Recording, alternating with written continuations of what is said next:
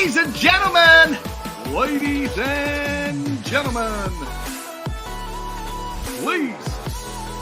turn down your headphones. It's time.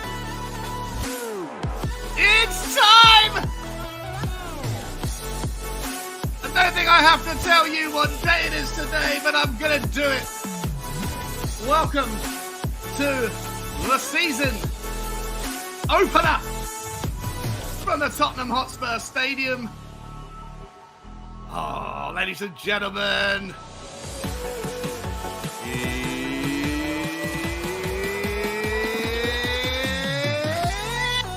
Game Day! Woo! We're back!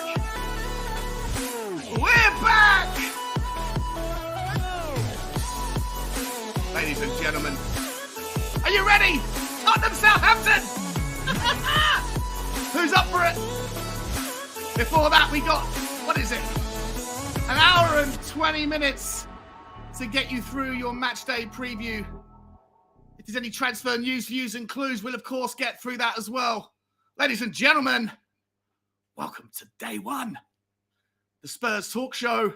Oh, it starts right now!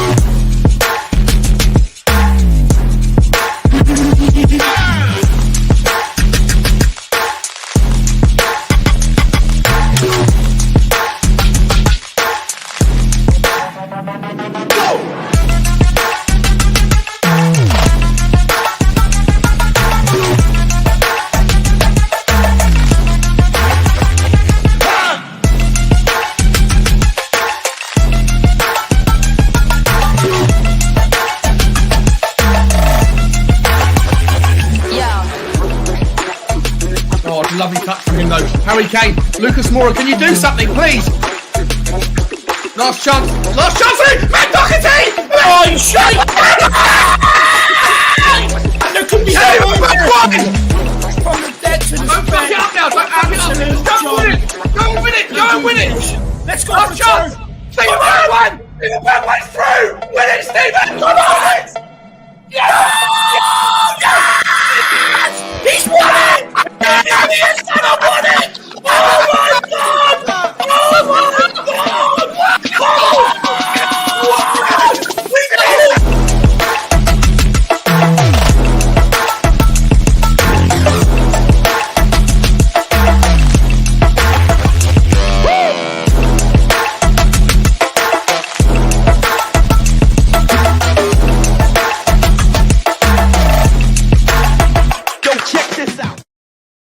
Yo, check this out. What's crack-a-lackin', people? Oh, it makes it such a good day. It's such a good day. We're back at the Spurs Talk Show. If you are new here, then welcome. And if you're not new here, welcome back. It's game day, boys and girls. It's game day. We're watching Fulham do a brilliant performance right now against Liverpool, and just over an hour's time, we've got the Tottenham game, the first game of the 22-23 season. And what a day it is to behold. Before we get into the comments and the background, let me just first start by saying hello to the Spurs Talk Show ponies. They are, in order of chronological investment. On your bike, Scott, number one. That came out all sorts of wrong. On your bike, Scott, how you doing, my man?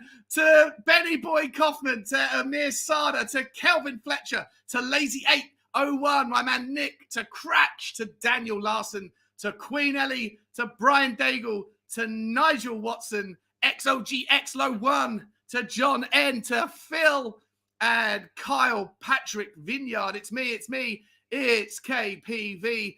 And let's not forget the beautiful Spurs Talk Show puppies.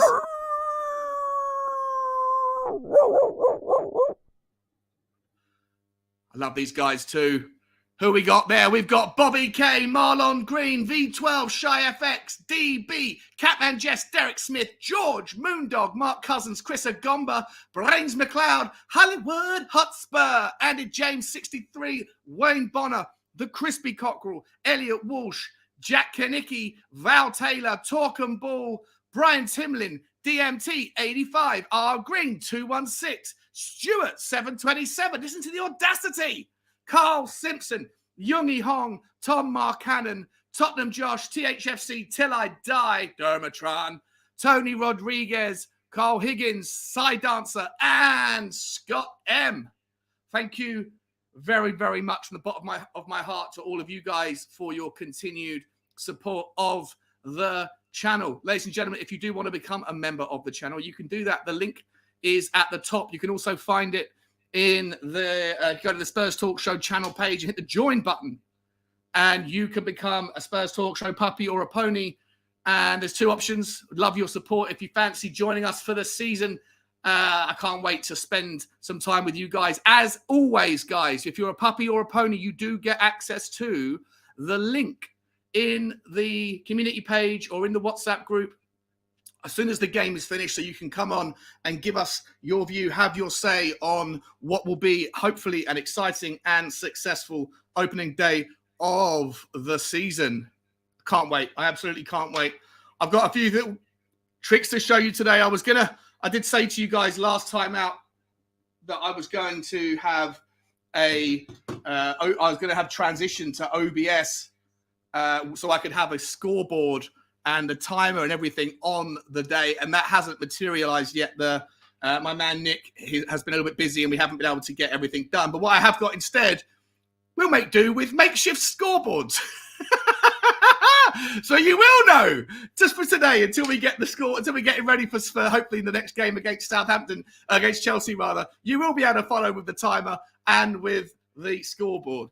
Just to let you know, guys, I'm also incredibly stressed out today. I've had to move a 60-inch TV to about 2 feet away from my face to be able to get access to the game. So I might be going blind by the end of the show and have a headache. And I'm very, very hot. This room is like a sauna. I haven't figured out all the necessary wiring and stuff yet. But anyway, that doesn't matter. It's game day. Let's get to see who's in the background. We've got two wonderful guests to walk us through the game this afternoon. One of them's going to be turning up in about 15 minutes. But right now, we have Captain Audacious in the background. You know him as the guy who puts numbers in his name. I know him as Capitan, El Capitan of the audacious ones in the industry, in the community. Welcome, please, to the show. It's Kuba99. Big up, Shawnee. And big up to all the incest ponies that we have in the... I just wonder, presumably they get some sort of a family package deal, do they? Yeah. So I'll just crease up with this ponies and puppies stuff. It's yeah. Okay. We'll go. They can send their love. They can send their love to the friends and family. That's right. Yeah, by getting a package discount. That was a terrible. I probably got lost monetization immediately within 30 seconds of the show starting. Never mind. How you doing, man? How you feeling? You good? Yeah, a bit sort of strung out on painkillers, as I told you before the show started, but otherwise good. So if I suddenly go off air, that's just me probably falling over or something. Just looking forward to it. I mean, game day. How can he not be up for game day? Been missing football so badly. Said on a stream the other night, you think, I can get through summer. It's all right. It's not too bad. I'll watch a bit of cricket or something. I'm halfway through watching one cricket match and I'm thinking, God, this is boring. Yeah, it is, isn't it? Yeah, it's the worst. Well, you know what? I used to play cricket quite a lot, but it's just not the same. It's never exciting. Exactly. I like cricket, but it's just not the same. It's background noise. It's not something that grabs your attention. Exactly. Isn't it? You know? Kind of like snooker. Not really bothered about the snooker, but it's something to watch. Well, we got something to watch big time this afternoon, guys. Let's find out who's joined us already in the background, in the audience. Sorry. Let's start off by saying welcome to Soul Taker 212, another audacious one. How you doing, Soul Taker? He says it's game day. It's game day. I wasn't sure whether to go high or low with my Batman or my keep it high. It's not the same otherwise. Yeah, okay, I've got to go high. I'll keep it high. He's saying you're late, Shawnee boy. I'm sorry, my man. Sorry, buddy. I had to run to the family issues. Yeah, James from Spurs Related here as well. What's happening, James? Good to see you, my man. Good to see you, brother. Hope you're doing okay. As is Cooper from MS Gulf Coast Spurs. What's happening, buddy? He says, hey, Sean, it's Spurs time. Always look forward to your content here on the beach in Mississippi. Are you down in Mississippi, are you? And you're on the beach. Nice, man. Nice. Always just associate Mississippi with the river, of course. But yeah, of course. Yeah. It goes out to the sea, doesn't it? Or the ocean. It does indeed, yeah. Has all of that from the BP disaster, Cooper, has all of that, you know? I didn't do it, mate. Yeah. No, I didn't do it either. But did it all get cleared up in the end, or is there still like legacy issues with tourism going to the beach and stuff? Is there still like black marks and you can't imagine it's all cleared up yet, can you? It was just so much. So much. It really was. It was like, you know, when Lucas Moura hit that third goal in Amsterdam, that we're talking that level of mess that has been made afterwards. Yeah. 100%. Yeah, the pub I was in hasn't quite recovered yet from the mess that was put on the floor that night by yours truly and other Spurs fans. Paul from Spurs Mail. Paul Spurs Mail 68 in the house. What's happening? He says, big up, Sean. Come on, you Spurs. Finally, it's match day. Let's do this. 100%, my man. 100%. Good to see you, Paul. Good to see you, Nigel Watson, one of the members. What's happening, bro? He says, big up, guys. Here we go. Come on, you Spurs. 100%, my man, 100%. Great to see you guys. Stuart 727 is also in the house, another member. What's happening, Stu? Hope you're good, Mr. Audacious. And Paul's in the house as well, saying, good afternoon, Sean and chat. The time has come. Yeah, I've got to be honest. As much as I'm delighted we're here, I said it a few times, Coov. I feel like we could have done with an extra game, an extra pre-season game. You know, I feel like couple of weeks more pre-season. Yeah, probably right. Klopp was complaining about that as well. Wanted more pre-season. It's all come a bit too soon for some of the players, I think. Yeah, I mean, especially when you're cramming in those tours that you have to do for your sponsors and everything, and us going over to Korea, then over to Israel. Do you think Korea was necessary? Right, Korea was necessary. Yeah. Do you think Israel was necessary? Yeah, of course it is. You've got to if you're a global brand, you've got to try and get yourselves around the globe a bit, haven't you? There are fans all over the place that would love the opportunity to come and see the team locally. So mix it up a bit. Or what about maybe having just a second game in Israel then?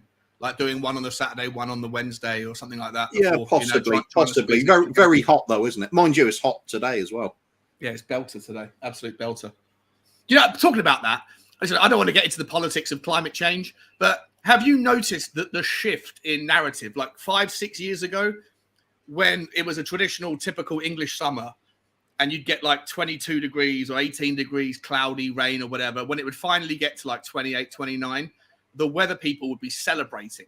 They'd be going, don't worry, guys, because as of next week, the weather's changing and the sun is finally here. So make sure you put on your lotion and get out there and have fun. Now, the narrative is like, yeah, more hot weather coming, more dry, you know.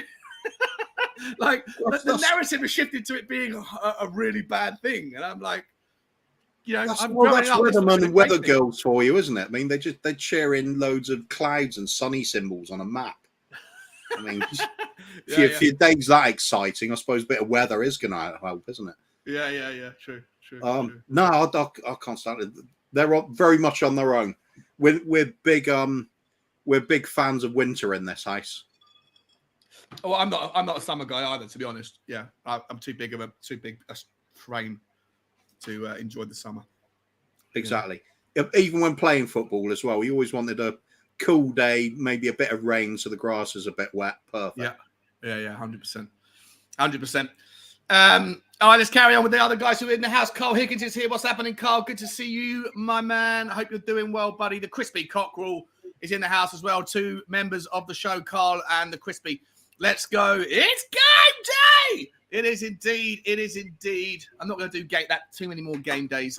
You can't overuse it. You can't overuse it. Kev G's in the house. What's happening, Kev?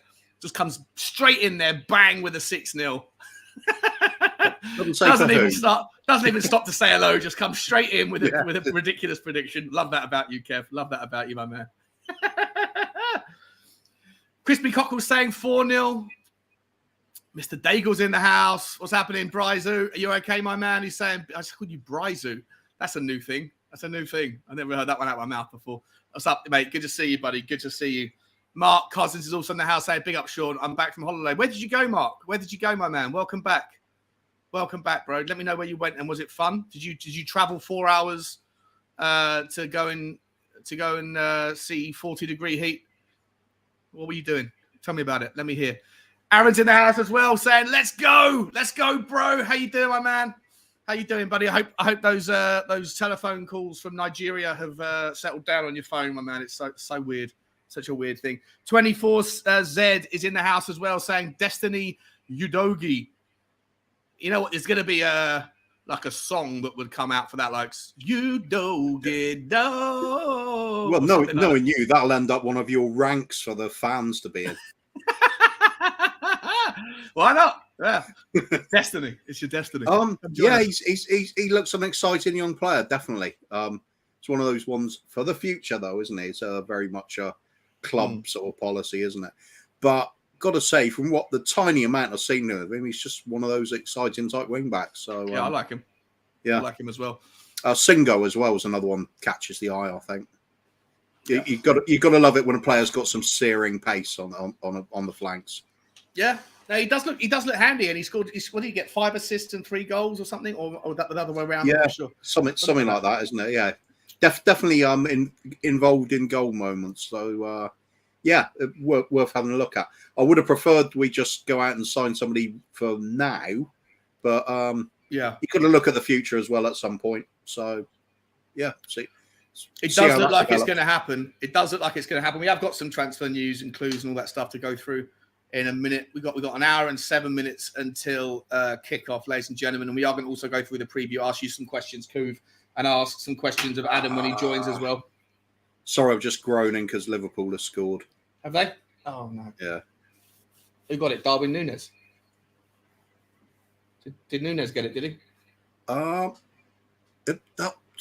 On the replay, I was only glancing at it. It looked like Van Dijk for a second, but surely not. Let's have a look now. That's Núñez. It was in open play, so surely it couldn't have been. I think that's Núñez. They haven't shown it again, though. Núñez is a much taller chap than I thought. It is Núñez. Yeah. Oh, well. I'll still take the point. Still take the draw. Come on, Fulham. Hold on. Let's say hello to Lisa. What's happening, Lisa? Good to see you. How's Mexico? Hope it's lovely over there for you. Good morning, Sean. Good morning, Kubo. Set my alarm for game day. I've made my peace with the new version. Well, no, listen, under popular request, I feel like I have to go back to... I just don't want to go too high-pitched. Maybe I'll come down just an octave a little bit, but not go down there. Nah, don't. No. Stay high? Game Absolutely. Day. Yeah. All right. Well, maybe we'll do that then. Fair enough. Can't have peak delusion without peak voice. Peak pitch. Yeah, okay. Cooper's saying the beach is packed as ever in Biloxi with tourists and the casinos. I'm sure there are legacy issues from BP out of the islands, but issues are few and far between that you can see. Oh, that's good to know. Big up, Cooper. Good to see you, man. Hope you're enjoying whatever you're doing over there in Mississippi. Very cool. Brian Maguire's in the house. What's happening, my man? He said Klopp is always moaning. Is he moaning? I got to admit, this TV is ridiculous. I'm going to give myself a neck hernia. I have to keep looking left. Darren Coleman's in the house as well. What's happening, Dazza? He says we need that early goal and hope that Southampton don't score first because you know what will happen. Yeah, we're going to talk about that. They'll put the low block on like they did against us at their play. Not the low block, the squeeze, whatever you want to call it. When they went down to 10 men, they played nearly 45 minutes, didn't they? With after Salisu got sent off last time. So look, it's not going to be an easy game. They had the dominance over us last time, but we're going to talk about that in a second. Green's in the house. Afternoon chat. Looking forward to the game. Come on, you Spurs. Good to see you, my man. Good to see you, Dan the Carter man. How you doing? And Game PC Gamer. Sean, what is your final score for the transfers now? What is my final score for the transfers? Can't have one yet. It's not over yet. Oh, okay. Yeah. Well, thus far, I'd probably give it a 5 at the moment. I've got to be honest. Since the previous thus far, how do you rate it thus far? A 2. Yeah, it's been a 2 for me. I'm not a massive fan of Richarlison, although Longley came afterwards, and I think Longley will be a good person. No, I'll be more. I'm going to give it. Up until then, it was a 7. Now, since then, it's been like a 4 because we still haven't got rid of anybody, and or anybody of note apart from Bergwijn. It's almost like it was pointless rating it the first time, isn't it? Well, listen, mate, we have to create content during the summer, Even if it have to be that content, that's all I'm saying. And it was only the summer thus far. Yeah. Well, look, we did it. It's out there, and I thought it was fun. It was a fun little stream. Sure. He's 24Z saying, "Yeah, I agree. Guessing you saw Fabrizio's tweet in relation to Conte and Paratici project. I haven't seen that, mate. No, I'll get it up in a minute. I'll take a look for it. I haven't seen it." Mark saying it was a fishing holiday at Angler's Paradise in Devon, about 2 hours from me. Oh, nice, my man. Nice. Hope you caught something big. I guess you can take home the fish that you catch, right? Is that what you do on those sorts of things? Do you go and catch, I don't know, like giant tuna or something? I've got no idea about fishing. And then you put it on ice when you come back. I don't know. Yeah, it was Nunez. THFC Brown is saying, "Hi, sure, 3-0 Spurs today." Soul Taker saying, fuck them and fuck them all. Man United, the scum. Liverpool, we are the Tottenham. We are the best. We are the Tottenham, so fuck all the rest. 100%, my man, 100%. Team sheet meltdown. You know it's coming. Well, let's talk about that. Roy Park's in the house as well. What's happening, Roy? Saying Fulham putting on a good show against Liverpool. They are, although they just almost conceded again. Well done, Rodak. And 24/7 saying, with the Udogi personal terms agreement, Fabrizio basically said he's important to the project. But yeah, have a look. Oh, okay. Yeah, okay. So he's important to their project. Is that what he said? The words "their project," as in like Tottenham's project. He's not even including himself within the project anymore. Oof. If that's what he's saying, that doesn't bode well, does it? Yeah. Those guys at Tottenham, like those that club Tottenham Hotspur that I'm paid to be a part of. Anyway, welcome. So many different ways you can read things into these interviews, isn't there? 100%, yeah, 100%. All right, let's get going. With this. I'm going to start with. Actually, I'm going to get up the slides. 1 second.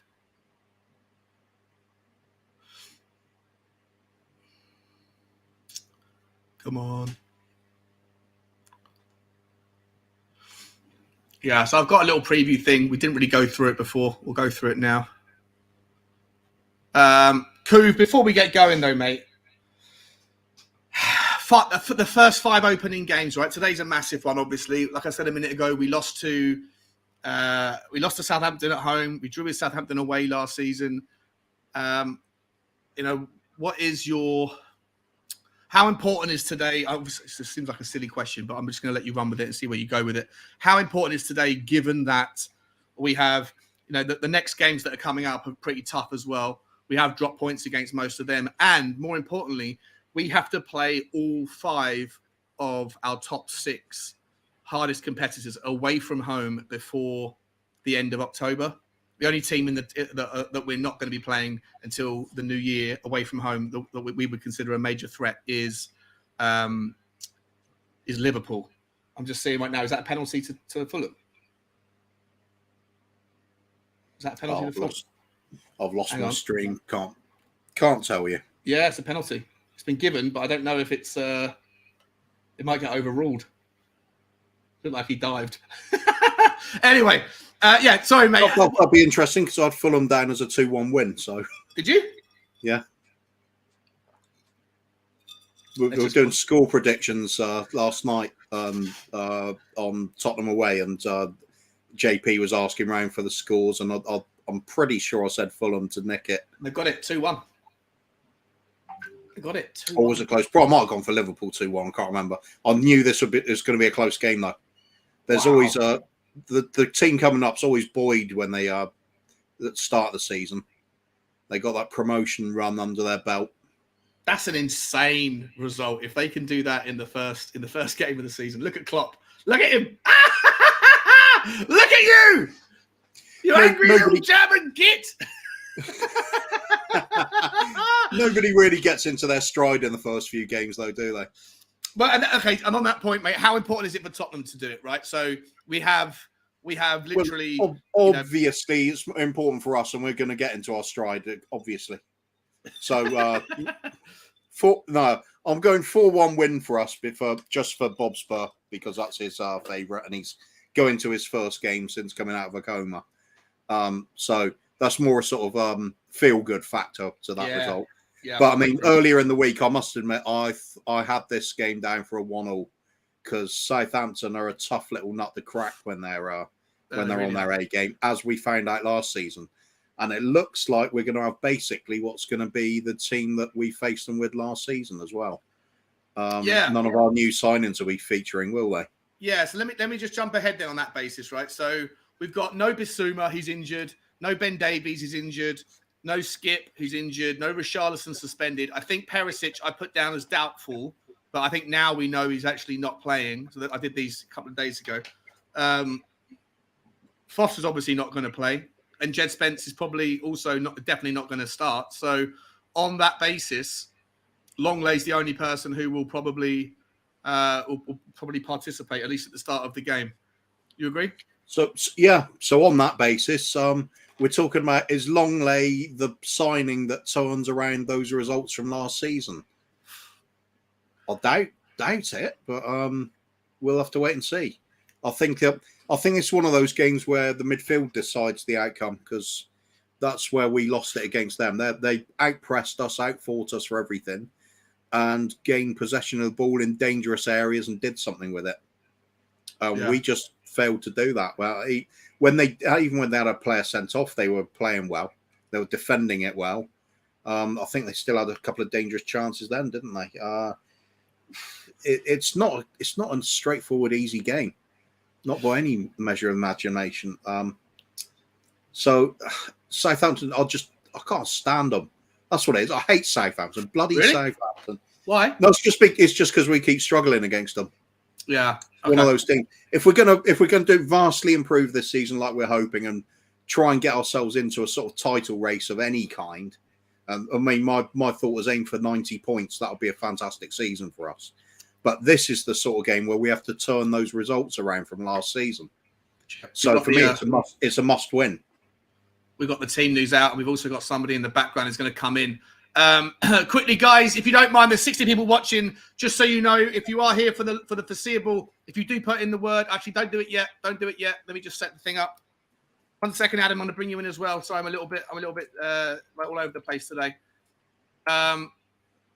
Choose a broadcast. Bang. Hashtag giveaway.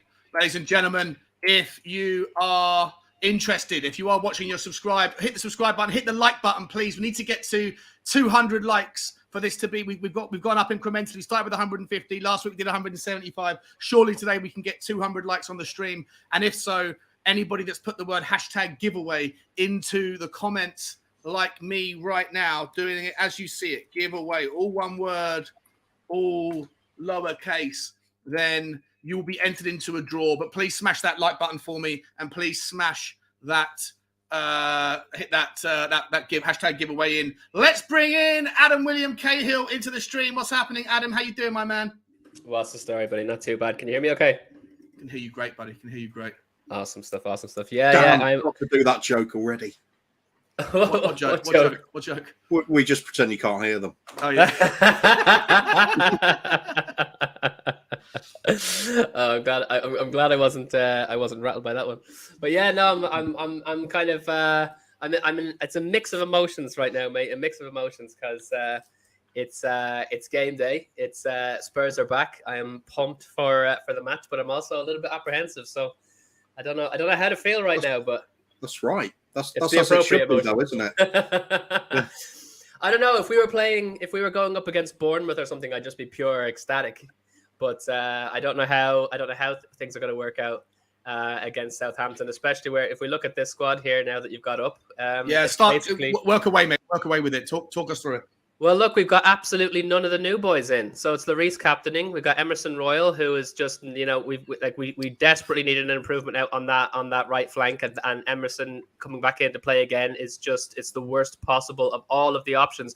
I would have preferred Doherty, Spence, or Mora out there over Emerson. You got Dyer, Davis, and Romero at the back, which is just, they did the job last season, and that's great and everything. But there's absolutely no changes there. Sessegnon out on the left, so we don't even have Perisic coming in. Bentancur, Højbjerg, everyone knows how I feel about Højbjerg, but no Basuma. And then, the triple threat up the front, great, it's awesome. It's what we were expecting. It's exactly what you wouldn't want any changes there. But look, we're basically, after all of the pump up and the hype and everything over the transfer window, and getting started so early, we're in the first game of the season, and it's status quo from the end of last season, and it's just so. I wouldn't even say it's status quo, mate, because on the bench we don't even have the option of bringing on Stephen Bergwijn. We're one man down in terms of forward options, or Ollie Skip. Yeah, if God forbid something happens, Kulu, Sonny, or Kane, the only attacking option we've got is Lucas Moura, or you could maybe say Brian Hill, but bit underwhelming, isn't it? Massively so. I do think Basuma will get minutes. Maybe Perisic, Langley, they'll get minutes. But at the end of the day, it's considering that we've had we got started so early with the transfers. Everyone was hyped over everything. I'm looking at it and I'm thinking, like, I watched the Arsenal Crystal Palace game last night, and to see the difference in the Arsenal team with Saliba playing in the defense, with what's his name, Zinchenko came in and played a stormer for them yesterday, and then Gabriel Jesus there as well. I think that they've done better business than we have at this stage. Like, I hate saying it, but look at their team going into the first game of the season, and they beat Crystal Palace at their place 2-0, and Arsenal didn't used to be able to buy a win at Palace. And then you look at our team now, and it's like, look, I don't want to be a Debbie Downer. I don't want to be a black pill person. I don't, like, if we go out and then we win this game, it's like, great, it's all well and good. But where's the strength? Where's the improvement? We're coming off the back of a loss to Roma. There's just something really uncomfortable about the situation we're in right now. What are your thoughts, Kobe Groove? Nah, ignore all that. We're going to blitz.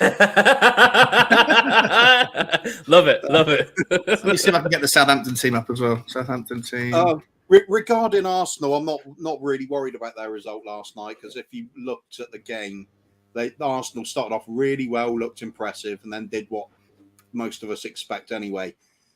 The wheels started coming off. They were lucky to hang on, and they had to have a lone goal to settle the nerves right at the end when Crystal Palace were finishing the better team. So I'm not worried in that respect, but we're going into this game with the team from last season that didn't do very well against Southampton. And I fail to see how the turnaround happens just by putting out the same team, same manager, different result, sounding like a Mourinho sort of quote coming up there, doesn't it? If the mindsets change, we start off with a great attitude. At the end of the day, we did get top four last season when we weren't expecting to at one point.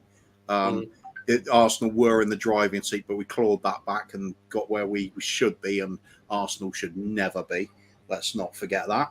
And let's bring that kind of feeling, that good, those good vibes from last season into this one. And I'm even going to go for it. Let's go for Emerson having a bloody good game or something. Why not? Yeah, yeah, we gotta stay positive. Like I say, for me, it's a little bit frustrating. Yeah, peak delusion. We're straight back into peak delusion. It's day one, and we're peak delusion. Just having a quick look at the Southampton team. They got a few of these new players in. In fact, before I do that, let me just walk you guys through the transfers that Southampton have made this season, right? So they've they've let go of Fraser Foster, Shane Long, Harry Lewis, Will Smallburn, and Dan N. Lundulu, none of whom I mean, apart from Shane Long or Fraser Foster, you could argue that the other three weren't particularly important for the first team. And then, wrong way. And then in terms of players that they've come in, they spent 50 million net, right? They spent net 50 million, and which is about the same as what we've spent. They've got Gavin Bazunu, the Irish goalkeeper from Manchester City.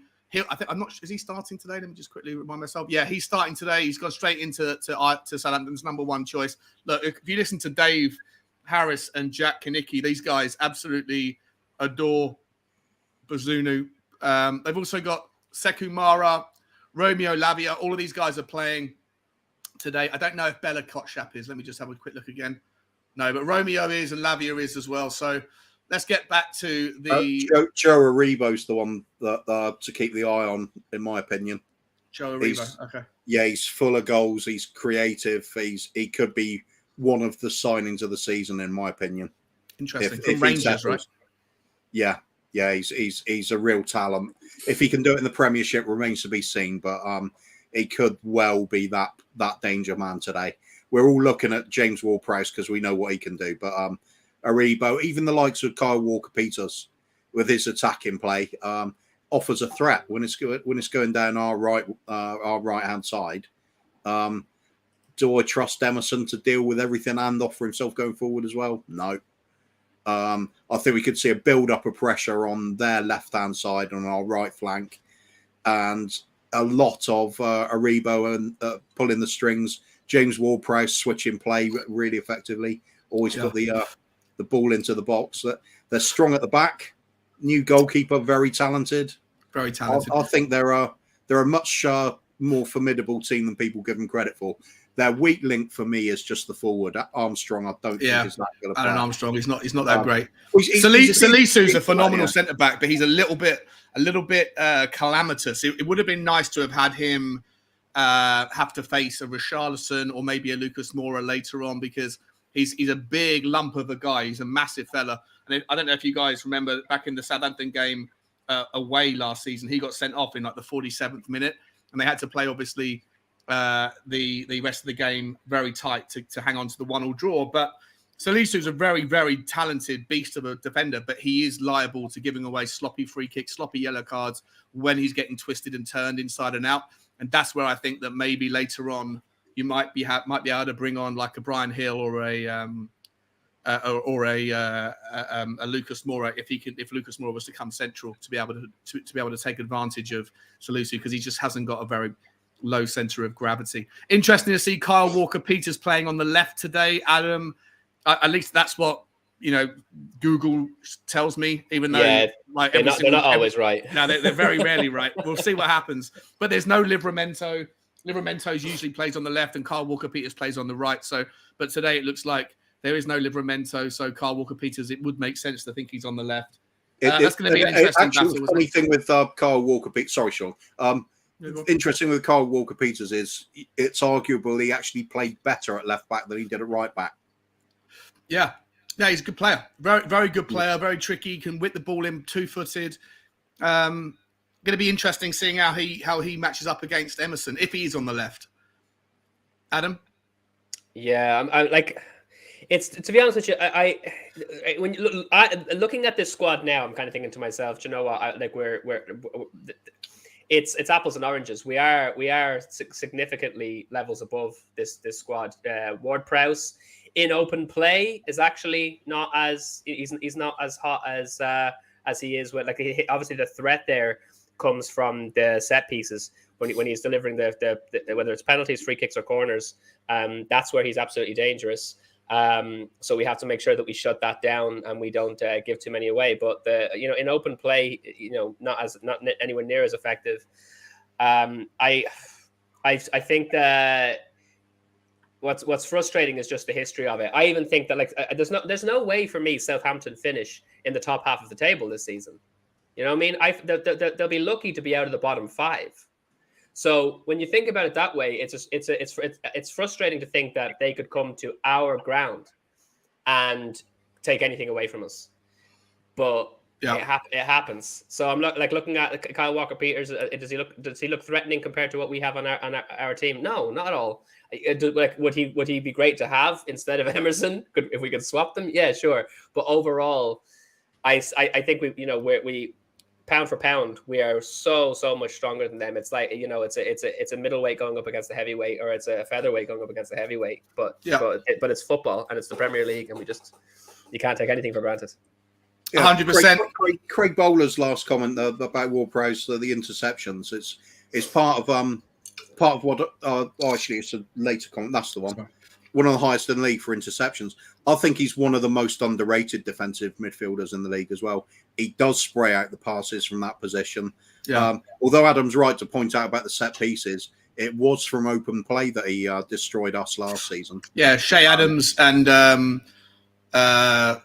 Both these players are on the bench today. Shea Adams and El Yunusi got their headers late on, and it was pissing down with rain. I was at the game; it was pissing down with rain, and he just got the ball on the right hand side in the 83rd minute, and it was carbon copy. The first goal was exactly the same as the second goal. Nobody was at the back post to do any sort of defending. I think it was Emerson Royale that was on the pitch at the time playing right wing back, and he was caught miles out of position. Romero was out of position as well. And so was Eric Dyer. So, yeah, I mean, look, they know how to compete against Tottenham. Just real quick, I'm not ignoring you, Aaron. I have sent you a message on WhatsApp, bro. We are you're more than welcome to come on as soon as the game finishes, and you can stay with us until the end of the show. But for now, because we've got so much to get through, and there's just the three of us until the game starts, my man, and for the game itself. But more than welcome to come on the second that the game finishes, bro. I'll put the link up in the members section of the page, mate. I hope you understand, buddy. Why is that like that? That shouldn't be like that. Let me pull that away. Look, Liverpool are 2-2 against Fulham, 89th minute. They're going to try and obviously get the win. Adam, I'm going to start with you, my man, because we haven't really got through any of the questions. Look, it's a brand new season, opening day. Tottenham, I'm going to get my stats up again for you. Tottenham in the opening day have generally done, where is it? Here we go. We've been okay, right? Our last 10 opening days last season against City, we happened to win 1-0. Before that, the year before that, we lost 1-0 to Everton. Before that, we beat Villa. Before that, we beat Newcastle. Before that, we beat Newcastle again. Before that, we drew with Lamella. We lost to United in 2016 or 2015. We lost to West Ham. We beat Palace, and we lost to Newcastle. So I think over the last 10 years, we've lost 5, won 5. And it's amazing how many times we play Newcastle. It's funny how that West Ham away one, when Dyer scored the winner, sticks in the memory so much. Was that a winner? That was his debut. That was his debut, wasn't it? And did we win that game or lose that game? Yeah, we won it 1-0. He scored like in the last few minutes. Yeah, right. Got it. It was just playing as a midfielder. He didn't play as a centre back. He was a midfielder in that game. He played centre. I thought he might have played right back in that game. I thought he played centre mid. He played striker for the goal. I'm almost certain he played right back because we were short of numbers at the time. But okay, let's. Anyway, we didn't expect him to pop up and score the winner. That was for sure. Yeah. But overall, look, we're indifferent on opening games of the season. And most of those teams, I haven't got the memory to think back to what we were like in 2014, 15 or whatever. But generally speaking, all of those teams, apart from Manchester United, even actually Manchester United back in 16, they weren't that fantastic. So Tottenham are like, they play teams that are about our standard, with the exception of Manchester City last season, where we got that 1-0 win again under Nuno's short reign. How important is the first day? Butterflies, nerves. We haven't got the, necessarily the chemistry. Maybe that's a good thing that we don't have all these new players playing first day, because we haven't had enough minutes with them. Maybe that's why, Conte's gone and he's not too disappointed with having to play the team that essentially finished the season first off, because hopefully they can hit the ground running where they left off. We're seeing Liverpool struggling to beat the new boys, which is a shock. Maybe not to Kuva, but to most people that would be a surprise result. Adam, are you how important is it that we hit the ground running today? I know it's obviously a silly question to ask. It's very important, but walk me through what your thoughts are for opening day. What do you want to see, and how do you want to see the players, react or begin the season. I think if we come away with a win, there's a large possibility that it serves as rocket fuel, because if we can have none of our new boys coming in, if we're playing with the exact same team we had last season, but we've had a pre-season training under Conte, we did finish strong at the end. I think that if we can show that even with the same squad as last season, we're able to take it to Southampton, who were able to run roughshod around us last season. I think it could act like rocket fuel. I think because you then start to think, well, if we're that good with the same squad, how good can we be with the new lads coming in when Richarlison doesn't have his his ban, and Basuma is able to play from the beginning and whatnot. How good can we be then? And so I do think that it makes for a great launching pad if we win. If we lose, it is going to demoralize like nothing else, because Southampton are a bottom of the table squad. They are they're coming to our home ground, and then we've already lost to Roma, so it's just another step down if we were to lose today, and especially when to add insult to injury that the Gooners have won their first game of the season. I think that it's definitely going to be a rocket fuel, or it's going to be a dagger to the heart. I don't see there being a kind of it's just the first game of the season, or there's still 37 games to go. It's like it's going to have a big impact one way or the other. I tend to agree. Just quickly before I come to you, Kuv, just whilst we're talking about it, I'm going to read off the head-to-head record. This will be the 132nd meeting between the two sides, with Spurs picking up 59 wins, losing 40, and 32 were the points were shared in all competitions. In the league, this will be the 119th meeting between them, and Spurs have 54 versus 36 and 28 draws in that. Couple of bits of stats here for you, Kuv. For the Saints, they have consistently finished just a few places above the relegation zone, despite great spells in form in the league under Ralph Hasenhüttl. However, last season, they only picked up 9 wins from their 38 matches, and one of them was against Tottenham, which many fans will be expecting an improvement. And there are signs of that improvement by bringing in at least 6 signings in the summer, including the likes of Joe Aribo. This is the guy you're talking about, right, Kuv? Yeah. But Southampton did concede the highest goals last season, and then just quickly the last 2 games against us, they held on to a 1-1 draw when Salisu was sent off, and they obviously snatched that win with Shea Adams and El Yunusi got the late goals. How do you think we should approach the game, Kuv? This is one of the teams that we dropped points against. 25 points we dropped last season to low block teams. We dropped 4 points against Southampton. If we are going to improve, if we are going to see success, whether it's a trophy or like a league run, we need to be able to see, Tottenham fans need to be able to see today that we have a solution to these teams. And when I say low block, it's not always a low block. Sometimes it's just when they squeeze the life out of the midfield and really compress everything like Brighton did and force us to go down our wings, and then those teams think that their wing backs can compete against ours. What do you want to see from Tottenham today? How do you think we can get the win if, God forbid, Southampton take an early lead? Then you know what they're going to do, as someone was mentioning in the comments. How do we go about it today, Kuv? I think we just need to stick the ball in the net more often than they do. So super. No, I think the trouble with Southampton has always been their money does not stretch too far, so they always end up bottom half of the table because they've got a paper-thin squad. They have to rely on a lot of very inexperienced players for chunks of the season. Usually when they've got their first 11 together, they're a real handful. But right at the moment, I'd see some very good players in some positions, and I see some very weak ones too. I don't know how much they're going to be affected by transfers this season. They didn't really lose anybody of note, like you mentioned at the start of the show. Just Fraser Foster. It's all about the Aribo. Can Aribo make the transition from Scottish Premier League to the English Premier League? If he can, I think they've got a real gem on their hands there, because he's got goals in him as well as assists, and it's a useful thing to have. In some ways, it's the kind of player we might have wanted to see arrive on our doorstep if he plays to his potential. There was a player that left Celtic to go to Crystal Palace last season. I think in the January window. The striker. And he settled in. He scored 2 goals on his debut, didn't he? He did. Then he went off the boil a bit. No, not AU. No. It's oh God, I've forgotten his name now. It'll come to me. Edward.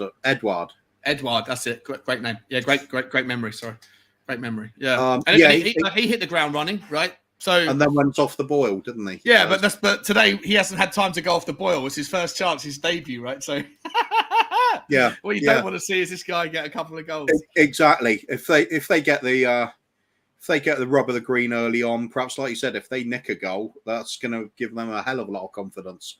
It'll be an interesting test of character for our lot then. What I would like to see is do what we do best: get the ball forward to Sonny, Kane, Kulusevski, and start creating chances. If we're sitting back and allow Southampton space and time on the ball, they're going to hurt us with it. They've got a couple of players already highlighted that can do that. You don't want to be giving James Ward-Prowse time to measure up a cross from outside the area. Again, with Aribo as well, you've got to watch him both getting onto the end of the crosses and creating those chances. I'd like to see somebody aggressively going into him, perhaps tell Romero to give him a little South American hello, and crash him into a heap early on. Let them know that they're in for a fight. We've got a physical bunch of players. I mean, some of them aren't playing today, but we've got to get in the habit of bossing people. And as people are saying in the comments as well, this game's massive because they're all massive now. If we really want to push on the thread from last season, go try and get third place at the minimum, and then try and catch up with what seems an almost impossible task of catching Liverpool and City. This is the sort of game we must turn into a win. If we don't start strongly, all that's out of the window very early. Man City will pick up a lead that we won't catch. So all of these games that are against so-called lesser teams are big because they need to be a win. A draw isn't enough. You can't drop points at home now. We want to try and go the whole season unbeaten at home, win all but maybe a couple of games, something along those lines. That gives us the home form we need. We can do that if we start getting in the habit of big wins. Home crowd gets up. Our home crowd we know is noisy as hell. Yeah. If we give them something to cheer, they will cheer. So let's see it early on. Get the ball up their end of the pitch. Don't just sit back and be passive. Go very aggressively on the attack. That's what I'd like to see. Yeah, 100%. Adam, same question to you, mate. Like, how do we break down the low block? This is the first big test. Obviously, we got Chelsea, which we won't have to necessarily worry about that for next week. Then we play, I think, Wolves. Nottingham Forest could also be someone that tries to employ the same thing when we go away to their ground in 3 weeks' time.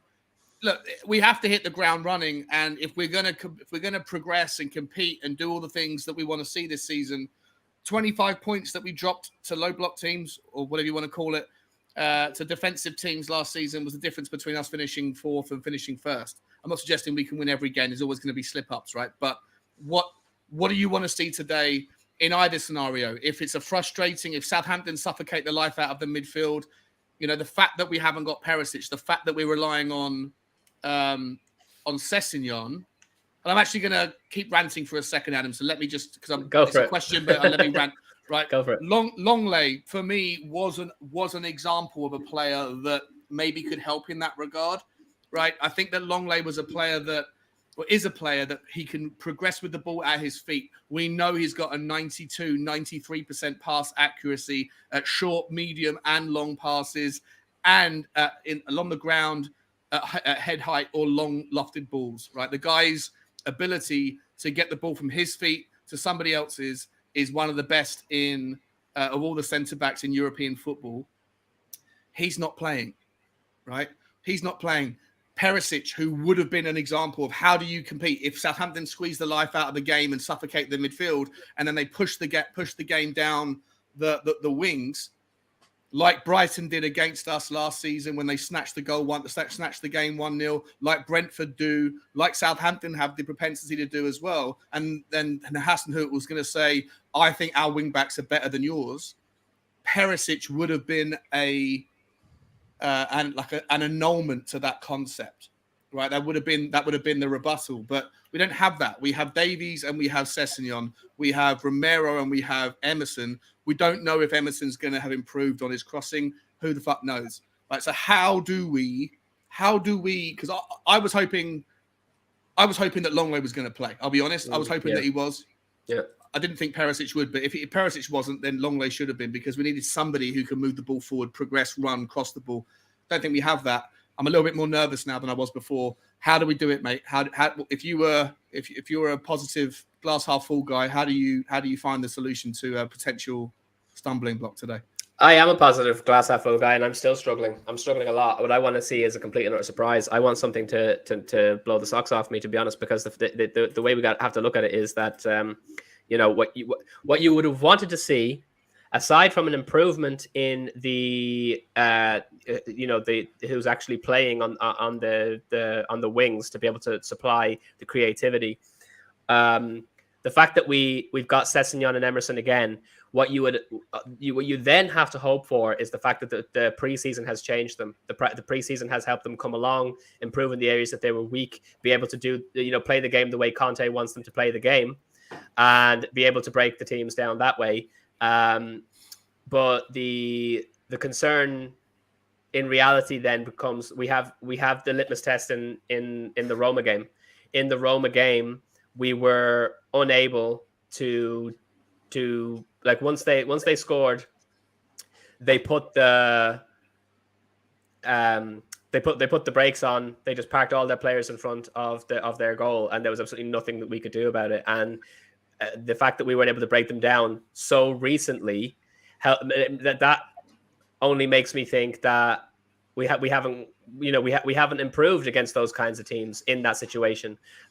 You're also hoping that the fact that our team does look incredibly fit. To be fair, our team looks insanely fit compared to last season, and obviously that's thanks to Conte's training. If we do take the Roma game as a litmus test, the Roma players run ragged, and our players look like they were still fairly on it right until the end at the end of the 90 minutes. They weren't able to break Roma down, but they still looked like they had life in the legs at the end of 90 minutes. So that's an improvement, but is it an improvement that won them the game? No, we still lost that match. And so I don't think Southampton are anywhere near as good as Roma by any stretch of the imagination. I think if Roma were in the Premier League, they'd be a top 7 team. Yeah. But I still think that the difficulty is we weren't able to break Roma down because our wing-back situation has not been addressed. It simply hasn't.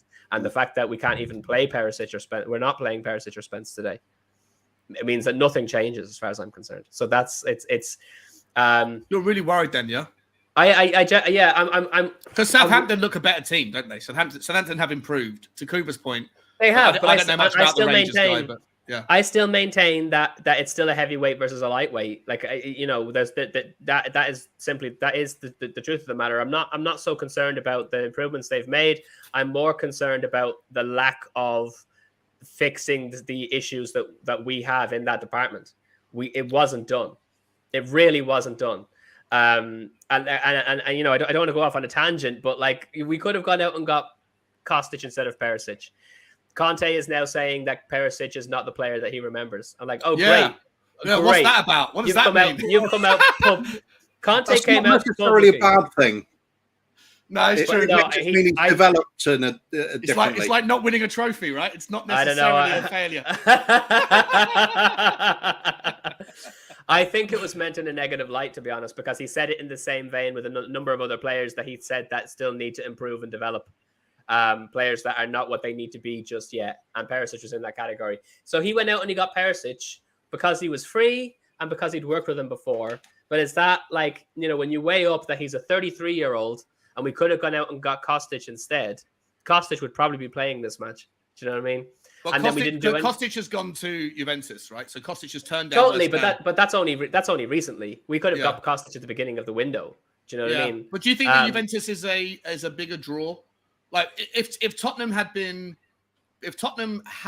gone in for Kostic, right, and that he went to West Ham, I would be saying what the fuck is going on he's an obvious clear improvement on Sessegnon and on Reguilon. And we know that, even if Perisic does hit his peak, which I've got no doubt he could, because the guy is a phenomenal athlete and his stats over the last 2 years have been very, very good. So why is he not playing today?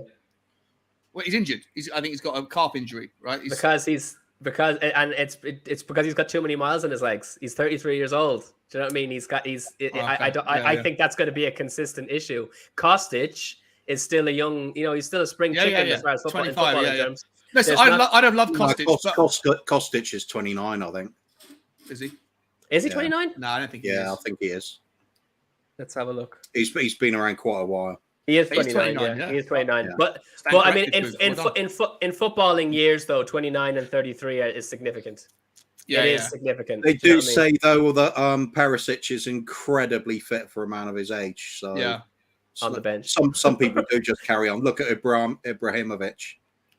Yeah, sure. But Ibrahimovic has to play a game a very particular way. He's not Perisic has to run up and down on that left flank like the. So you're worried. So you're not positive about signing Perisic. The day that we signed Perisic, I can't remember which one of our WhatsApp groups that it was in, but I was literally the one was bringing the mood down by going, "Why Perisic over Kostic?" And everyone was like, "No, seriously, it's fine. Honestly, it's a great acquisition." Blah, blah, blah. And I'm like, why didn't we not go for Kostic? Danny Kiriakou was saying, "No, we'll get both, Adam. Trust me, we'll get both. Believe." Yeah. And I'm like, "No, why would we? What do you mean we're going to get both?" But do you think had Tottenham put in a bid for Kostic in the last couple of weeks, not West Ham, do you think we could have competed with Juventus? It's you're talking about a situation that never would have happened because the fact that we have Perisic meant that Spurs would never have dreamt of going for him because they've put all their eggs in one basket, and it should have been Kostic that we went for at that time, I think.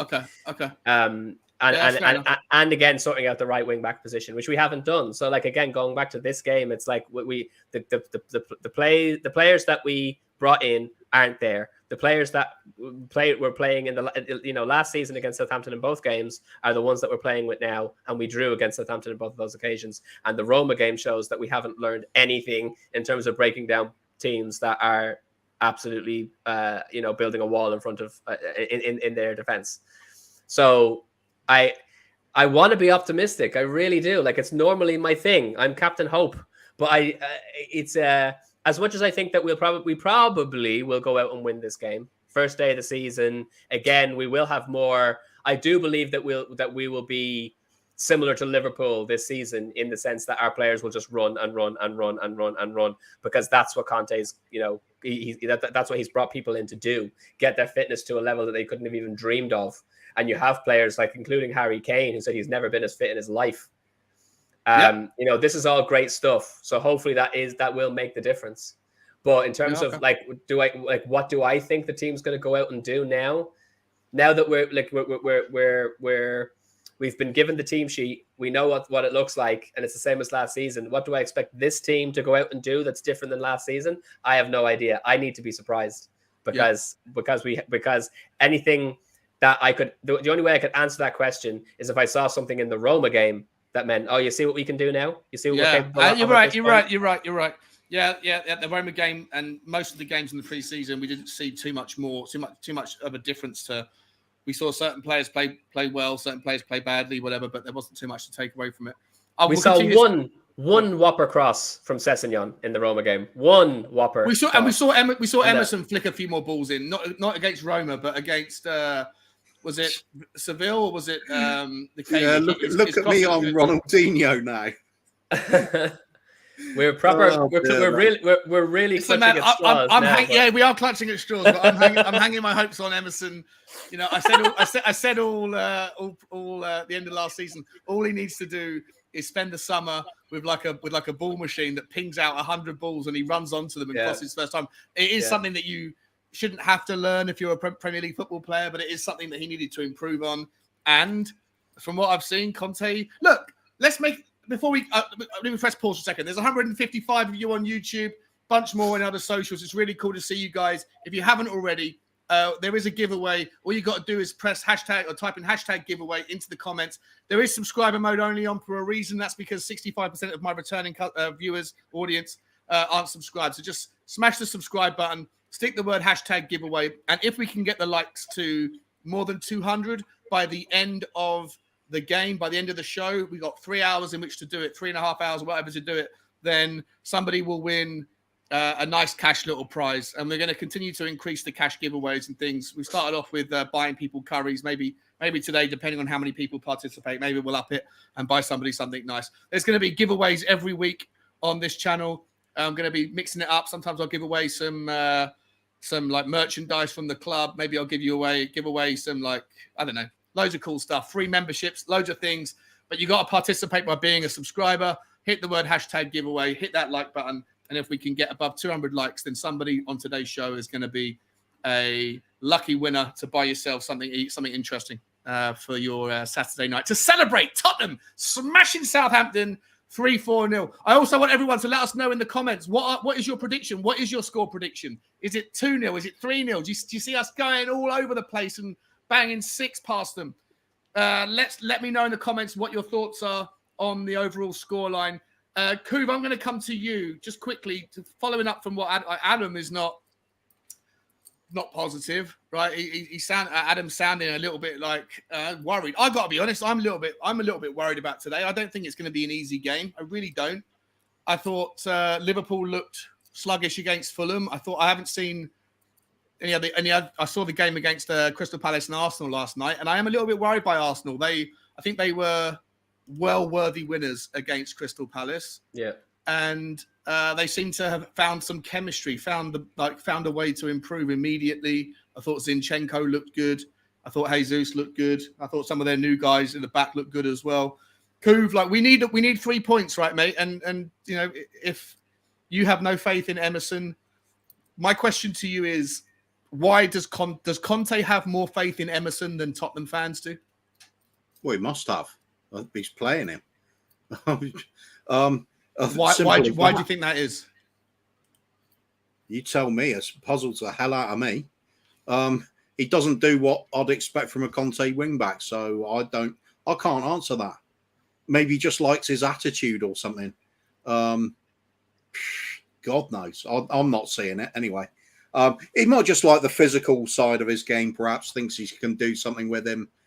Maybe develop into something, but I just think he's a completely talentless, rubbish player. Really? You think I that have bad? no idea why he's there. Who would you have liked to have seen start today if you were in Conte's shoes? Doherty, Spence, Christ, I'd even take Mora there, and that's a bad call. Mora, yeah. Okay. Yeah, well, no, I don't want that. Mora against Carl Walker-Peters. I think Carl Walker-Peters we bought Jed Spence. I would have given him a go.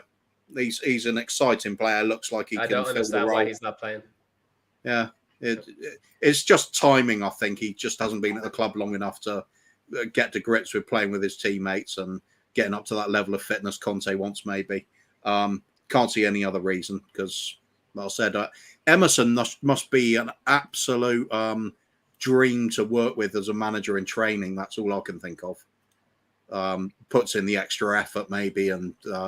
Always keen to listen, then perhaps that convinces the manager and then he goes onto the pitch and lets him down. But I don't know. As for Arsenal, I thought they started well last night, but they faded away really badly. Palace finished much stronger. Had the better chances as well, Palace did. The fact is Arsenal had to rely on the own goal to settle it, but that could have been my one Crystal Palace entry into my fantasy Premier League team, and it was Guehi. Got the own goal, yeah. Fucking typical. He's in my team as well, but I had him on the bench for last night. You got him on the bench. Wow, you must have a really solid back line if you can. I've got bang average forwards, but I've got strong midfield and defence. Nice. Okay. I've got Zinchenko on my bench, and he got 12 points last night. Absolutely good. Is that not good? Nightmare. Well, not when he's on the bench. Not when he's on the bench. Oh, yeah, it's on your bench. Oh, sorry. He's on my bench. Yeah. Fuck.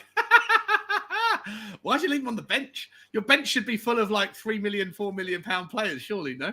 I don't do that. If we're going to go into it a little bit, that's not how I operate with regards to my fantasy team. I don't go out and buy and get a Haaland and a Kane and a Son and whatever, and then have a load of shite. I literally have it so that all of my players will get significant points during the season, and then I pick and choose who I think will do better based on who the opposition is.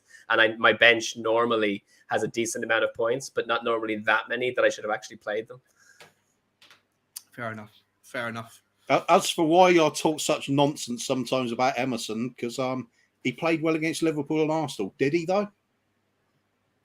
Yeah. Just out-and-out defender. We want the wing back, and he isn't a wing back. So yeah. You know, you can say it's good play if you like, but I totally disagree. Always will. Oh, that's cool. The one thing I would say about the reason it's important to probably have Emerson for the season is in a typical season, like last season, we probably only played 6 or 7 games where you're doing that 5-4-1 defense most of the game. Manchester City home and away, Chelsea away, even sometimes home, certainly Liverpool home and away. Right, that's maybe 5 or 6 games, and then maybe you could throw in Arsenal away, Manchester United away, right? And that's basically it. Apart from that, Tottenham should be able to go out and play their football and then adapt during the game. But in those particular fixtures, you need to be able to have a wing back who can sit back and defend and hold tight. And Emerson is probably better at that than Doherty, and we don't know if he's better than that at Jed Spence level yet. But he's the best we've got at playing a defensive right wing back slot. I think this season, you could probably add an additional 6, 7, 8 games where you're going to have to do that. In the Champions League, there's going to be at least 3 away games or at least maybe 4 games in the Champions League groups where at times you're going to be under the cosh, depending on who you get in the group. And I'll just argue that a good player should be able to do both quite comfortably. Yeah. Attack when they need to attack, defend when they need to defend. If the very fact that Emerson can't do both, for me, makes him a pretty poor footballer. Yeah, and that's fine. And sorry, I shouldn't have hung up. I was looking at the trying to get this. I shouldn't have had that. I wasn't holding on to that particular comment. No, it's fine because I could respond to him because I will disagree. Jammy Git saying, "Can I use Spurs?" Love it. Born to lose 73's in the house. Craig Bowler's saying, if Palace had any threat up front, they would have got something out of that game. Yeah, absolutely. Thought Zaha played all right, but again, little end product, little end product at the end. It's usually the case with him, isn't it? Anthony White saying, thought Arsenal dominated the first half and Palace dominated the second half. Yeah, but I think Arsenal was probably just holding on. It's just disappointing that they go away. That was a place where they dropped points last season during the run-in, wasn't it? That was the start of their downfall. Yeah. That 3 games where they lost them on the bounce. Palace was one of those games. Palace away. And look, I've got to be honest. Like I'm a little bit. Oh, I've forgotten the chap's name, but he goes on Paxton Road quite often. Chap goes on there and he predicted at the time that Arsenal had gone the losing streak of Palace. Was it someone called it? Brighton. Yeah, he called all 3 of those losses in a row. West Ham. No, it wasn't West Ham, but it was Brighton, Palace, and someone else. Wolves, was it? No, it might have been Southampton. It might have been Southampton, actually. Yeah. And he called them out, and I just thought genius. No, it was Newcastle, wasn't it? Because no, Newcastle was later. Yeah. It was that burst of 3 games where they dropped this inassailable lead they had over us. Yeah. Okay. So a lot of people say that they lost their Champions League spot against Tottenham and Newcastle. They didn't. They lost it against those 3. But then you could have argued that Tottenham technically lost it when they lost it against Wolves. Exactly. And Southampton and Brighton. That's why you never rule anything out on football. Guys, 10 minutes! 10 minutes until the season starts! I hope that the channel that I've got on is going to stop watching women's WWE wrestling. Although it's nice to see, women beat each other up in Lycra. It's not what I want to see. And it says that the channel's going to switch to Tottenham Southampton very soon. I don't know, though. I don't mind commenting on that. I don't know how their attire. They have no wardrobe malfunctions. It's always very interesting to me. Always remain hopeful, mate. Yeah, one day.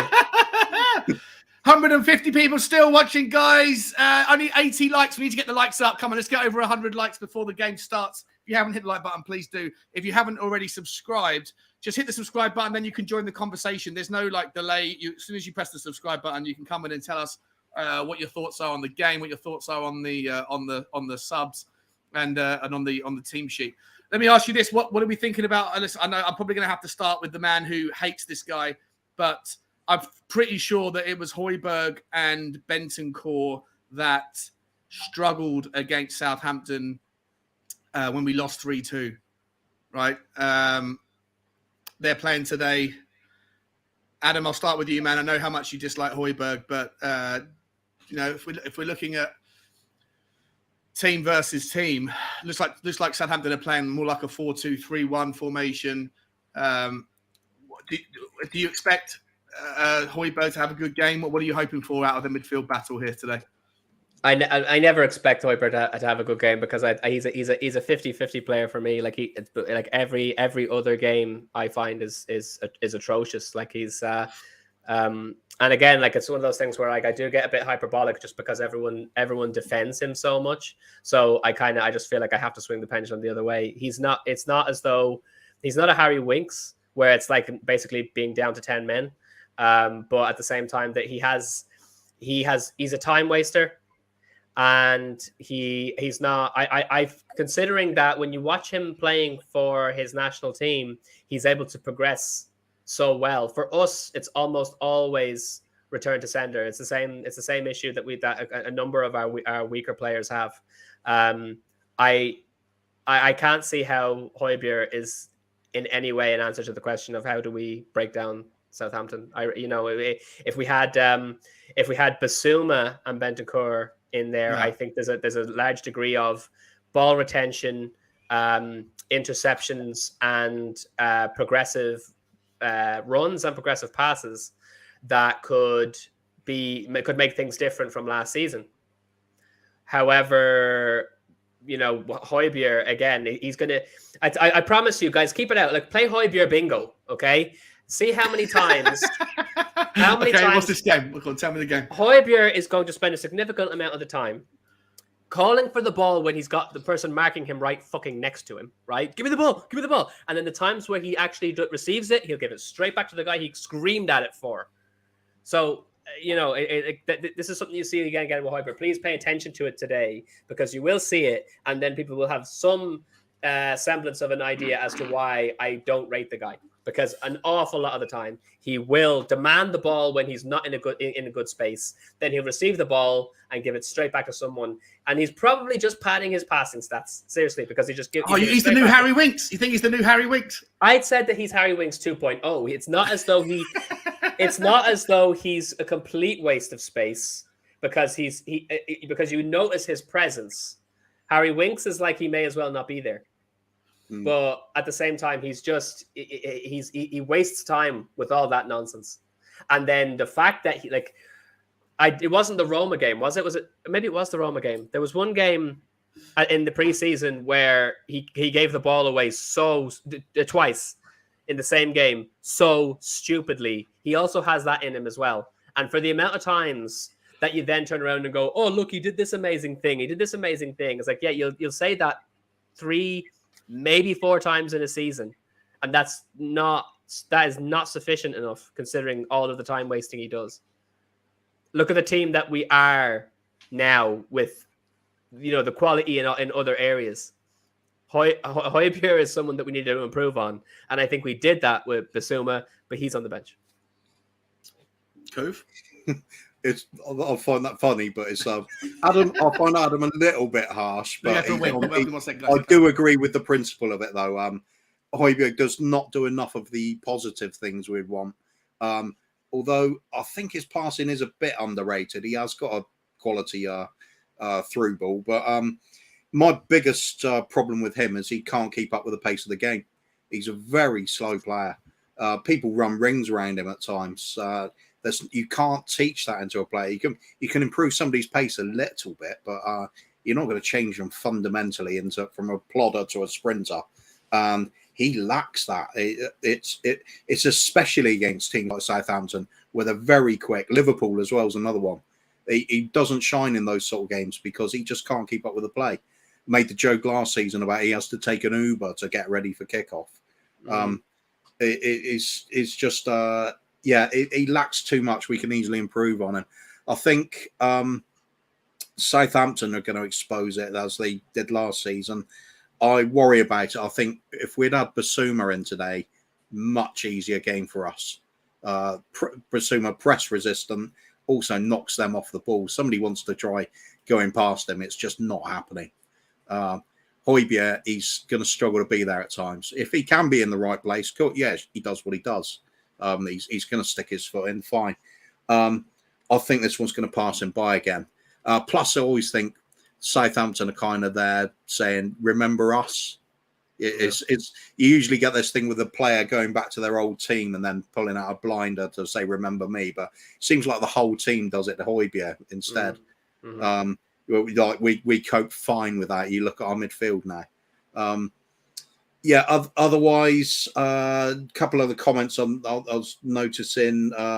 My good friend, my critic there, Paulie Gadget, saying he said once we have 3 top centre backs, we can then basically play attacking wing backs. You don't need to defend. Totally agree. But we don't have them at the moment, so we need a little bit more from the fullbacks, wing backs. But it's an all rounder. They are difficult to get to high quality to do both roles brilliantly. But there's plenty around to be very competent at both. The other concern then with regards to having we have Basuma who's able to come in, but Basuma tends to every time that Basuma has come on as a sub, he's come on for Bentancur. I don't understand that at all. Why would you take off the superior player in a situation where you desperately need to claw the game back? If Basuma comes on today, do you think he's going to get minutes, Kuv? First of all, Basuma depends on the scoreline. I think if we're coasting it, he'll probably keep him rested just to make sure he's not risking any sort of niggling injury. If we're up against it and we need to turn the game around, I think he'll come on. But I think he comes on for Bentancur because that's what we've seen so far, and that really annoys me. I think if we're struggling to get hold of the game in midfield, he may even come on at the expense of one of the forwards. Just quickly, boys. Yeah. I got sorry guys. I completely forgot to call out these super chats earlier on. I'm so sorry. My man loves music. How you doing, my man? Really appreciate you stopping by. Really appreciate the super chats. And he's saying, first of all, guaranteed PEH scores or assists today. Just to spite me. Just to I hope spite he's me. right. I'm pretty sure Adam will be happy to be wrong. I haven't had a bet yet on the. Maybe I'll put it on. We've got 2 minutes. 2 minutes till kickoff, and I'm still seeing bloody wrestling on the channel. What is going on? What's going on? Second of all, he's also said, thank you so much, Mr. Music, loves music. He said, make no mistake, Perisic is an inspired signing. Take this one for me, Adam. Perisic is an inspired signing. Like I don't disagree that like the level of quality that man has in both legs. You know, he's 2-footed and he's been there, done that. I'm not saying he can't bring something to the team. I'm just saying when you have a choice between bringing him in or bringing in Kostic, I think that it would have made more sense to go the other direction, especially as we're now seeing, you know, we can't even play him in the first game of the season. And Conte has come out and said he's not the Perisic that he remembers, and he meant it in a negative light. So I don't does he improve the team? Yeah, I don't have a problem with him being there. I just think that if you're bringing in a Perisic, as in like you're bringing in an elite, one for the now, so to speak. You also need to bear in mind that he won't be playing every game. He doesn't have youth on his side. You need somebody as a better understudy than Sessegnon if you're going to bring in a Perisic. But we didn't do that. And then on the right side, we essentially did nothing. So I think like an inspired signing in the sense that he's an elite player in the twilight of his career that we got for free. Sure. Was he the best decision? Was he the best person that we could get overall? No. And we put all our eggs in one basket with him because we didn't get any other wing back worth their salt. We're hoping Spence will come on. You know, I pray that Spence becomes the next Trent Alexander-Arnold, but we don't know that. Yeah, you know, it's as Brian Daigle says, we bought a lot of diamonds this season, but we also bought a lump of coal, and we're just hoping that there's a diamond in there. I don't take anything away from what Perisic has done, from his career, from his ability, but is he playing today? No. And why? So, okay, it is what it is. Okay, I need to find this. And to you, sorry, and the last one to you, Kuba from Loves Music as well, is saying, "Come on, Pierre-Emile Højbjerg is an absolute warrior. We need his skill and determination in this Conte team. He's an absolute warrior." What are you saying to him, my man? Yeah, no doubt about it. He fights for things. So, I mean, I'd say he's more of a sort of annoying insect than a warrior type player. But the yappy sort of dog that won't leave somebody alone, which is a good thing in its own right. But I just don't think he keeps up with the play easily enough for my liking. He's slow to get there. He's just a slow player. He's painfully slow at times, but he is what he is. It's better than having no protection. It's certainly better than Winks, because Winks, as Adam was saying, to say he goes missing is an understatement. He's just kind of a no-show in an episode of Ghost Hunters. Yeah, there's just nothing at all. So yeah, let's hope he's having a good game today. He is playing, and at the end of the day, you've got to back them when they're on the pitch, whether we like them or not. So, Højbjerg to have a good game, Emerson to have a good game, Sessegnon to have a good game. Just let's hope they prove everybody wrong. Critics like me, good. Love to be put in my place if it means the team's playing well. No doubt about it. So let's just see what they can do. I have my reservations, but come on, you Spurs, and I'm still on that 4-1. Has the game started? I can't. Yeah, the game has started. We're 41 seconds in. Oh, okay. I'm gonna start. Tell me when you get to 1 minute. Tell me when you're on 50, 58. This could be fun because I can't find a stream either. I can't get a stream yet. So, oh no, Adam, you're gonna have to do the commentary for a minute, my man. 55, 56, 57, 58, 59. 1 minute. Okay, there you go. You're gonna have to do the commentary for a second, then, mate. I've got to find the stream. I've been a massive letdown for my thing here. Okay, no hassle. So it's very scrappy. I'm way behind. They just finished taking the knee on my stream. Seriously? Oh my days! Yeah. I'll have to pause this at some point. Southampton are in our end of the pitch. Davis has taken a player down. I think it's like that Kyle Walker-Peters taken down. They've got a free kick out at the corner flag. It was Kyle Walker-Peters. Davis took him down pretty aggressively. So already it's very intense. It's the game's been played at a very high pace instantly, and we've got already Ward-Prowse taking a free kick from the corner area.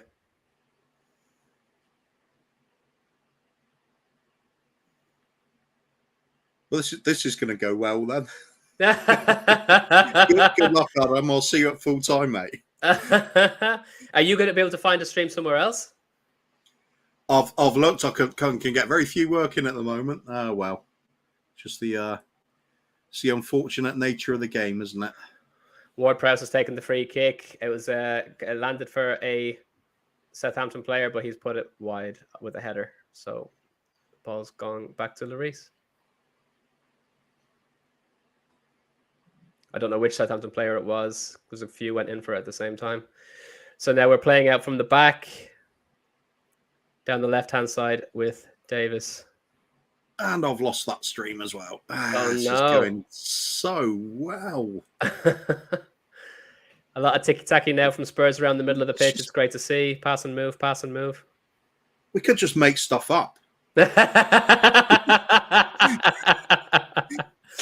Oh, Emerson's done a dummy. He's crossed the ball in. Oh, deflected. So now Spurs have a corner.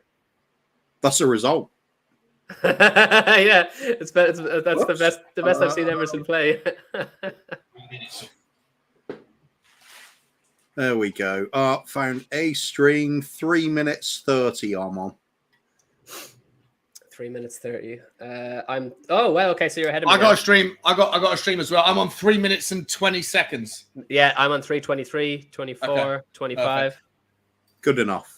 Yeah, Kuva will be slightly ahead, so we'll corner be kick talking to us from the future. Corner kick to Tottenham Hotspur. It's Sonny. Come on, Sonny! Fuck it, I was panicking then for a minute, boys and girls. I was panicking. Panic stations. Here comes the corner. And it's away. Cross comes in. Oh, it's away. Kulusevski crosses it back in. I think can you pause for 2 seconds, Adam? Yep. Good man. So I've got Harry Kane back to put the corner. Harry Kane! Oh, it falls to Bazunu. Is that you with me there? Good man, Bazunu. Yeah. I think I'm at 413, 414, 415.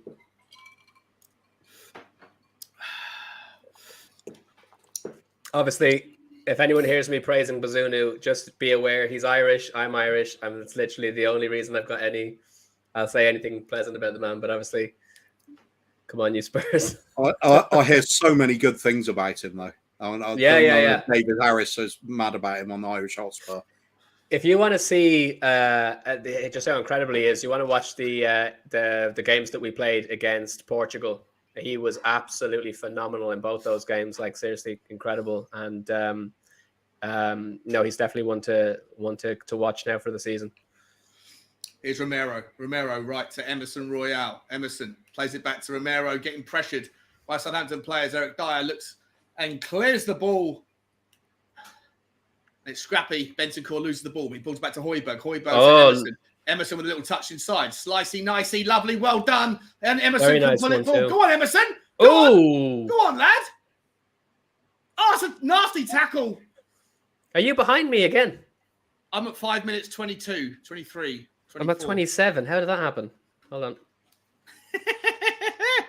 Well, as Cooper, what are you doing, Cooper? Are you still in the game, or what are you watching? Yeah, I'm about 20 seconds ahead of you. Oh wow! Well, try not to celebrate when we score. For some reason, I can't pause this one either, so I'm just going to have to. It's a Sessegnon. Oh, it's crossed in, and it goes low from Sessegnon. Low, should have been in the air. If I take a few more painkillers, I could probably react 20 seconds slower. Nice. Nice. You seem to have in the first half an hour, Coob, of the stream, you were a little bit you seem to be more affected by it. It seems like it's worn off a little bit over the last I think hour. It has, mate. Nice. Come on, okay, let me get there.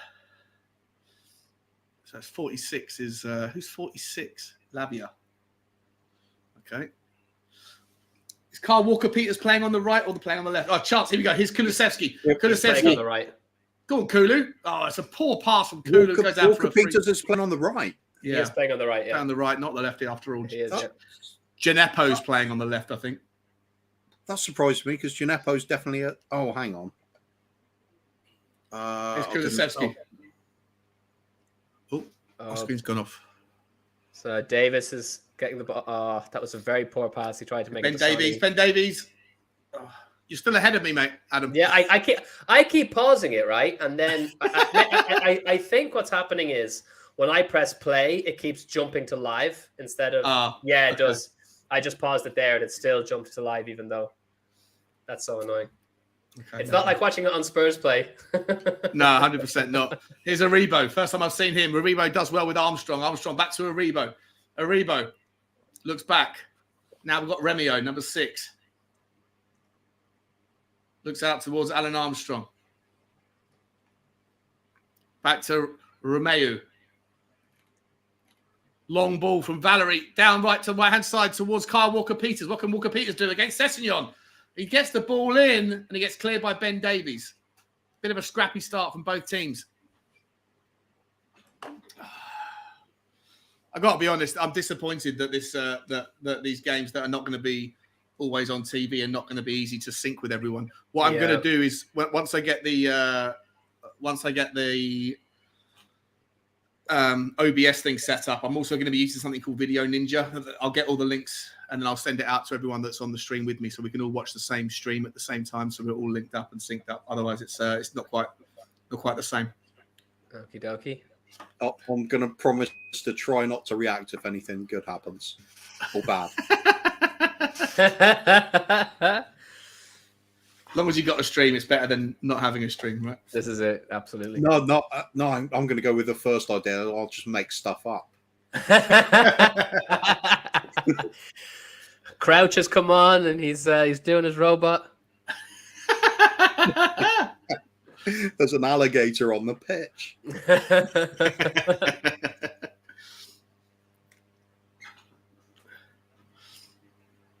Oh my God.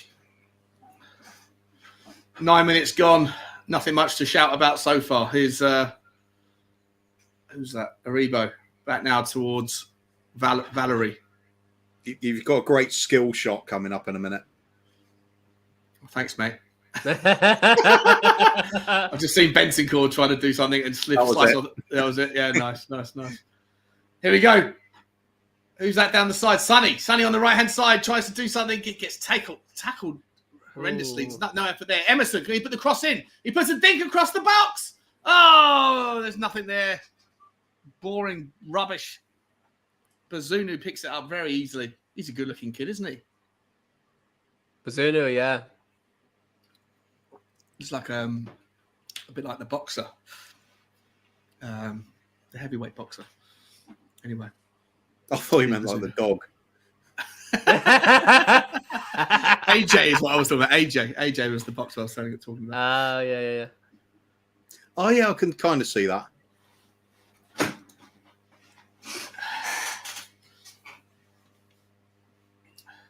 Gonna see if I can get the live scores of the other matches up on my phone, just so we can see what the rest of the league are doing. Gineppo with the free kick looks long towards the feet of Aribo. He falls down towards James Ward-Prowse. Here's Kyle Walker-Peters. Kyle Walker-Peters with a whippy ball in, and Romero's back there. Well done, Christian. It's nice from Sonny. It's not in the end. It gives the ball away. Who is number 45? Oh, Lavia's number 45. Okay, gotcha. Sean, your clock has stopped. Oh, it hasn't, is it? Oh, for fuck's sake. Oh, no. Stopped at 10 minutes. At this rate, it may be one of the guests. Why has it stopped at 10 minutes? That's ridiculous. That's so your egg's done, and it's very well. What are we on now? 11. Okay. Oh!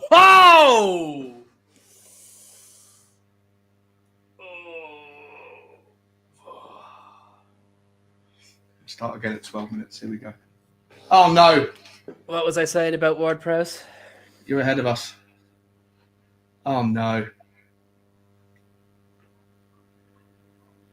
Oh, God. This is like it's when you had a nightmare and then you wake up and you realize no, it wasn't a nightmare. This is reality. What is Lloris doing there? Flapping like a fucking. I so don't bad. think he had any chance there. No, you're right. He didn't. That was an incredible strike because like he's put it straight into the ground. So there's nothing like you can't see the trajectory. You have no idea what to do about it. It was sublime. Well, it's for anyone who doesn't know what we're giving out about. James Ward-Prowse having a free hit on the edge of the box. Yeah. Just fuck's sake. You know. What do you do? Cross came in. It bobbled out to Ward-Prowse. He's hit a sort of volley, slammed it into the ground. It's looped up into the far corner. Lloris, no chance. Defense, nowhere. You now need to change. You got to change your score on the thing now as well. Yeah. I'll do that now. Yeah. 1-0 Southampton, and it is not looking good. Oh dear! Oh, really come annoying. on. Come on, Tottenham. Wakey. Free kick, throw in. Here's Kulusevski. Steps inside. Kulusevski does a little mazy dribble. Referee! Anything there? No. Referee doesn't give a pen. Kulusevski not looking for one. Ball comes back out to Romero. Romero back to Eric Dyer. Come on, Eric Dyer. Let's do something, boys. Come on, let's do something. Here's Højbjerg. Højbjerg to Bentancur. Bentancur to Emerson. Put a good ball in Emo. He steps back. Referee! That is shocking. Seriously. No, he's looking for giving the it. throw in the other way. No, Let's look at that on the VAR, please, referee. I don't know. I think that should have been given, to be honest. Like He's trying taking him not out. to. That is absolutely 100% a takeout. Didn't Say look that like again. it. No, don't think so. Nah. You look, he really throws himself looking for it. Hang on, the referee is getting the VAR thing. He's being spoken to by the VAR, is he? No, he's not. He's just telling him to get fucking back. Outrageous. Oh dear. I mean, if that was given, I'd change my mind about Emerson. Give him an Oscar. Minimal contact, but bloody hell did he milk it. Fair play, good attempt. Oh, I don't know. I've seen them given. Here's Bentancur plays it back to Ben Davies. Come on, Tottenham. Get fucking lively. This isn't the fucking start we wanted at all. This Sessegnon to back to Højbjerg back to Sessegnon plays it all the way back towards Ben Davies. It's just slow. It's sloppy. It's annoying me. Southampton aren't worthy of the wins of the lead so far, but it's no good. Here's Kulusevski. Come on, Kulu. What are you going to do here? He dribbles inside. Oh, he loses the ball again. Decky! Where's this, Decky? You're Lucas Moura now, bro. You're not Lucas Moura, man. You haven't got quick feet. Come on, Tottenham! Fucking hell. Oh, yeah, we're just not really putting anything together, are we? It's really disjointed. Nick Knack saying, no need to panic. Loads of time for Spurs to turn it around. 100%. If you guys are ahead, please don't. We are, the timer's on there. You can see where we're up to in the game. I know that I'm obviously the furthest back in the game. I think Adam's like 3 seconds ahead of me or 10 seconds ahead of me or something. And Kuba's like watching this game yesterday. Kuba's a time traveler. I'm just taking the edge off things for you. I didn't give away the goal, did I? No, you didn't. No, not at all. No one did. I appreciate it. I was too busy crying internally. There's Ben Davies. Come on, Ben Davies to Sessegnon. First time cross comes in. It's a decent one. Oh, it's just taken off the head by Salisu. Oh, Salisu's done well there. Look at the size of that man. He's got fucking shoulders for days. It's a decent cross from Sessegnon. That really is. I don't even think if Salisu hadn't put the head in there, I don't think Emerson would have connected with it. He looked like he was way off. Come on, corner kick to Tottenham Hotspur. Come on, Sonny. What we got? Sonny with the ball coming. It's into the danger zone. Salisu again with the header clear. Decky down to Højbjerg.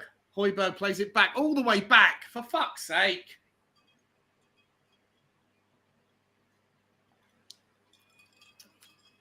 All the way back. There we go. That solves the dispute on whether or not we should have signed Ward-Prowse then, doesn't it? Still can. Immediately 3 Still points can. difference. Trust me, Eric Dyer looks long towards. No, Sessegnon. This is a frustrating first 17 minutes. Not impressed with this. We're neither looking solid at the back or like we're offering anything at the front either. So not good. Not good. Early in the game yet though. Oh, Jesus Christ. Bentancur plays it back. Oh, it's another chance. Another chance for Alan Armstrong this time.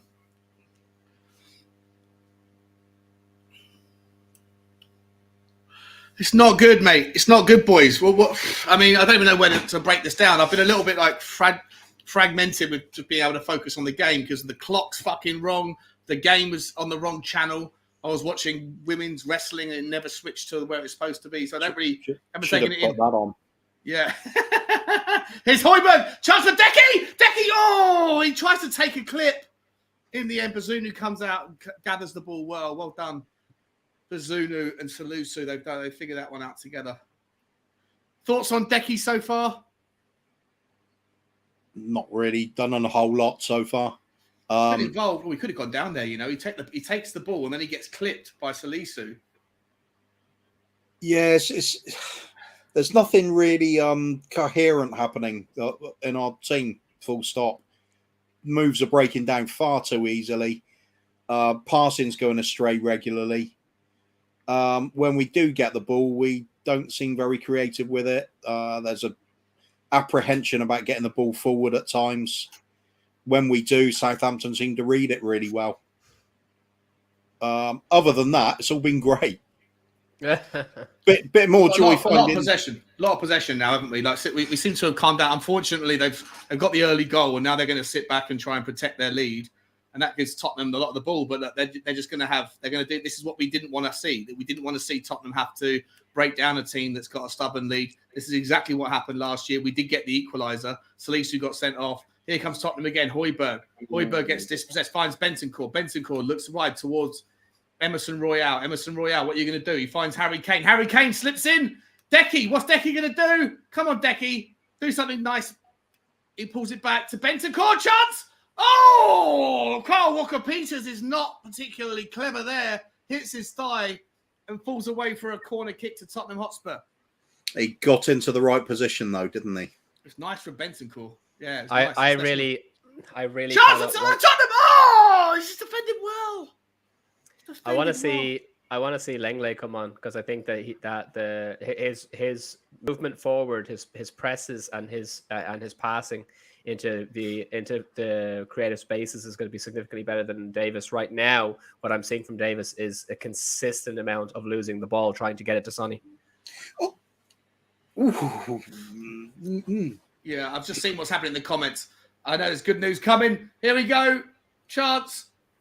Guys, please in the comments, right? We're on the specific clock. Like, I appreciate you guys hanging around with us, but like, please don't give the score away. It spoils the whole purpose of having the clock up there. Don't look at the comments, mate.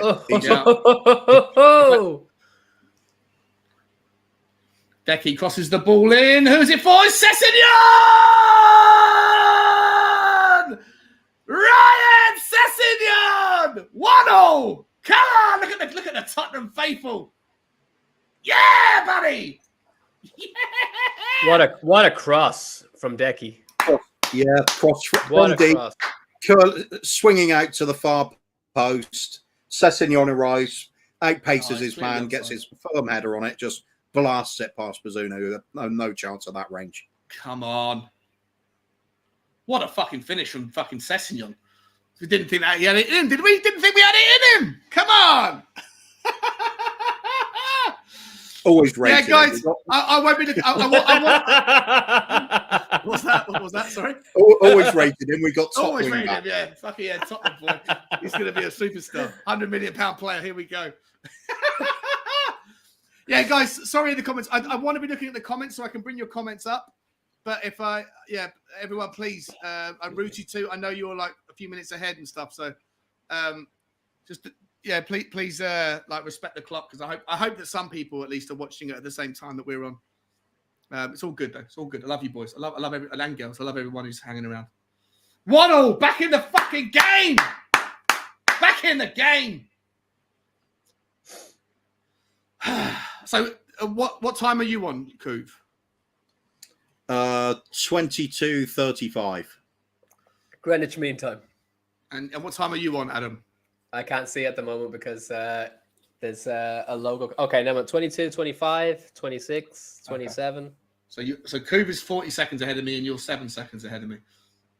Okay. I'll see at halftime if I can get a better stream or a different channel that's playing it that's closer to one of you guys, so we can all be closer. But going forward, I'm going to have this sorted for next week against Chelsea. Here's Emerson. Emerson. Looking for Romero. Lovely little delicious ball. It finds Ben Davies. Ben Davies chests the ball down, moves forward towards Sessegnon. Tottenham playing with purpose right now. It's a bit of a weak pass from Sessegnon. Oh, Jesus Christ. I think he's just broken the ankle of Carl Walker-Peters. That is a disgusting challenge. Oh, no. That's a yellow card. Oh, Jesus Christ. Carl Walker-Peters could be in trouble. I think that could be upgraded to a red. That looked really nasty. He had his studs up, foot off the ground. Oh no! I don't think he intended to make contact with him, but again. It was. Oh, that's gonna really leave a mark. Yeah, it's not gonna. I don't think it's a break, but I think that like studs right on the Yeah, on the cusp of where your joint. Yeah, right on the joint. I don't think it's malicious, but it was incredibly clumsy. Yeah. Not showing VAR, are they? I don't think so. Nasty. It's one of those ones that you'd probably take a look at because his foot was up. He certainly wasn't in control of the challenge. Wow. We're just looking at the fourth man for us now is just a blank screen. Is that right, Sean? What's that, mate? The fourth man that we have in the. Sorry, everybody. I've got to figure out a way to do that as well. Listen. I'm doing this. I'm learning on real time. It's kind of like what Tottenham are doing with our relationships with new players when they come on. We haven't had enough preparatory minutes. I was supposed to have the whole OBS system set up ready for today, but it didn't happen. Hopefully, it'll be ready for next week. Tottenham also have a goal there, Sean. Just yeah. There you go. Fuck. Okay, I need to learn. I need to improve. I'll get better. You know the old BBC One test cards where they got the little girl with the puppet and she's got the chalk out. Yeah. That's what we're doing right now, isn't it? Yeah. Cross comes in for Southampton. Well cleared by Emerson. Continues his strength. Very in the air. poor pass from Harry Kane. Oh, Harry Kane loses the ball. Højbjerg gets the foul. Surely he walks away. Come on, Højbjerg. Oh, he does well there. Does really well, Højbjerg. Got to be honest, he does really well there. Finally draws the free kick, but the referee says play on. Romero looking left towards Ben Davies. Ben Davies looking up towards the halfway line where he finds Sessegnon. Sessegnon on a yellow card goes back and finds Ben Davies. Ben Davies finds Eric Dyer. Eric Dyer looking right towards, who is this? Højbjerg. Pierre-Emile Højbjerg. Come on, Højbjerg. What are you going to do? He's looking forward to Romero. Hugging the touchline is Romero. Bentancur finds Decky. Decky's in a bit of space. He puts in. Here's Emerson Royale. Chance for Emerson. Do something, lad. He puts the cross. It's woeful. It's a woeful cross. Oh, Emerson, you break it down, bro. It wasn't even in the box. You break it down every time. Just hit the fucking ball first time. Why do you have to touch it? Why do you have to have a touch? Madness. Jesus Christ. Here's Aribo. Aribo looks back towards James Ward-Prowse. James Ward-Prowse finds Carl Walker-Peters, who's got over his ankle problem. Carl Walker-Peters looking to take on Sessegnon in the box. James Ward-Prowse with the cross. This time it goes nowhere. And the move breaks down and Emerson can run the ball out. What the fuck was that, boys? What was Emerson's crossing like there? Come on, talk to me. That really was devastating. Classic Emerson. Classic Emerson. I've just failed to see why people are ever surprised by it. He's bloody awful. Absolutely insane. Absolutely terrible. So disappointing. He hasn't learned a thing, has he? He hasn't been doing those drills that I was talking about, has he, Coof? He's probably tried. He probably just missed 1,000 out of 1,000. When you said why is he taking a touch on the ball, I agree. Why does he ever? Why does he take a foot on the pitch? Here's Emerson again. Looks inside towards Sonny. This time he misses the ball. Sonny gets beaten. Here's Salisu. Salisu back. Oh, who was that? Who almost gave the ball away there? Alan Armstrong almost gave the ball away in a very dangerous position. Eric Dyer now can send the ball back to the keeper, calm everything down. Hugo Lloris, well outside his area. Interesting from Lloris. Ben Davies sends it back towards Eric Dyer. Come on, Tottenham, build now. Let's build, guys. Let's build. Our goal has certainly taken all the wind out of Southampton's sails, though, hasn't it? It's been mostly us since then. Yeah. Gratefully. Yeah, gratefully. I think we're in charge here now. Here's Bentancur. Some early nerves settled down. Harry Kane, terrible pass from Harry Kane. Haven't seen Dicky from him yet. And here's Romeo. Romeo, go on there, Højbjerg. All right, slow the ball down. Congratulations.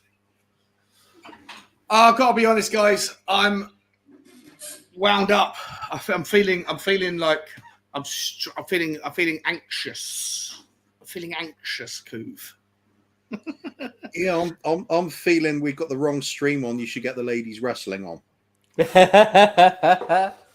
Well, that's what when I said to you. I was going for a wee break. I wasn't. I was going for a Quiet 2 minutes, yeah.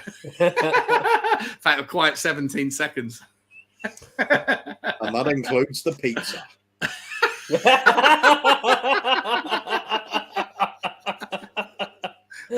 100%. Oh, what lovely ball to Sonny. Controls the ball well. Sonny controls the ball well. Harry Kane's touch is like a pedo in the playground. What is that, Harry Kane?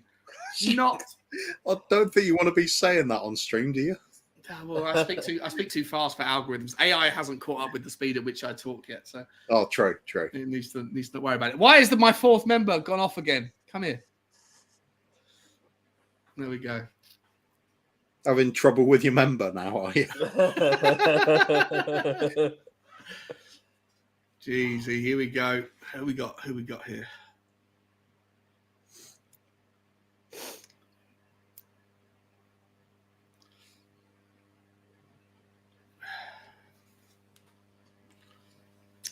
Come on, you go to race. I'll give us one thing. We are getting a lot more crosses into the box than we have been in recent games. Yeah, not very good quality, a lot of it, but no, most of it's woeful. Ben Davies has looked busy though, hasn't he, Coov? Yeah, pretty decent half so far, I suppose. Benton Cause look good. So yeah, mostly. Sonny's. It's a great chance, Sonny! Oh, Sonny with a shot! What a ball from Højbjerg! Basunu with a fantastic save. Was that Højbjerg's cross? It was. Højbjerg's starting to love these 50-yard, 40-yard cross, like long balls. Sticks it into Sonny. Oh, it's a good effort. Basunu measured to it. Corner kick to Tottenham Hotspur.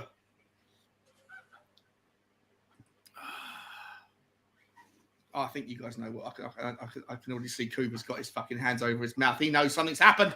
I hope it's good news. Sonny with the cross. He'll miss that into the area. There's a chance. Oh, it's not his. Who's this? Decky. Decky looking back towards Højbjerg. Højbjerg cross comes in. Oh. Sonny! Chance! Yes! Eric Dyer! Eric Dyer. Unbelievable. Get in, Moondog. Moondog, please tell me you've got your bet on. Adam, you're also giving the game away, man. You're 5 seconds ahead of me, bro. Oh, sorry. I thought we'd gone back to normal. There was a while there where everything you were saying is exactly what I was seeing. Oh, Sonny! Oh, Moondog. Moondog. Has he got his bet on? I don't know if he has. Listen, for next week, guys, for the Chelsea game, I promise you everyone will be on the same time, well, that's on Sky. That'll be easy to do. Everyone will be on the same one. But for the next game that's not televised, I'll make sure that all of the guys that are in the watch-along will have the same stream as me. I'll do it. I'll make sure I do it. I'll pay up whatever I've got to pay to get access to all the various things. Can I just, like one thing that you got to say now from what we've seen so far? We know that we wanted to break down low block teams with crosses from the wing backs. We've instead decided to use our forwards to cross the balls in to the defenders to score the goals. Yeah, so it's a weird strategy, but if it works, don't knock it. It's working. It's working. Tottenham 2, Southampton 1. 32 minutes gone. Here is Salisu. Salisu is centre back playing out on the left hand side now. So they have to come forward. Cross time whistle.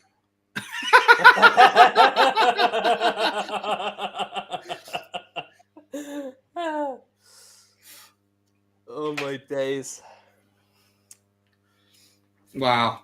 Okay, well at least we're in the driving seat now, lads, and we're back to flipping heck. Well, you can't say it's not been an eventful first game already. Oh, it was looking so bad after about 20 minutes, and then it's all turned round. That's what you want to see, though. If it's not going well, show a bit of character. Change it up a bit. Try something a little bit more adventurous. Getting the defenders in. That's another way of breaking up low blocks or people dropping back a long way. Do the unexpected. Get your defenders in there. Forwards Like, to drag their Eric marker Dyer, out. Eric Dyer had no business being in the box, and yet out of nowhere, it's just boom. It's like he's the next Jan Vertonghen. It's amazing, absolutely amazing. This feels so strange having to stifle my normal reaction of cheering and getting up out of my seat. Why don't you hit the refresh button and just see what happens? See if it takes you. It comes back in on the same point. I can't pause it or anything. Maybe I'll see if I can find a stream that's slightly Speed yours up. Wish I could. If you come and put some effort in. I'm gonna see if I can find the better. Watch it faster. Mine is coming from Asia because every time that there's the names are coming up on the screen saying who scored or whatever, it's just in kanji or whatever the heck's going on. It just says Sonny or other. Oh, okay. I've just jumped forward to 35, 02, 03, 04. Oh wow, no, you guys are way ahead of me. What are you on, Coof? Don't know, lost it. What am I on? 35, 11, 12, 13, 14. Okay, 15. I can move forward to that. So I'm just in front of you guys, so I can then commentate. let me move the timer ahead. Oh wait, okay, I just found another one. Hold on, I'm on 35, 28, 29. That's me. 30. Yeah. I'm on the same as you guys then. Okay, fine. Yes, excellent. Get in there. Fantastic. Okay. Now it's half time. I just don't know how I'm going to be able to move this forward. Come on, Decky. Come on, swing it in. That's not going to work. Let's watch the clock. It's better than the stream, is it? That's not going to work, is it? How do I start at 40? All right, I'll start this at the second half. I'll just change it at the second half time. Bentoncourt to Ben Davis. If you bring up, say, MS Paint or something, you could put it over the seconds bit and then just constantly draw it in. The ball is out with Sessegnon in the far left. Sessegnon. He's trying to cross it in. It's deflected. It's Sonny. Sonny looks inside. Oh, it's cut out. Here's Kyle Walker-Peters. Yeah, bear with me, anyone that's watching that was looking for the thing. We're now at 36, 35, 36, 37, 38. I'll recalibrate the timer. I'm sorry, guys. I'm sorry that the timer's like I can't do much with it until half time now. So I have to start again at the second half. But we're at 36, 50, 51, 52, 53. We're about the same, guys. Yeah, we're about the same. A couple of seconds apart. Yeah. I'm just laughing at the professionalism of this stream. No, I know it's awful. It's awful. I know it is. But like, it's funny. We're a work in progress. This is YouTube. As soon as I get my OBS time and all that shit, we're gonna be going. No, I like the multi-layered facet to the whole thing. Soon we're gonna have Davis with a chance. Oh, what a shot! That was quite a fantastic shot from that distance from Ben Davis. Absolutely. He's about 35 yards out. He's hit some screamers over the last few seasons that have hit the woodwork and things, hasn't he? I think I need to put some of our defenders into my FPL team. Perisic in the preseason was having bangs. Davies is, Dyer scoring goals, Sessegnon scoring goals. If this is anything to go by, you want to learn and make sure that if you've got Tottenham players in your FPL team, they want to be defenders. Wowzers. We're at 38 minutes now on the clock, guys. Sonny's taking a corner now, folks. I mean, Dyer and Sessegnon, first names on the team sheet as far as I'm concerned. That's amazing. Sessegnon looks inside to Højbjerg. Harry Kane tries something. He slips again. Harry Kane. He's having an absolute howler of a game. Yeah, he is. His passes have been piss poor, and now he's landed on his arse trying to swing the ball into the box. Absolute disgraceful. Absolute disgraceful. Yeah, well, he didn't make my fantasy team, so I don't care. He made mine. I do think I would say... The referee! Get away, ref! What are you doing? What is going on? If I was a betting man, I would put money on Harry Kane to get the golden boot this year, though.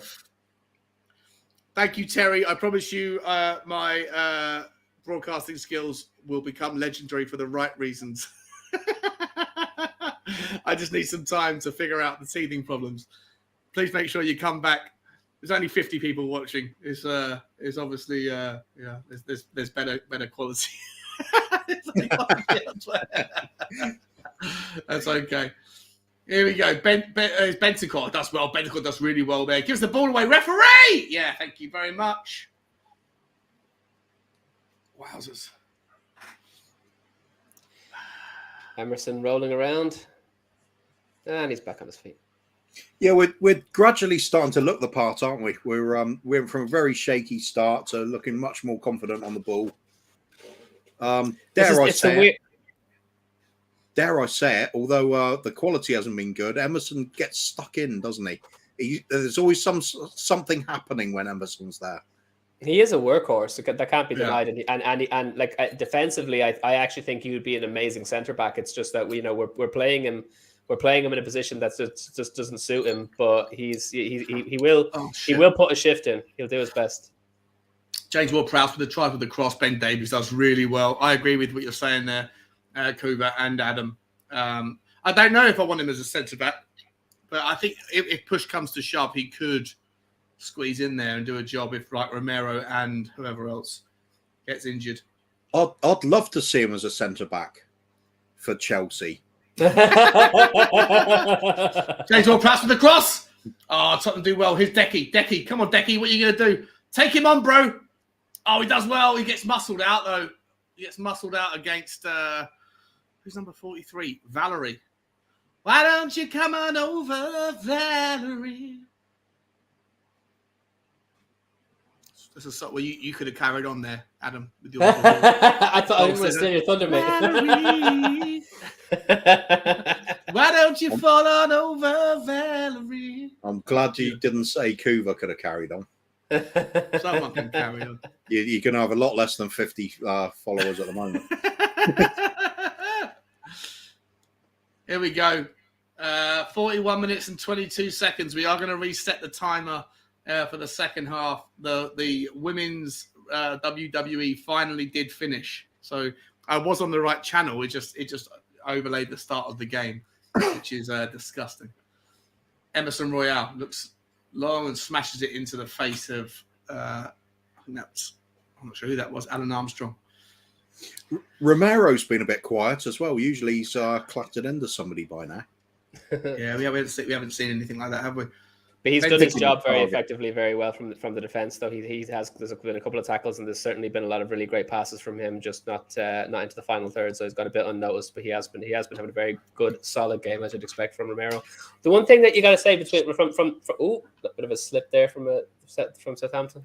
The one thing you got to say, like the teams, the Tottenham look a completely different team in this last 22 minutes compared to the first 20 minutes, right? And the thing is, when we play with a lack of confidence, which we seem to be shaky coming out in the beginning, it's like we're not the team that we actually are on paper. And then when you see the level, when you see the ignition ignite, suddenly it's like when we're playing at the level that we know that we can play at, it's like a totally different team. It's insane. Yeah, 100%. Here is Bentancur. Bentancur looks inside to Sonny. Sonny tries to find Decky with a chance. Decky has a shot. He doesn't get anywhere with it.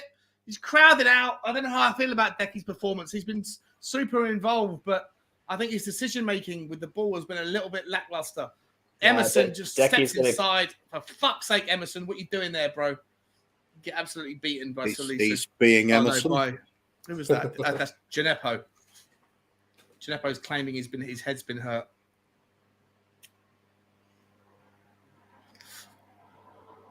What is Gineppo even claiming there? Get up, man. Oh, maybe he got when Emerson stepped across at the end, perhaps his shin or something grazed across his face. Maybe. Yeah. I don't know. For anyone interested, Bournemouth are beating Aston Villa 1-0, and Wolves and Leeds are drawing 1-1. Newcastle, Nottingham Forest 0-0. Paul, the timer is going to be back on the second half. Now that we found the stream that's closer to everyone, I couldn't. Oh, Something just happened there. My stream just completely flipped. We're at 40, 44, 03, 04, 05, 06. When the second half starts, we'll make sure we set the timer back on again now that we've got a good stream. Sorry, guys. It's been a bit of a teething issue today. Oh, poor pass from Bazunu.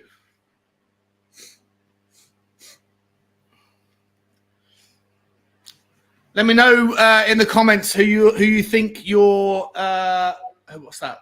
Hang on 1 second. That's lovely from Hoiberg. Come on, Sonny! Sonny! Chance, surely! Give a crack, son! Oh, he's doing too much! Oh, no! He should have played somebody in. Harry Kane's... Oh, Decky's furious. And Sonny's arguing back on the floor. Somebody was furious with Sonny then. Was that Kane or Decky? I think it's Kane. Was it Kane or Decky? I couldn't see. They look very similar. It's Harry Kane. Harry Kane is fucking fuming at Sonny. He's fuming. Put me in, he's saying. Sonny says no. And Kane says, why not? Sonny picked up the ball, left side of the box, and he's dribbled it inside, cut inside a couple of players, cut inside yet another couple of players, and then he's finished it off by blazing the ball about 35 yards over the bar.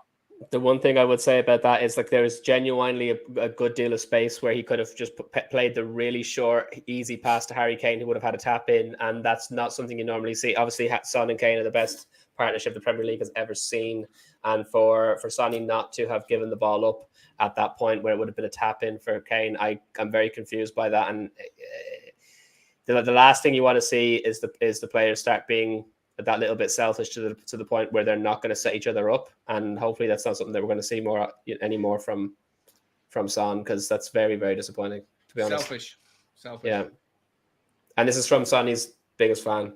Like, I'm not happy with that at all. I'm really not happy with this entire this stream thing. This whole thing's been a really crazy. We're into the second minute of added on time at the moment. Spurs still pretty much in control. There's always the threat from Southampton, though. Just needs one breakaway, one that's a concentration, which we know our defence is capable of doing, and it's all even again. Here's Tottenham. Harry Kane. Harry Kane looks inside, gets beaten again. Somehow managed to get the ball back. He cuts back. Last chance before half time. Gives it to Sonny. Sonny looks left towards Decky. Decky, is he going to play? Is he placing Emerson? Emerson puts the ball across, and it falls to who was that? Harry Kane. Oh, it's a good save by Masuno. Oh, he's a good goalkeeper. He's a very good goalkeeper. That would have been quite something to score from that angle, though. Yeah, it would have been. But Basunu's debut in the Premier League, I think. He's had 3 or 4 good saves. He's someone that, like we've been saying, the Irish Hotspur and a few other players a few other people who know the Irish game are saying that this guy should have been someone that Tottenham could have gone after. And he's proving his point. Sonny with the cross coming in. Oh, chance! Oh, Romero this time with the header, and it goes over the bar. Oh, that's it for half-time, I'd imagine. That's half-time, guys. That is half-time. Wowzers. I don't know where to start with this. First and foremost, let me apologise to everyone for the clock being fucking stupid, for me having to be looking at my right angles over here for my TV. All of this stuff's going to be far better for the Chelsea game. I'm very sorry. It's a real poor performance on the production side from me today. It's not ideal. But who's calling me? Someone's calling me at half time. What are you doing? I don't care who you are. Go away. It's Tottenham time. Tottenham time. Let me ask you this, Kobe Groove. I'll start with you, my man. Where do you want to go? It's half time. I need to know your halftime ratings. You've got 6 minutes to have your say. Then I'll give Adam 6 minutes to have his. Go through every player, man. Like, how are you feeling about them? How happy are you? Let's work it out. Well, it's everything we're worried we wouldn't see in pre-season. We are seeing today.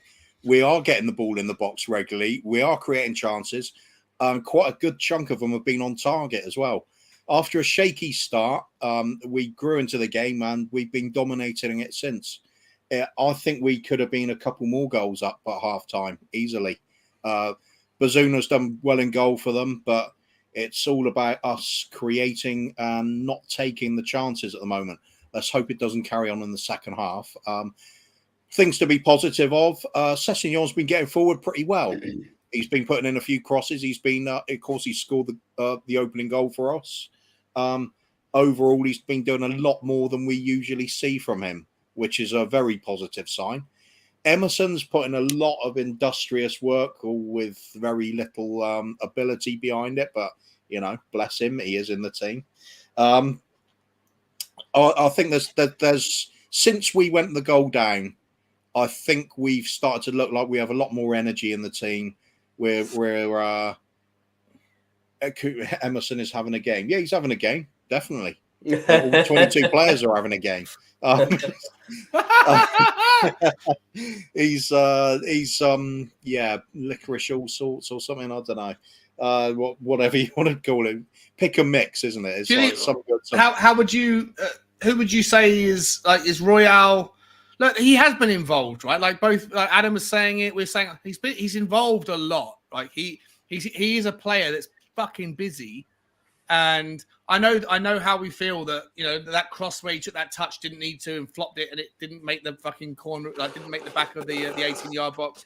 We know where he's lacking, but the ball goes to him. He's involved in the game quite a lot, Kuv, right? So, well, there's other little things as well. There was one in the early on where he's going down the wing with Kulusevski, and Kulusevski plays the ball to him out right on the touchline. And Emerson instantly tries to put it back to him, and he lays it behind Kulusevski. Now, if it wasn't for the fact the Southampton player caught Emerson then to foul him, Emerson's pass would have taken two of our players out of the game, and they would have had a counter-attack down that wing. So any good bit he does, there's also a really cringingly bad bit to go with it for me. But as you said, he's been busy. So how do you rate that? I'd say pretty poorly from a technical point of view, but things are happening. There's just a bit of excitement over that side of the pitch. Penalty appeal, couple of hefty challenges, some fouls on him, some interesting bits of play, you could say. I don't think he's been that great, though. Just being involved, isn't it? I've been involved in doing something. That would be the key bit for me. The quality showed it a couple of times when needed. The likes of Romero tidying up when the defense has been a bit dodgy. I'd say Dyer, he's been all right, actually. Nobody was there for the Southampton goal. That was just failure to pick up Ward-Prowse on the edge of the box. Whose fault is that? You'd have to look at your defensive midfielders at that point. For me, we deserve the lead. It's not been bad at all. Bit scrappy, a lot of mistakes. You'd expect that in the first game of the season, but overall, we've taken the game to them. We deserve the lead, and there should be more goals. I'm feeling better and better about a 4-1 win then. Like I said at the beginning, 4-1 for Bob. Okay. Love that, Kuv. And before I come to Adam, just quickly, mate, who's been the best player in a Tottenham shirt and who's been the worst player in a Tottenham shirt for you?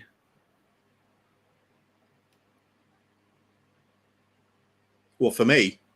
Yeah, Kuv. Yeah. Sorry. Worst player in the Spurs shirt? Hard to say. They've all kind of chipped in a bit. I think they all started very, very sort of nervously and not a lot happening. I'd say purely, it's difficult for me to look past Emerson saying worst player because he's just, when he does something that you've just grown about, it's just so bad. But I don't know. I think disappointing wise, probably Harry Kane's been most disappointed.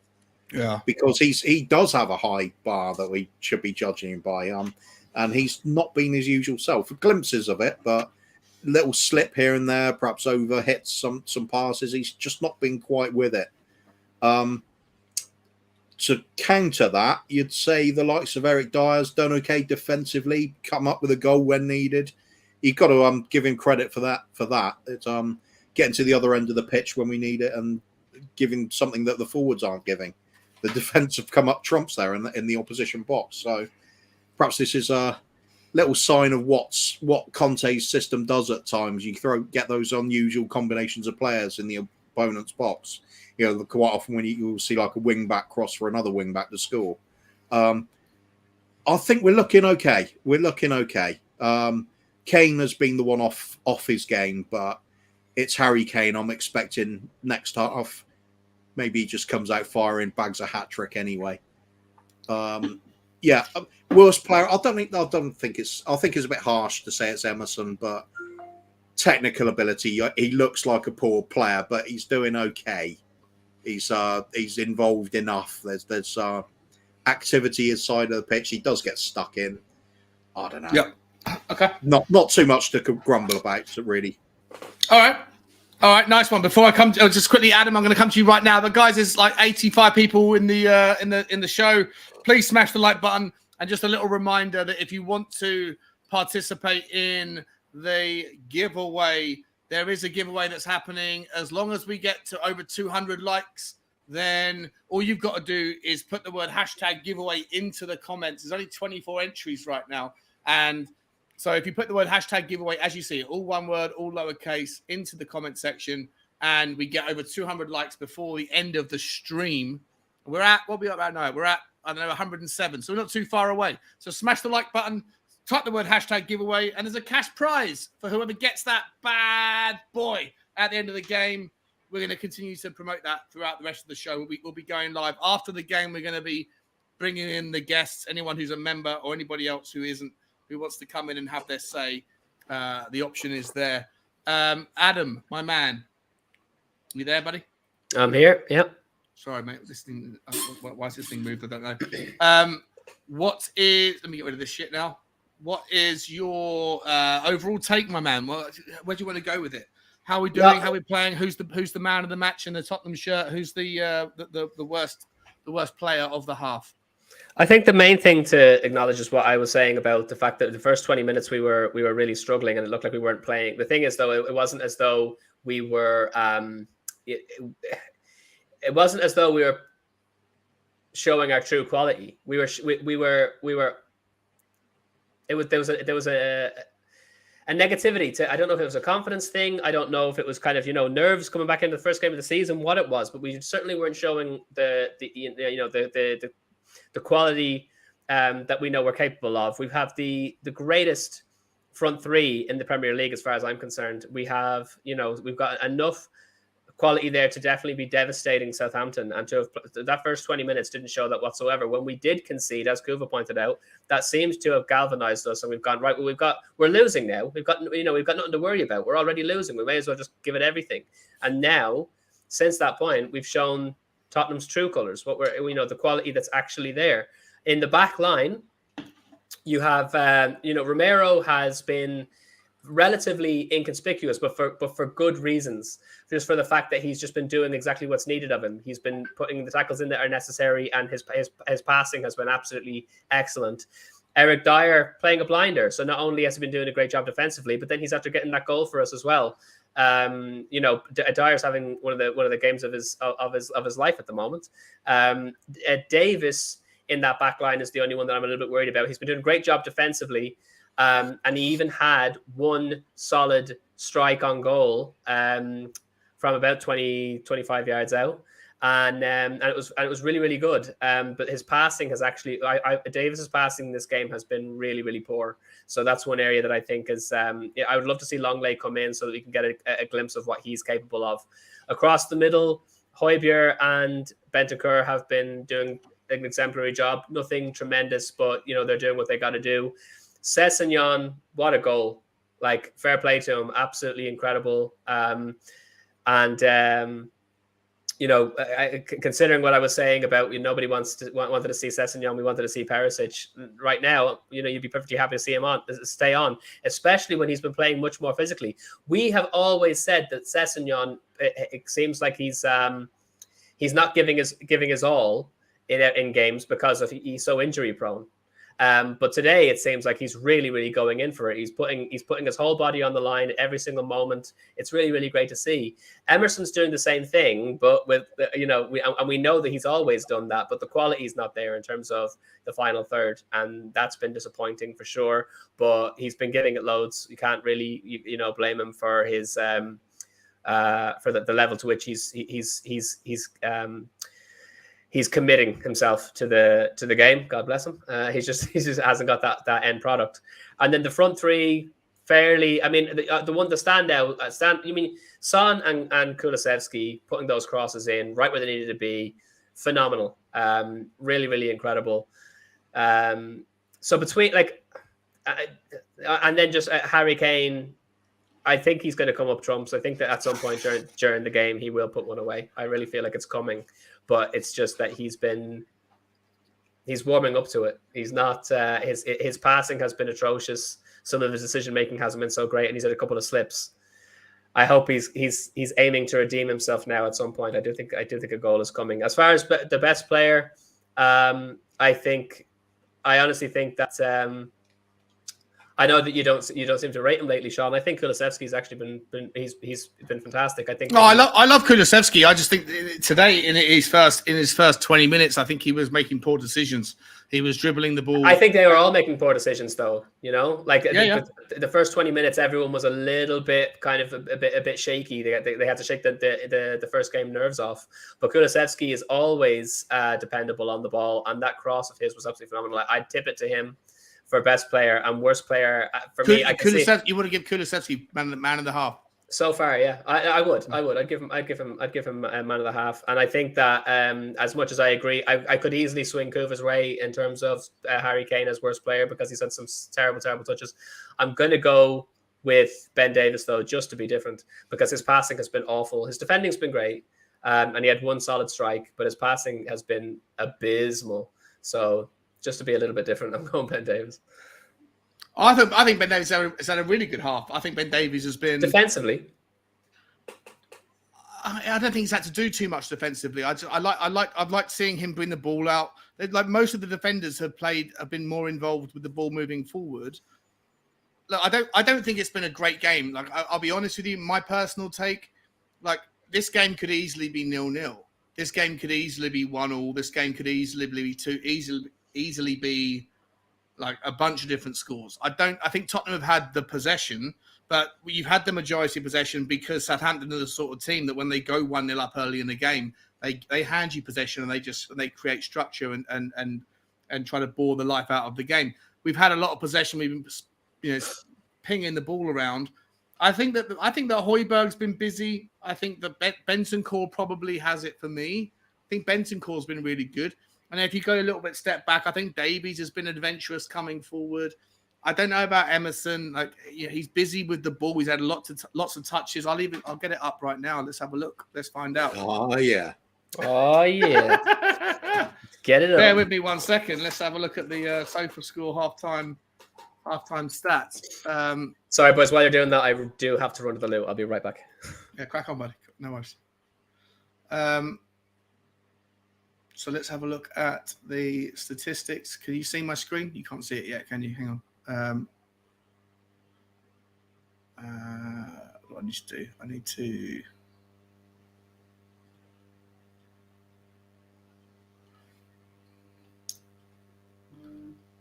get rid of this. Hang on. I need to do this. I need to share screen, SofaScore. So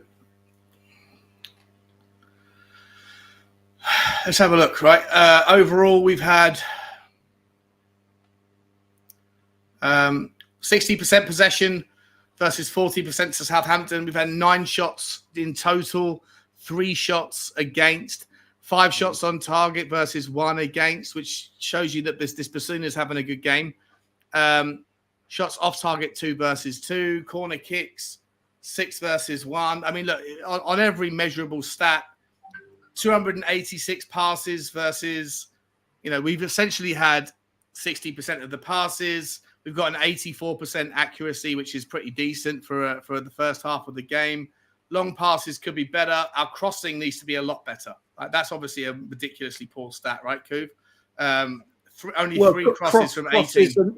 Crosses are always quite a low percentage, to be fair, but yeah, it's usually around the right mark when you're hitting 20%. It always used to be the sort of a metric for crosses, but anything more than that, you're doing it well. Trouble is you can't rely on just the cross itself. You also have to take into consideration position of the forwards in the box as well. So I'm not even sure how they measure that nowadays. Because do you measure it at hitting a target area, or do you measure it on reaching the player intended for? Reaching the player. No, it's reaching the player. Right? If you put the ball into a fantastic area, but there's nobody there to meet it, that counts against the guy who crosses the ball. That's what I mean. It's a bit unfair to sort of judge it in sometimes, isn't it? Because I'd say putting the ball into a great area, it's the forward's fault for not getting there. Yep, I agree.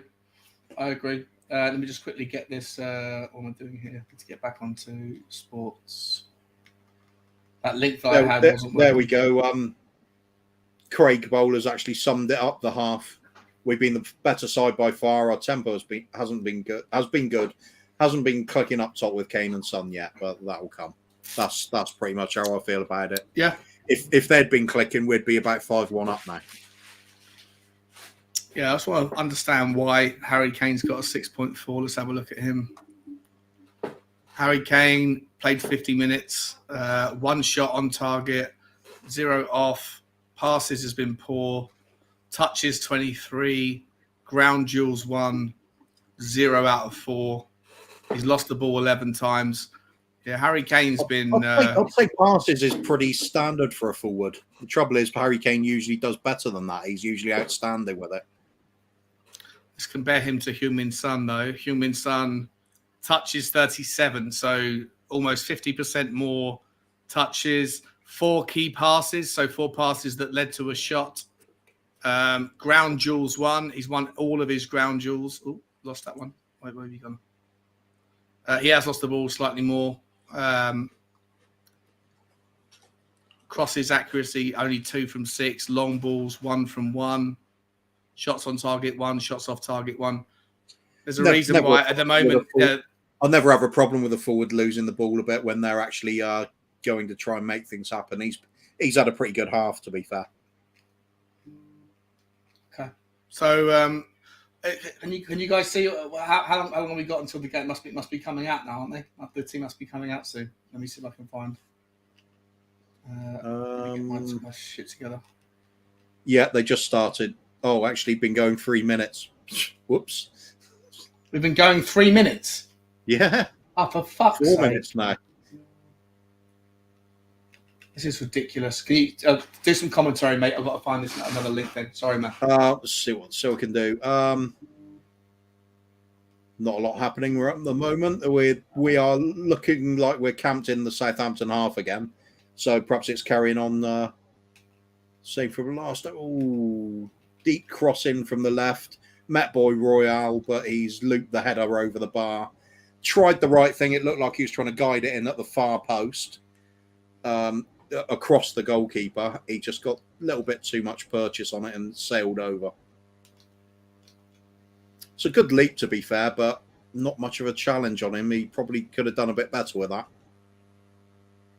He did get into the box, though, and got a header in. So, yet another chance racked up. Southampton now breaking on the left.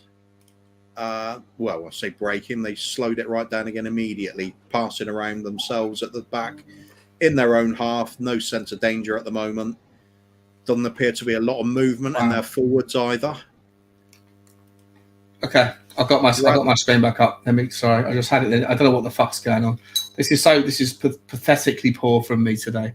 I'm so sorry, guys. Like this is, I'm trying to figure this stuff out in real time, and it's Absolute nonsense. We're at 50 minutes and 14 seconds. Jesus Christ, the game's already gone. Let me get this up. I'm gonna have to start the clock at 10 minutes. So you have to wait. You have to wait 5 minutes. I'll start the clock. I'll go on the assumption that the rest of the half so far has been going for what I've seen so far, and that's Southampton kind of probing around for some sort of avenue to progress the ball forward and not really getting anywhere. So it's got a lot of side-to-side stuff for them. And we are looking to spring forward with a lot more progressive passing. Oh, lovely move from the right now. And just what price are you on? Or what time are you on? Sorry, 51:09:10. Okay, I'm on 50. I'm on 51 minutes. 02. Here's Decky. Decky comes in. Chance for Sessegnon. Oh, he's been taking the ball off his feet by Kyle Walker-Peters. You're about 10 seconds behind us now, Sean. Am I? Again? Absolutely brilliant tackle at the death there. Sessegnon made a great run into the box from the left. Sessegnon's having a good game. He's really getting forward well. This is what I was saying about him. I don't think that he's playing with that tentativeness anymore. He's not playing as though he's worried about, what's going to happen. He's just getting stuck in. I'm on 51:35 until I can find this fucking stream nonsense is absolutely outrageous. Chance for Sessegnon comes in. Here's Decky. Decky with what's he doing? Chance! Oh, it's a 1-2. Romero rather tries to slice it back. Quick super chat, massive super chat from Ellie. Jesus Christ, Ellie. She says, your payment for your exciting commentary, Sean. One needs to speculate to accumulate. And you can say game day for me as I missed you earlier. It's game day! That's super sarcasm chat. Oh! I am scoring. What the fuck? I nearly keeled over in shot. Ellie, thank you so much for the super chat. Listen, this commentary, this stream, from my perspective, has been a bit of a shit show. Because I need to get these streams better linked up and synced up with everybody and make sure that they're consistent. And it hasn't been today, so I can only apologise. But I massively appreciate the super chat, Ellie. It's really very generous of you. You don't used to do that, but thank you so much. There is a definite feeling here we're going to be scoring more goals, isn't there? Seem to be creating at will. It's just I think so. A question of getting the quality ball in at the right time. It's interesting that none of our forwards have scored yet, in spite of being 2-1 up. So it'd be nice to at least see one of the front three get on the score. Get rid. We don't need any of them. Here's Harry Kane, center of the pitch, best passer. Oh no! Why did I say that? I think Kyle Walker-Peters has been doing really well reading the game, cutting out some of the danger. He's a great player. He's really putting his body on the line, though. Sessegnon has had his number, and he's, for all of his hard work, he's getting thrown around the place. What time are you on, guys? 50, 51, 52. Yeah. 54 minutes. 54 now. Nah. Oh, miles behind. Emerson Royal out on the right, passes forward to Romero. Oh, gets dispossessed, but Emerson has retrieved it all the way back. Does a little step over. I thought it was Ronaldo for a minute. I'm on 54, 15, 16, 17, 18. Yeah. Ooh. All right. I was going to have to focus on the commentary at 54, 25, 26. Here's Eric Dyer. Sorry, guys. Eric Dyer looking for the ball going forward. Eric Dyer tries to find it. Basunu comes out. He's very good. He's very good, this keeper. It looks like this game is set up just to try and abuse Kyle Walker-Peters. He's getting smashed around all the time now. He really Goalkeeper took him out there and coming for the ball. But again, Kyle Walker-Peters in the right place as well, covering up where the rest of the defence had gone a bit sleepy. His recovery pace is exceptional. Gets in the right place to cut out a lot of the attacks.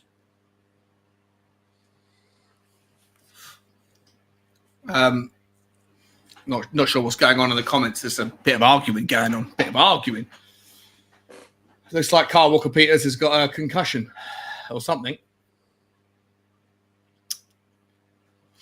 Basunu, he's a good goalkeeper. Good goalkeeper. He's taken out his mate. He's completely taken out his mate with a knee to the head. But he does look like a good goalkeeper. I don't know why we didn't go and get him rather than getting Foster. Yeah, he's only done one thing wrong from what I've seen, and that was just a dodgy bit of kicking in the first half. Other than that, yeah, he looks on the ball, doesn't he? Yeah. Seems to have good reactions, good sense of where to be when the danger is there. Made it look pretty comfortable. Nothing he could do on either of the goals, really. But that is part of the reason the scoreline's kept down, because we have been far the better team.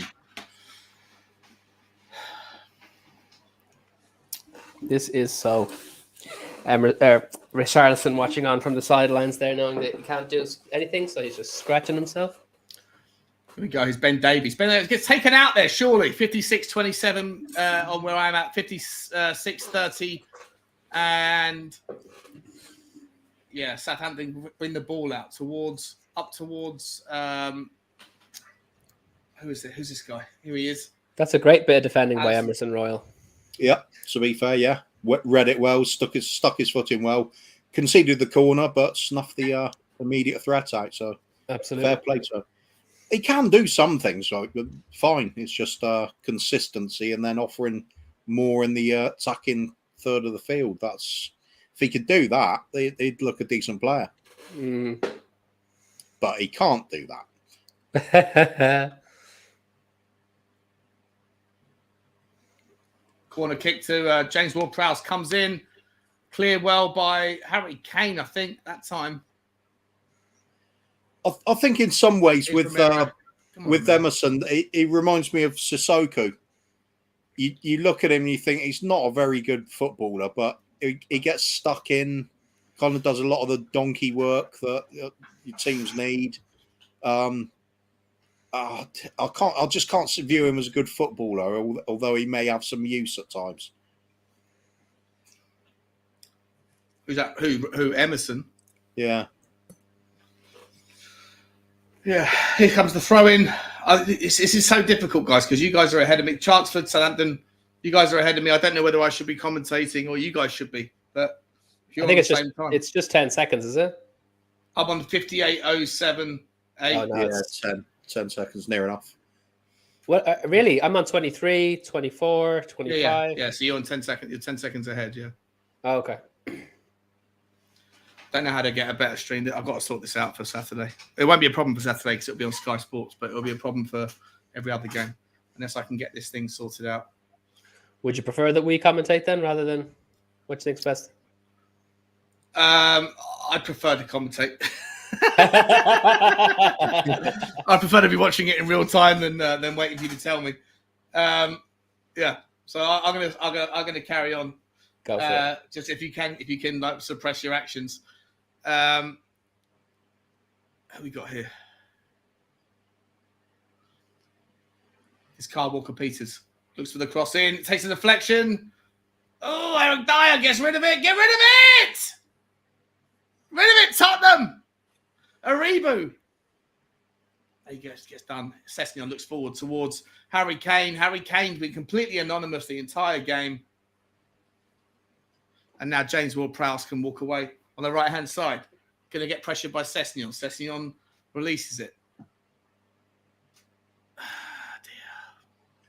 We're working quite hard this half anyway. They're denying them any room when they're coming forward, and they're regularly having to just go sideways and backwards with their passing.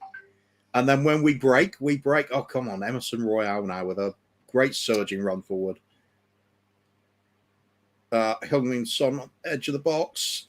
Who was that there? Go on, Emerson. Looks for Højbjerg. Højbjerg to Sonny. Oh, yeah, do Sonny inside to Emerson. Crosses the ball. Ah! Is it a goal? Is that 3-1 Tottenham? It is! What How did I miss? That is Salisu own goal. That is the craziest own goal. I didn't even see it. I was looking at who our player was to comment on who was making the cross. I didn't realise it was a crazy own goal.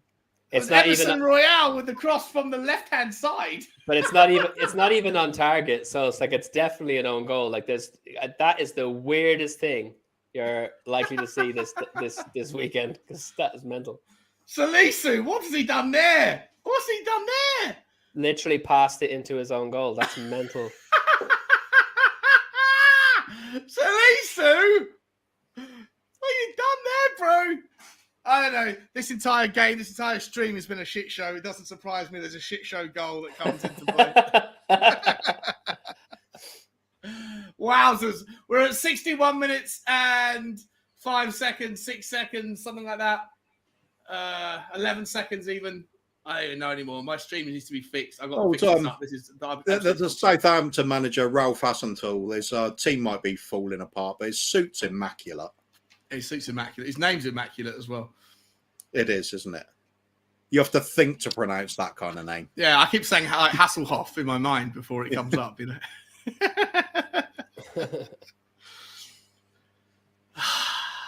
I got to be honest. One more goal to go then. Have you had a bet on 4-1? No, that was just score predictions. And the more I've looked at it, the more I thought 4-1. Bob Spurs' first game back from being in a coma. And that's his prediction. So it's a feel good. There's a chance for Emerson Royale. Emerson Royale looks up. Make the cross. He finds Decky. Decky! 4-1 Tottenham Hotspur! That's what we're talking about. He's not in my fantasy league team. He's in mine, baby. He's in mine, baby. I took him out. We want 10. We want 10. The Tottenham fans are the entire end of that stadium. They're the entire end. And Sonny and Kane haven't got any of them. We're top of the league, boys. We're top of the league. We're having a laugh. The quad is on. Top of the league. We're having a laugh. Decky, phenomenal finish from Decky. That's what we're talking about. That's what we're talking about. Højbjerg, It actually, with the key pass. Of all Emerson of with the the assist. Of all of the players, just to go to the fantasy thing for a second, of all of the players that are rated, are valued at 8 million on the fantasy, Decky Kulusevski is an absolute steal at that price, because if you look at the points that he got last season, where he only played for 4 fucking months, and he got 99 or something like that points. So you extrapolate that.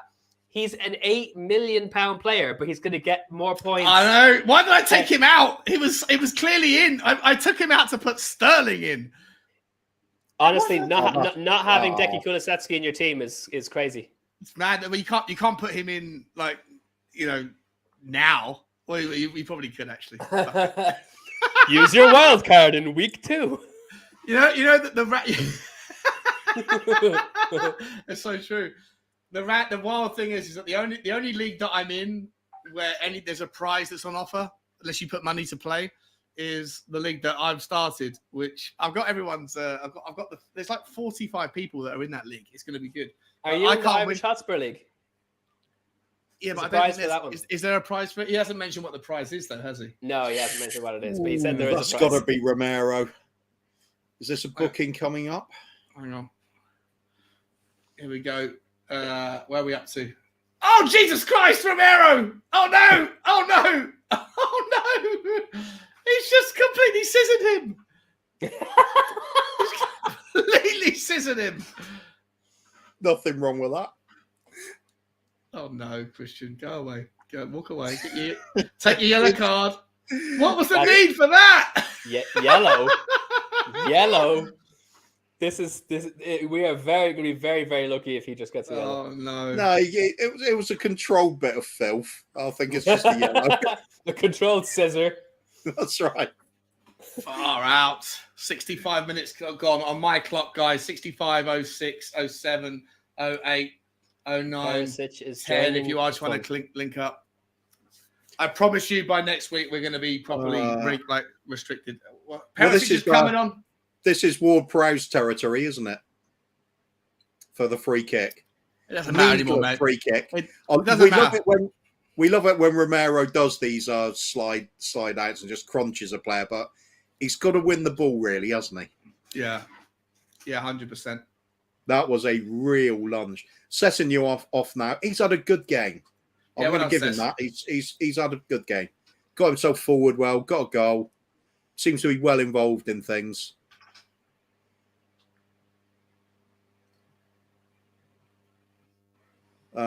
Ward-Prowse just lining up for the free kick now, slightly on the left. Oh, he's gone for the indirect. He's gone for the curling ball into the box. And we've dealt with it. Sort of. Or not dealt with it in the end. Little bit of ping pong going around there. Ended with a shot from... I'm trying to think who that is. Gineppo. Ginepro, is it? I've forgotten his name now. Yeah. He basically latched onto a loose ball out on the left-hand corner of the box. Tried to curl it in the far post, but just went over the top of the bar and centrally. No trouble for Hugo.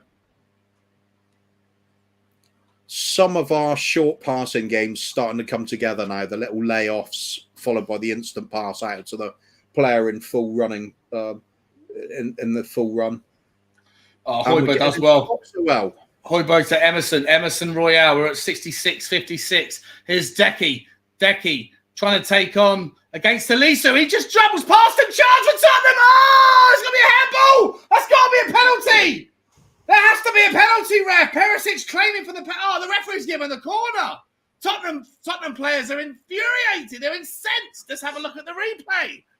Decky does brilliantly well. Just dribbles past Lisa. Oh, he's hit his hand. I don't know. His hand's not in a natural position, but can he do much about it? Oh, I don't know if that's a penalty. Oh, come on. That is definitely. Honestly, that is a penalty. It's the way that's incredibly harsh. The way that he's positioned, and then it sends the ball away. It's going for goal, and he basically pushes it away from the goal with his hand. No VAR. But he's falling forward, so he's got to put his arms out ahead of him. Yeah, I don't know what he can do. I'm not sure. I think it's a bit harsh if he gave that one, but I would have taken it anyway. Romero got done for that last season. Yeah. Do you know what I mean? There's nothing he could have done, but the ball hit his arm in the box, and then who was it that got a penalty? I can't remember who it was. But we got done. Yes, it's one of those where that's where VAR doesn't really help, does it? Because it's still a judgment call. It's the rule rather than what happened. Yeah. Go on, Bentancur. Look, I'm getting stuck in. Chance for Tottenham. Well, you can have an argument about whether his arm's in a neutral position or not. That's what it comes down to. Mm.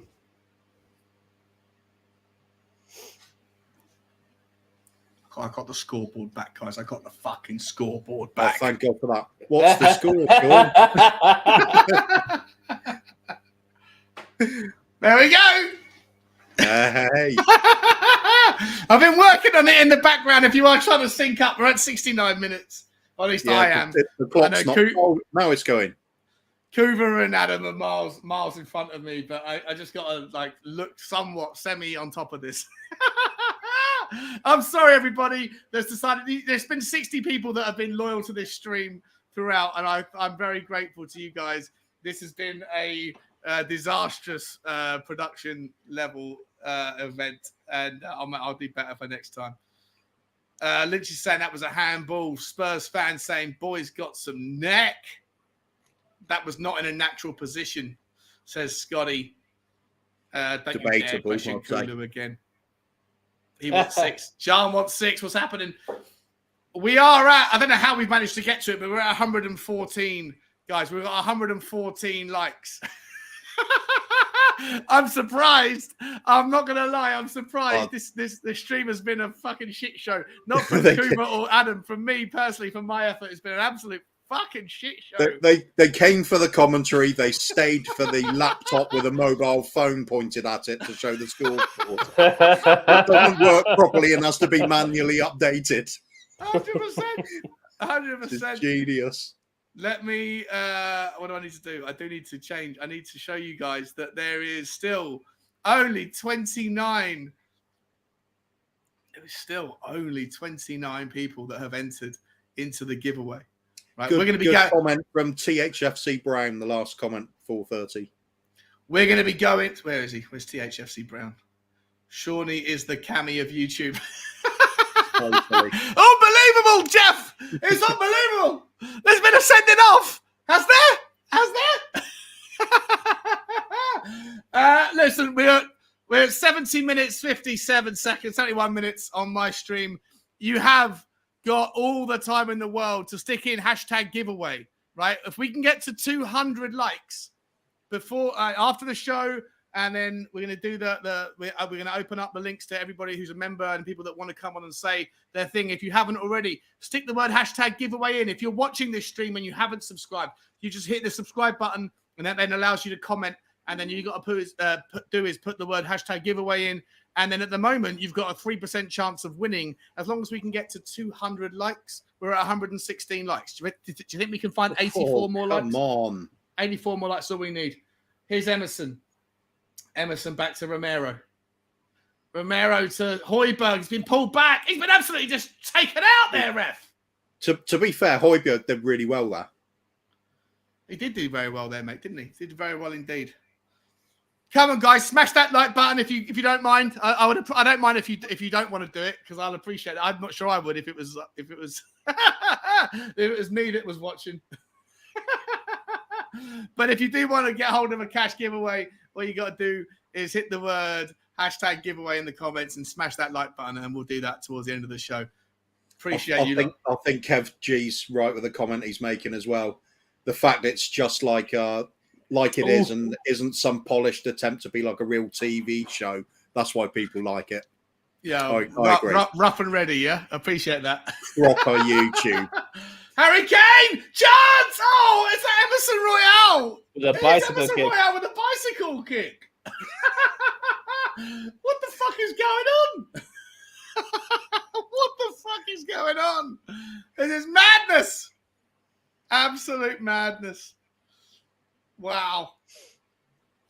Absolute wow. This is weird. It's like the pre-season games were the serious ones, and now it's the exhibition match going on. This feels like an end-of-season little kickabout, doesn't it? It really does, yeah. Oh, chance for Southampton. Hold up. You guys are 10 seconds ahead. It's all right. Perisic got in red. Davies dragging back there. Davies does well. Oh, it's a good save from Hugo Lloris. Perisic clears it. Ben Davies does well there as well. Have we got any risk now, guys, going into the last 20 minutes, last 18 minutes? If the game's wrapped up, we're not going to concede 3, are we? I think we're due to see a Sonny goal set up by Kane, though, just a reminder of what they do. They'll just finish the day off nicely, wouldn't it? Yeah, 100%. 100%. Yeah. What are we up to? Here we go. Here is referee Bentancur pulls back Lavia.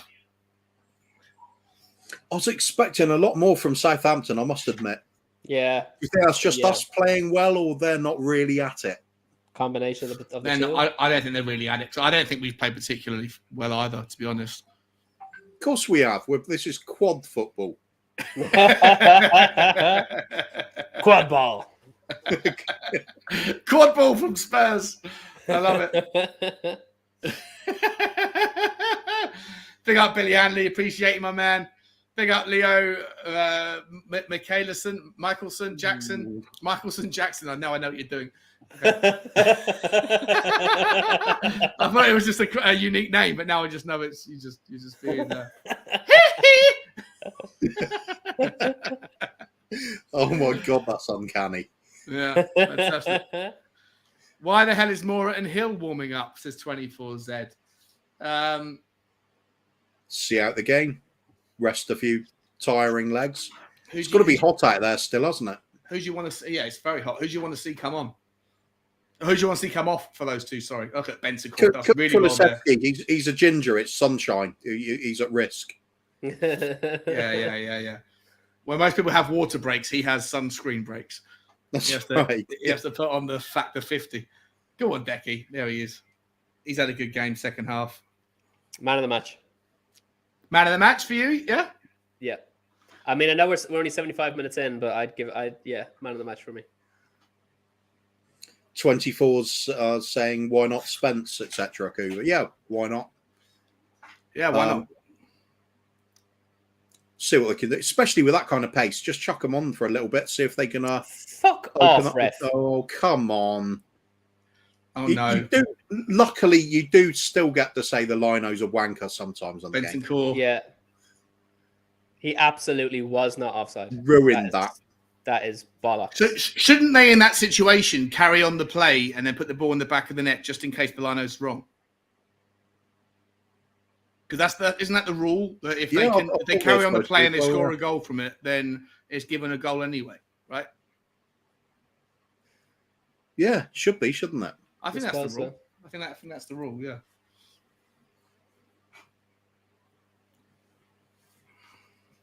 Or has that changed for this season? I don't know, man. I don't know. If you want a channel that's going to be up to date with all the necessary rules of the road, get out of here. Get out. Head off over to We Are Tottenham TV or someone else. we don't even know who's playing half the time around here. We can't even get a consistent stream. I spent the first 3 minutes of the game watching like Leah Lutu or something on WWE do a body slam against some girl called Priti Patel. I don't know. Yeah, who do you think's been the best of the two net tenders today? This is the shit show that is Spurs Talk Show. Here comes Southampton. Chance. Cross comes into the back post. Nobody there. Emerson. Oh, he throws his slide tackle in against Salisu, that is. Smashes the ball. Well done. Højbjerg's been very good. Go on, Sonny. Sonny finds it back towards Pierre-Emile Højbjerg. Højbjerg looks long towards Harry Kane. Harry Kane somehow manages to get away with it. He turns inside. He could have found Sonny. He didn't. He looks right towards Decky instead. Decky looks back towards Højbjerg to Emerson, and we slow the ball down. That's okay. That's not a problem at 78 minutes. I think that's an illustration of why Harry Kane stays on the pitch, though, instead of the likes of some of the youngsters coming on. It's for that kind of thing where you've got the speculative ball forward, and he's just got to use his strength and physique to hold the ball. He's our hold-up guy as well, isn't he? Here's Perisic. Yeah. Perisic, the cross coming in. Did it take a deflection? I don't think it did. It was just a loopy one. Goes all the way back out towards Emerson Royale. Emerson trying to connect with Decky again. Decky, what's Decky going to do? He plays the ball left towards Bentancur. Bentancur slows it down back to Romero. Romero sends it back again. Oh, what the hell? We have an Emerson goal. What do you think? Let's have an Emerson goal. Just make it a crazy day. If you've just said that, does that mean it's just happened? No, not yet. I'll just think, hasn't he got a couple of assists or something silly? He's got one assist today. He's definitely got one assist. Definitely got one assist. Yeah. He kind of sums up the performance for the team today. Crazy mixed bag of madness. Some of it's been good and some of it's been a bit not so good, but it's been fun. I've enjoyed watching him play today. That's probably the main thing. I think he's been handy. I think he's involved. I think he's been good. Look at Matt Doherty there. Matt Doherty on the subs bench giving Emerson the round of applause. Go on, Emo. He's saying, go on, Emerson. Brian Hill doing a little bit of lackluster stretching. 10 minutes to play, guys. I will be sending the link into the for the members. I'll be sending the link immediately into the community section and I'll put it in the WhatsApp group as well. And depending on how many of you want to come on and talk to us, we'll either handle that or we will open it up to everybody else. Let me stick it in there. Oh, yeah.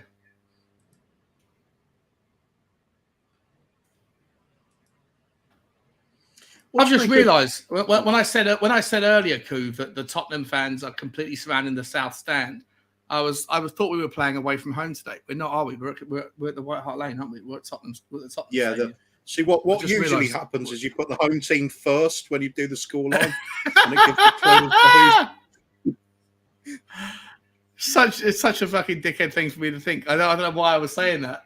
It just doesn't look like from the angle of my TV. It just doesn't look like it's being played at Tottenham. It looks like I haven't seen the stadium too much. It looks like the whole thing's. I don't know. It just feels like it's away. Look at the shadow, the checked effect on the pitch there. Yeah. You're right. Yeah, that's exactly what I was working on.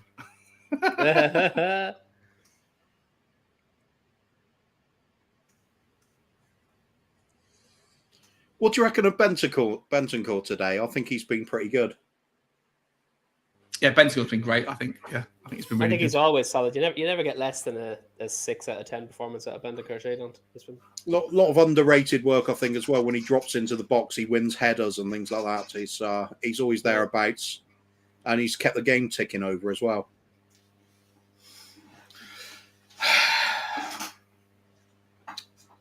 Oh, it couldn't have been a better start to the season, really. Well, it could. It could, yeah. So that one comment alone is completely wrong, really, isn't it? Fair enough. Much like every other part of my efforts today has been thus far, for the shittest thus far ever. No, it's good. You got to. I mean, a good thumping home win start of the season. Yeah, 4 goals in the opening day, even. And it is a continuation of that feel-good factor. It carried on from the end of last season, start of the transfer window. Then we had a little bit of hesitancy with nothing happening, but we're hitting the deck running for the start of the season, which is exactly what we wanted. Liverpool have dropped a couple of points. We're taking all 3 points today. Yeah. That's so important. Exactly what we're talking about. So important. Yeah. We're already talking about the end of the season on the first day. Yeah. Every game is important. Liverpool in the mud. Oh, no. I can already tell. I've got this. Lynch has given it away, and then Adam's given it away. Oh, what's happened? Sonny! But I think you're saying, were you saying about that? Were you saying about Sonny's missed chance, or are you saying that maybe Southampton has scored a goal?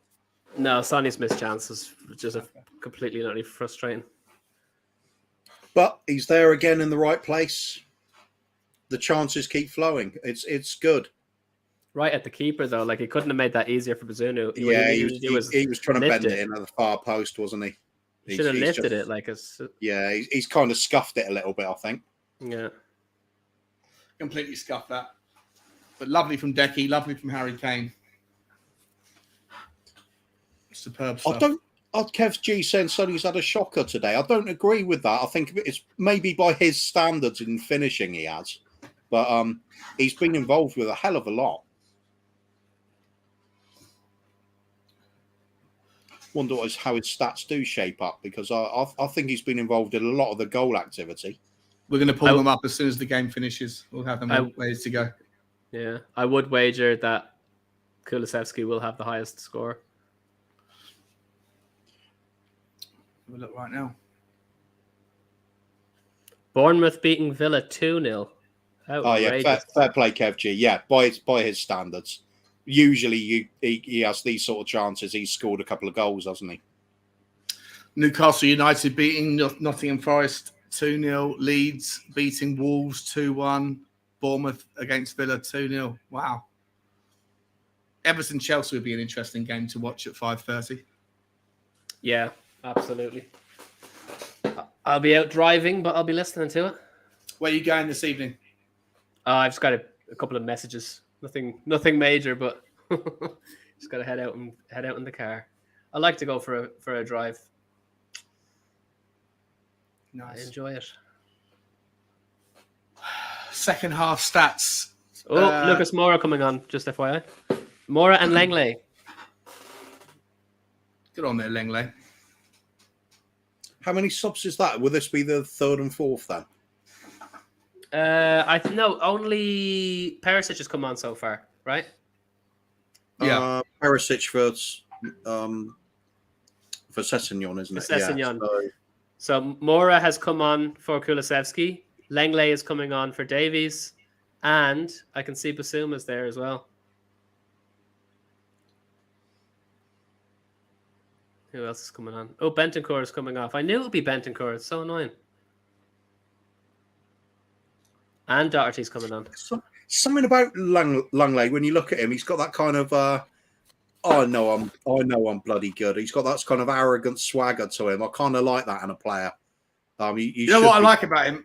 He's got a six-pack that's a protruding six-pack. Like he hasn't got like a flat kind of like weightlifter's belly. He's got a belly that's a 12-pack, then, isn't it?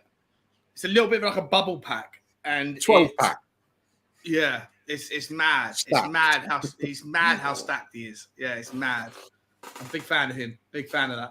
I still don't. I don't rate that at all. It's much better off with a keg. Welcome on to your Premier League debut, Clement Longley.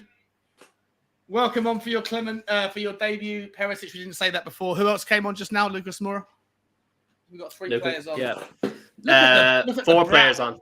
Look at that. Four players on. Of Hossam Hootle. Basuma's got to come on as well, hasn't he? He is on. Basuma's on for Bentancur. Oh, he is. Yeah. Right. Yeah. So Okay. That makes sense. First Premier League touch with Basuma right now. Pulls it back to Højbjerg. Oh, sorry, to Ben Davies. Oh no, who's that? Yeah, Højbjerg. His Basuma again. Basuma.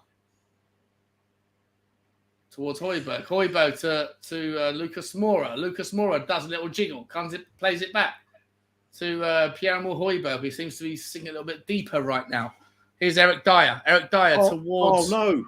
How? What's the score and how long's left, Sean? Oh, it's still 4-1, and the timer is still on top. I was worried we might be losing without that info. Wow. Oh, Basuma. Oh, he just takes out. Oh, no. Both of them go down injured. Basuma and I think is that Romeo? No, it's Lavio, I think. The first thing Basuma does in the Spurs shirt in the Premier League is get carded. Basuma and Lavio just slide into each other. I don't know how Basuma gets the yellow card on that one. Let's look at that again. Yeah, he's been on the pitch 5 minutes. He's getting a yellow card. Oh, no. Well, he got there second. That was the problem. I'd argue that the other guy slid into him. Yeah, I agree. Book the Southampton lad and Basuma, give him a medal. I don't know how that's Basuma's yellow card. He looked like he was late to me. They were both sliding. I think that's madness. Yeah, but Basuma didn't get any of the ball, did he? But Lavia didn't have the ball at his feet. He'd already released it. So what's he doing then? It's like that old. I forgot how you used to say it now. Might have even it's not Graham Roberts, but one of the old time footballers. At the point where the referee's booking him, he goes, "What's that for, ref?" And he goes, "You were late." And he says, "I got there as fast as I could." Yeah, 100%. Sonny looks forward. Come on, Perisic. Oh, the referee's just being a dick. He's saying the ball was rolling. What a nasty little piece of work you are, referee. 89 minutes gone, guys. That's it. 1 minute. Listen, I'll be honest with you. Like, I'm glad we've had the win, but it certainly wasn't. I mean, it's not a vintage performance, no, but it's good. It's good because we've created a lot of chances. The flanks have been performing properly. We have been creating from the flanks. And the goals have been spread amongst several players. We didn't have to rely on Sonny and Kane to get us out of a hole. Yeah, true. Oh, Jesus, Eric Dyer. I also think maybe my his James Ward-Prowse trying to do his thing, trying to get a transfer to Spurs last minute. Cross comes in. Ward-Prowse lets it go under his leg. Chance for Southampton. Well done, Basuma. Well done. Blocks the ball. And that's it. It's 89-52. Just in case you weren't aware, because the computer's gone off. Here comes Tottenham. Harry Kane has a shot from... What is that, Harry Kane? one of Harry Kane's worst performances in the Tottenham shirt that when we've won the game? I don't know. He's up there. He hasn't done anything today, has he? He hasn't done a thing. Right. Well, he's there part of it. I mean, you can't really be too critical on any player when you win 4-1, can you? I think given half a chance, a lot of people will be very critical on certain players. If this had finished 1-1, they'd be very critical on Harry Kane. Yeah, I agree. All right, guys, that is it. Well, at least that's the clock. I can turn this thing off now. Oh, I missed that. Thank you, laptop. You've been absolutely atrocious. The worst. Arguably the best guest you've had on the show. Yeah. The worst opening debut of a Premier League watch-along I've ever done. What if there's another goal now? You're going to regret putting that laptop away. You'll let me know if there's another goal before it happens anyway, before I see it anyway. So it's largely No, I'm keeping irrelevant. it quiet now. All right. Kane gets a quick hat trick of goal of the season contenders, and laptop's not there to see it. He'll get over it. Ladies and gentlemen, that is basically it. 91 minutes and 35 seconds. If you are a member of the show and you still happen to be watching, then you can find the login link in the community section. I'm going to give you like 20 minutes to figure out if you want to come on. If you don't, then you know what? It's probably one of those days where I can just put it out there. Anyway, I'll put it out there into the mainstream. There's only 60 people watching. If you want to come on and have your say, I'm going to put the link out there. Game's just fizzling out now, as you'd expect. Both sets of players tired, put in a good shift. Very physical. A lot of them in places this game today played in quite a bit of heat, so have to manage their energy outputs, I suppose. Done it well, done everything right. Only you could. Oh, that was nearly sun feeding Kane there, wasn't it? We keep going for it though. Oh, Sonny, the Kane. It's Perisic. Wait for Looks Bissouma. inside. Bissouma. Oh, love that about him.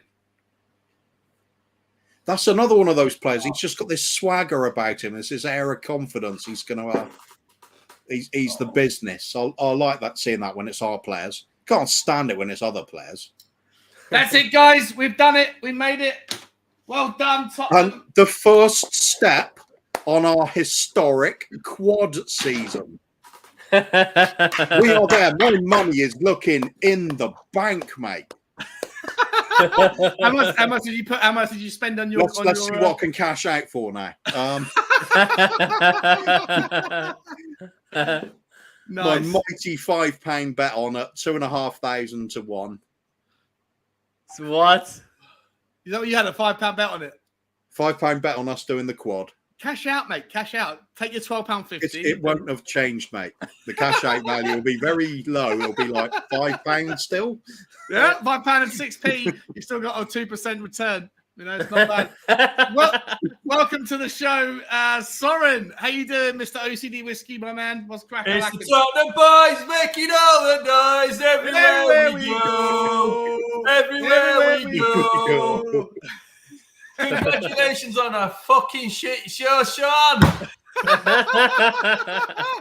Yeah, I'm going to rename this the channel from Spurs Talk Show to Spurs Shit Show. I think that's the only thing I've got to do. You know? No, I've got to say that's the best entertainment of a match I've ever had, commentary-wise. Oh, really? I'm glad. Cool, thank you. Yeah, you even missed the cess disallowed goal, didn't you? Yeah. Dude, Sean wants his little stats, doesn't he? Yeah, listen, I'm learning on the job. And today was one of those days when you walk away and you go, you're not quite ready, son. You're not ready. You need to go away, do some homework and figure it out. And look, it is what it is. hopefully you guys will stop by. Sometimes the worst shows are the best shows, Sean. That was entertaining, mate. Oh, I'm glad it was okay for you, man. Appreciate it. Yeah. What did you think about the game, buddy? What did you think about the game? Give us your thoughts. 4-1. What's there to say? Pierre-Emile Højbjerg had a great game, didn't he? Perfectly average, serviceable. I don't think any player really shone, but we did the job. These are the games we've been losing, so we've won a game that historically we probably have fucked up. So 3 points. I believe we're top of the league, aren't we? Right now we are, yeah. Right So now, if the season ended right now, thus far, we'd be top of the league. Been a 10 out of 10 season thus far. 100%. Buzzing, absolutely buzzing. The score outdoes the performance, but so what now? I'm not one of these that want a great performance, but happy to lose. The 3 points are the most important, and we've got off with a win. Phenomenal. I felt the performance was good. I think it was. It wasn't scintillating football, but I mean, I don't know how many chances we've created in the end. It must be getting like, is it over 20? Let's have a look. Let's get them up. It's got to be a lot. We were just peppering the goal at times.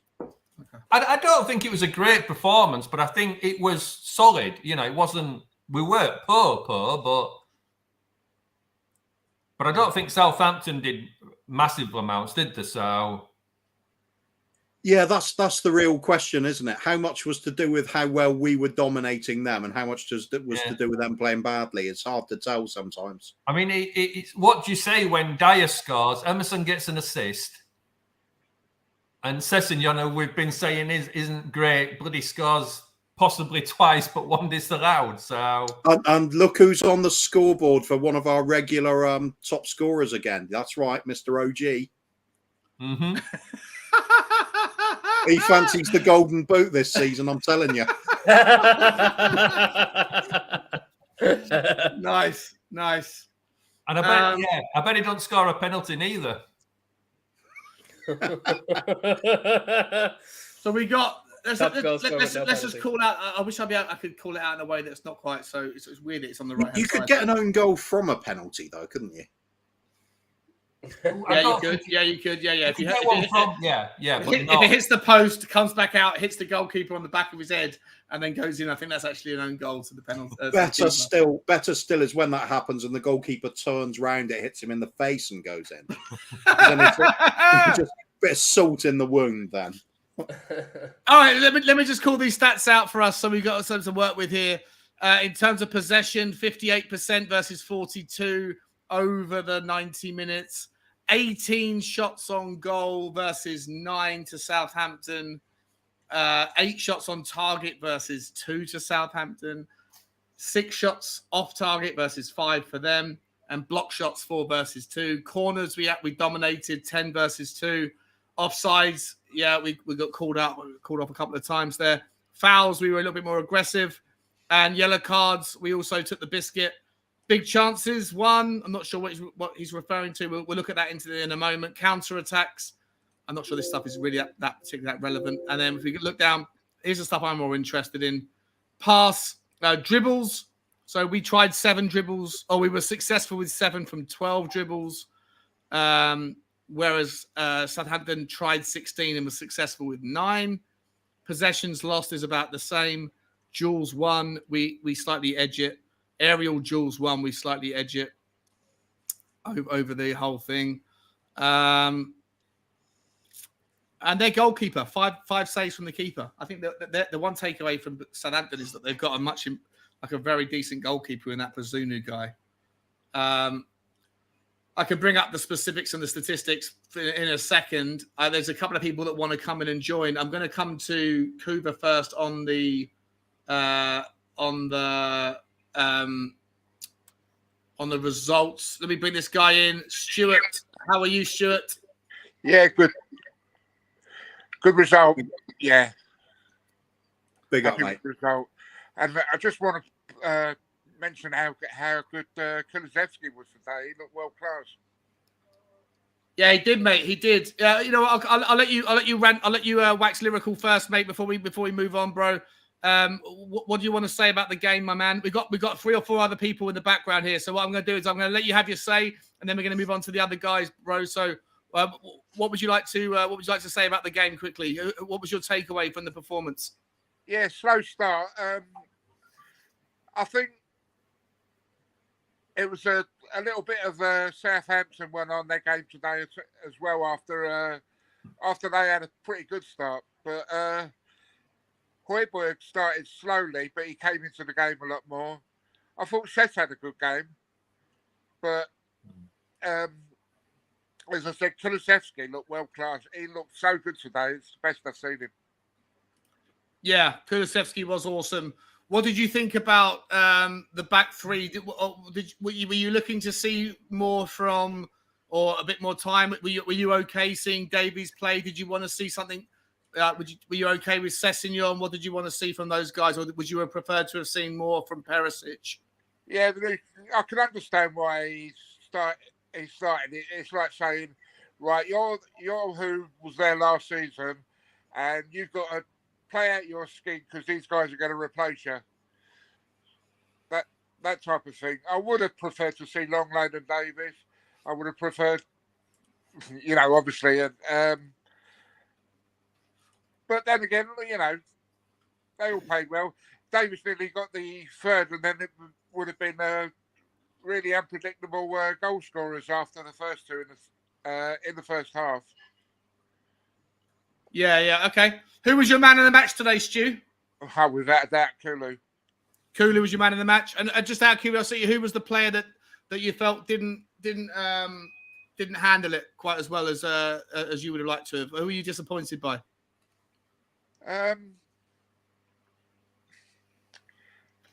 No one really. Højbjerg at the start, but he seemed to come into it a lot more.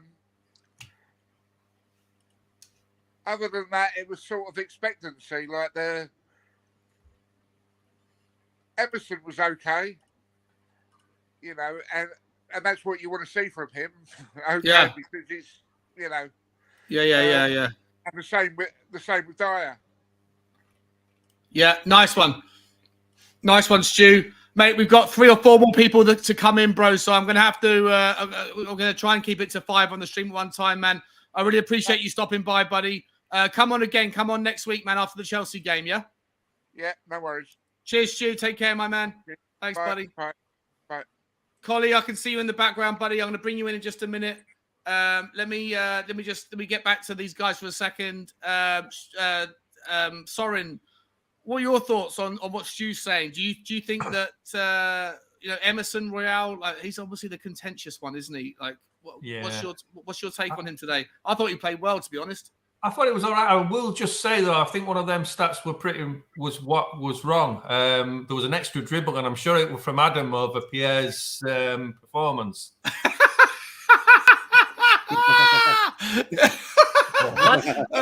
So good. It's so good. I think Emerson was okay. I don't think... We've said it so many times, his defensive side is a lot better than him going forward.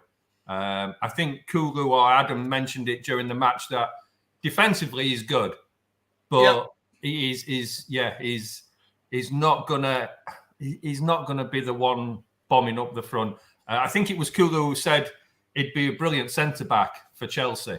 Spot on with that one probably. Put him on the Chelsea side and let us do it. But he was okay. I have been critical of Cess. I thought Sessegnon was pretty damn good today. Can't fault him for anything that he did. Kulu was good. Kane was poor. Kane was poor, wasn't he? Yeah. I don't think Son was that much better. We win 4-1, and none of our strikers score. So that's okay. That's a good thing, though, right? That's a good thing. That is a good thing. Yeah, I mean, you do wonder though if our front ones aren't getting on, and when we've got a 4-1 scoreline, then what were they doing? Because I mean, they didn't really seem to. I mean, Son had a couple of chances. Kane didn't really have that many chances, did he? So, he didn't seem to be where he needed to be half the time. Yeah. Yep. All right, mate. Let me stay there 1 second, Soren. Stay there, Coof. Stay there, Adam. I'm going to bring you guys in. I'm just going to bring in Colin now into the stream. Hi, Colin. How are you, my man? And also, before you say anything, Colin, Chris, I've seen you jump in. Chris Agomba, I've seen you jump in and jump out twice. Come back in, bro. Whenever you get a chance, I'm going to come to you next as well. I want to get the stream going. I want to get everyone's thoughts as well. So I've seen you drop in and drop out. But Colin, my man, how are you, buddy? I couldn't be better, right? I mean, what a first match of the season. Where do you want to take it? Where do you want to go with it, bro? Like, who was like? Were you excited by it? Were you? I mean, like you just said.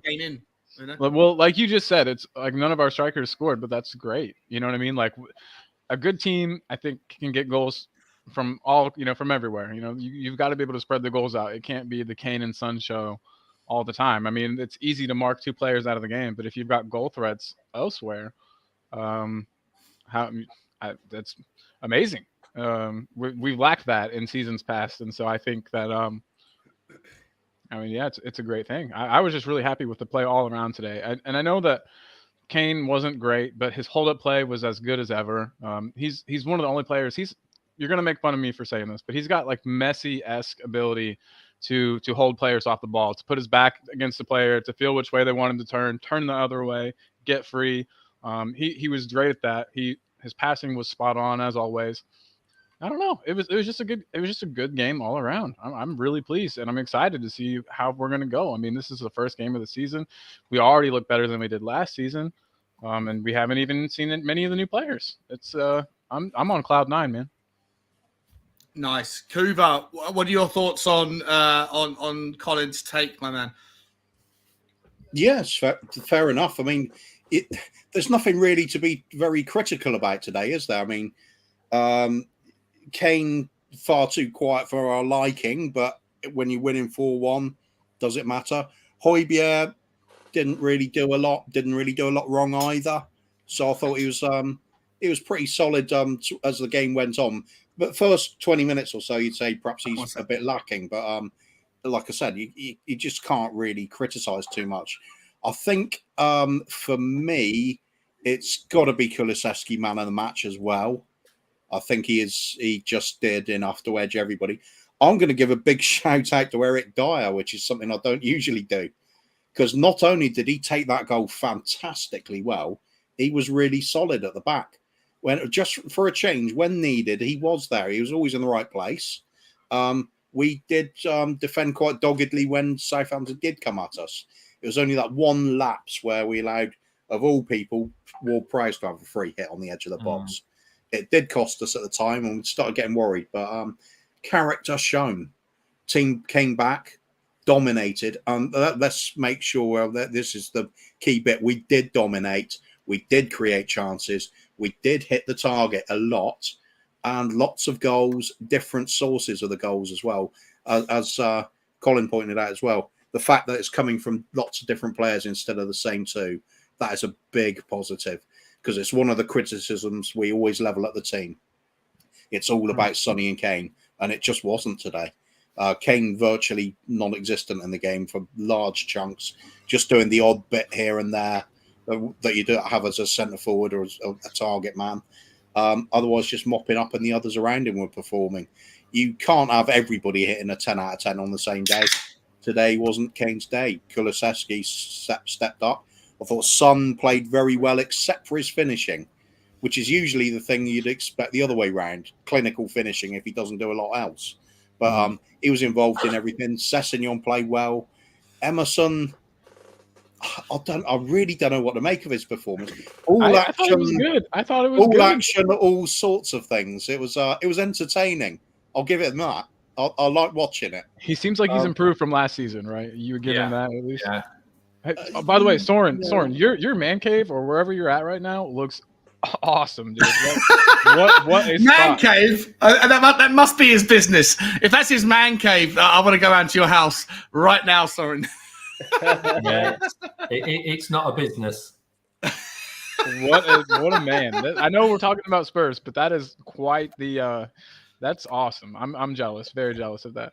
Superb. I think also the thing with Emerson. Sorry, getting back just to finish off on Emerson. Yeah.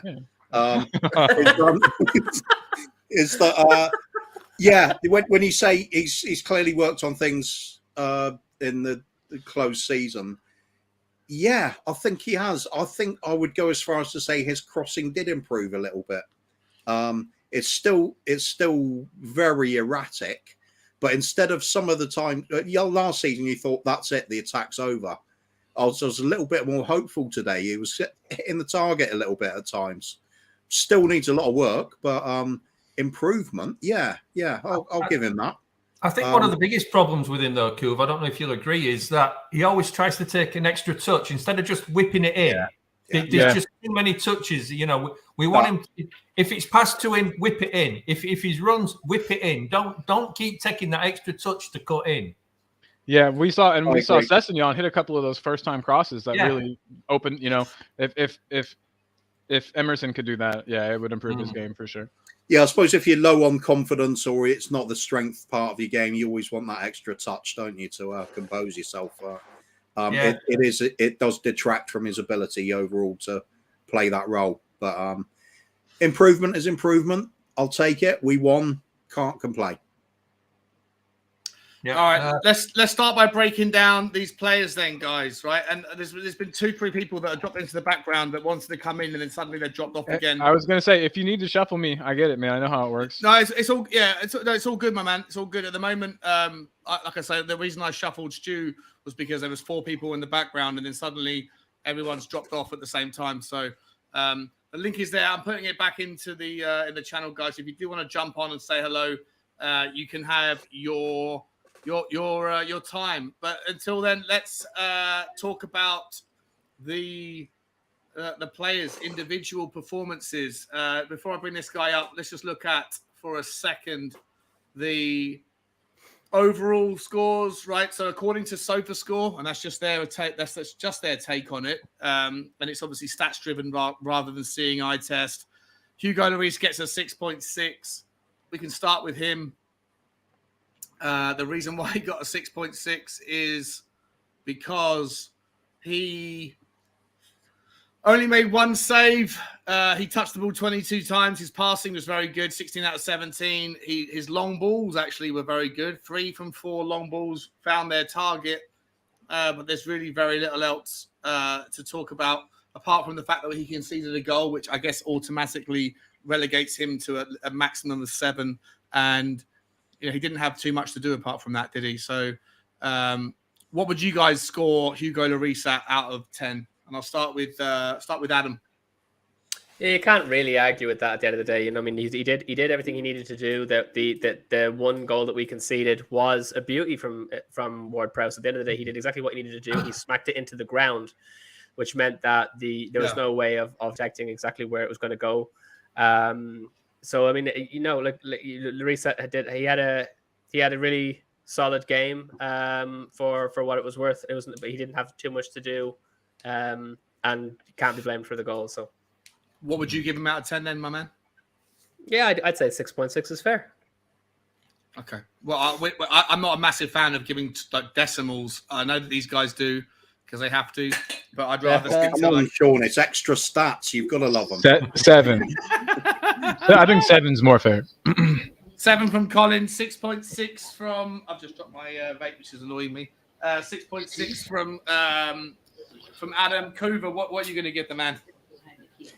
I'm gonna give him 6.673. I think. That's not that. When you don't do a lot as a goalkeeper, it's really hard to rate them. Then, isn't it? There's nothing he could do about the goal. Did he do anything wrong other than that? No. So perhaps it's 10 out of 10. Or is it 0 out of 10 because he didn't really have to do anything?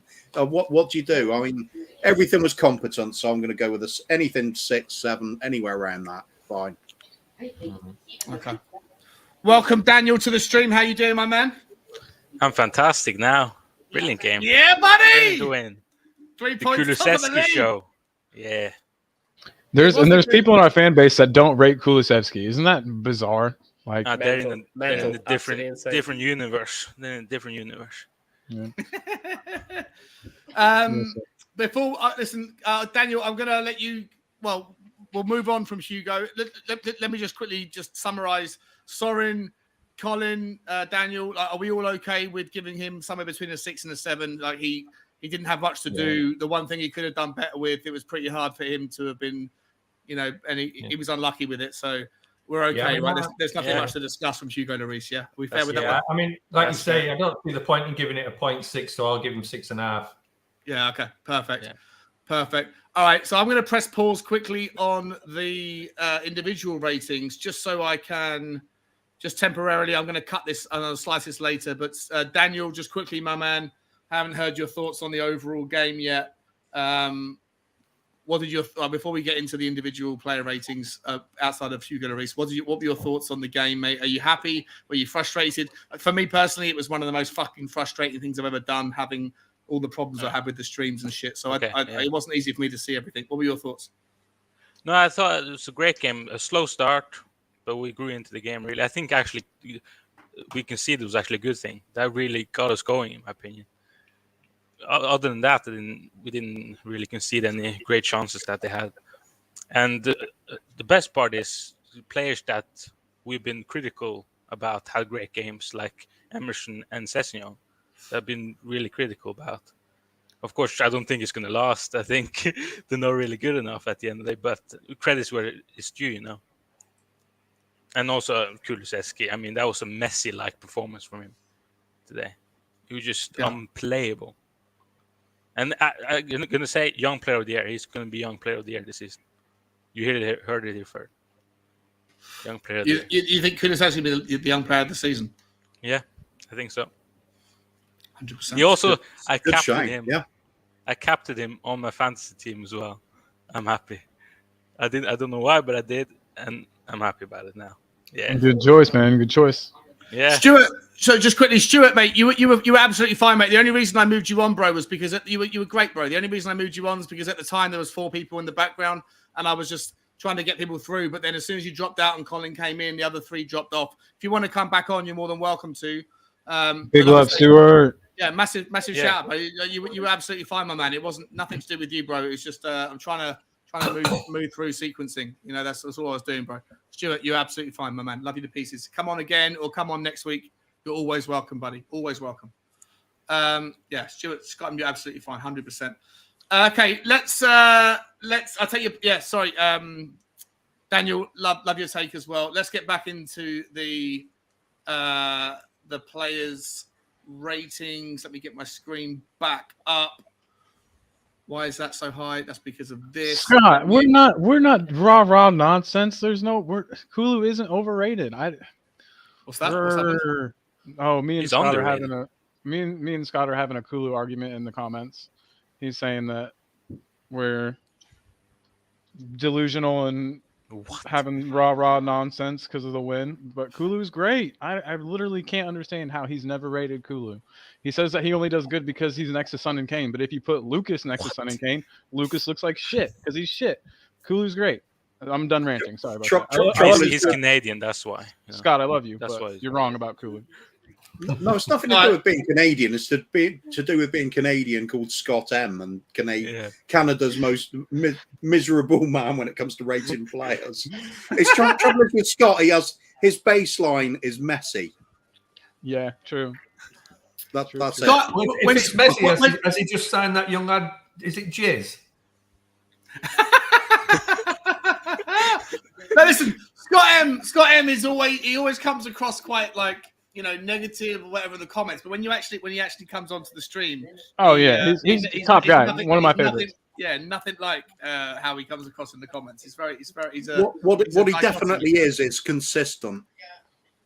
If he rates somebody as a world class player, he sticks with it. It's no flip flopping.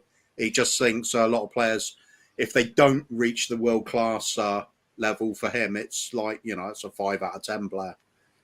For a lot of other people, it's a 7 out of 10. But it depends where you want to start your scale. His is he has very high standards to. Yeah, it's very high standards. Yeah, he does. And that's okay. That's okay to have high standards. I wonder why you support Spurs then, don't you? It's all good. It's all good. Ben So Davies, there's always guys. something to discuss.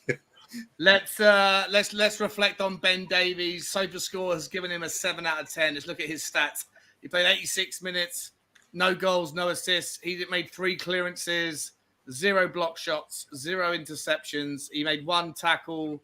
He wasn't dribbled past. In terms of ground duels, he participated in 3, only was the victor in 1 of them.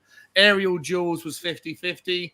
He lost the ball 11 times of the 79 times that he touched the ball. Don't let the high touches fool you. You know, as a centre-back in a Tottenham system, you're going to touch the ball significantly more than anybody else. But he only lost the ball 11 times. He fouled 1 person once. His passing, 87%. Look, that is above what you want. 85% is, from what I've gathered, 85% is the kind of benchmark for a centre-back in a back 3 who passes most of the time sideways. He did create a pass that led to a shot. I forget which one that was. His crosses were 50% accurate. Long balls, though, this is pretty startling. If he's pinging balls around that are above 30 to 45 meters in length, 5 out of 6 of them hit their destination, and he had a crack on target as well. Ben Davies has given him SofaScore's given him a 7. I would give him a 7. I thought he was fairly good. I'd actually go as far as to say, if we're going to go in half decimals, I'd say I thought he was very, very good today. He was, to me, the standout from the eye test. He's obviously not got anywhere near as high a score as Dyer, but we'll talk about that. Ben Davies, Kubi Groove, what are your thoughts on him, my man? I'd have given him an 8. I think he was very, very solid. When he went forward with purpose. The goal was nothing to do with him, really. He did have that long-range effort. He was getting forward when he could. Very solid all-round performance. Carrying on from where he left off last year, I think. No complaints about him at all. Okay, nice. Who's next on the list? Let's come to Adam. Yeah, I don't think he's. I certainly wouldn't go up as far as 8 simply for the fact that there was I don't think he stood out nearly as much as Dyer and Romero, and I don't think Dyer and Romero deserve more than an 8. I think at the start of the game, I was concerned because there was quite a number of wayward passes. Now, by the end of the game, obviously, you've seen that he's got an 87% pass success rate. That's great, which means that obviously, as we were saying, after the 20-minute mark, the game very much changed in Spurs' favor. We were playing like the team that we know that we're playing up to our full potential. Things turned around quite a lot, including Davis's performance. So I'm happy enough, but I would stick with a 7. Very solid. He's a really, really dependable centre back. Let's be honest. He can do. He's able to do his defensive duties, but he's also the one that is going to make more creative passes, make those runs. He did what he needed to do. Nothing that led to anything, but very, very solid. I would get a solid 7 performance. 7.5 if I'm being very generous. Nice. Soren? I don't want to agree with Adam, but I've got to do everything he's just said. Yeah, I mean, I think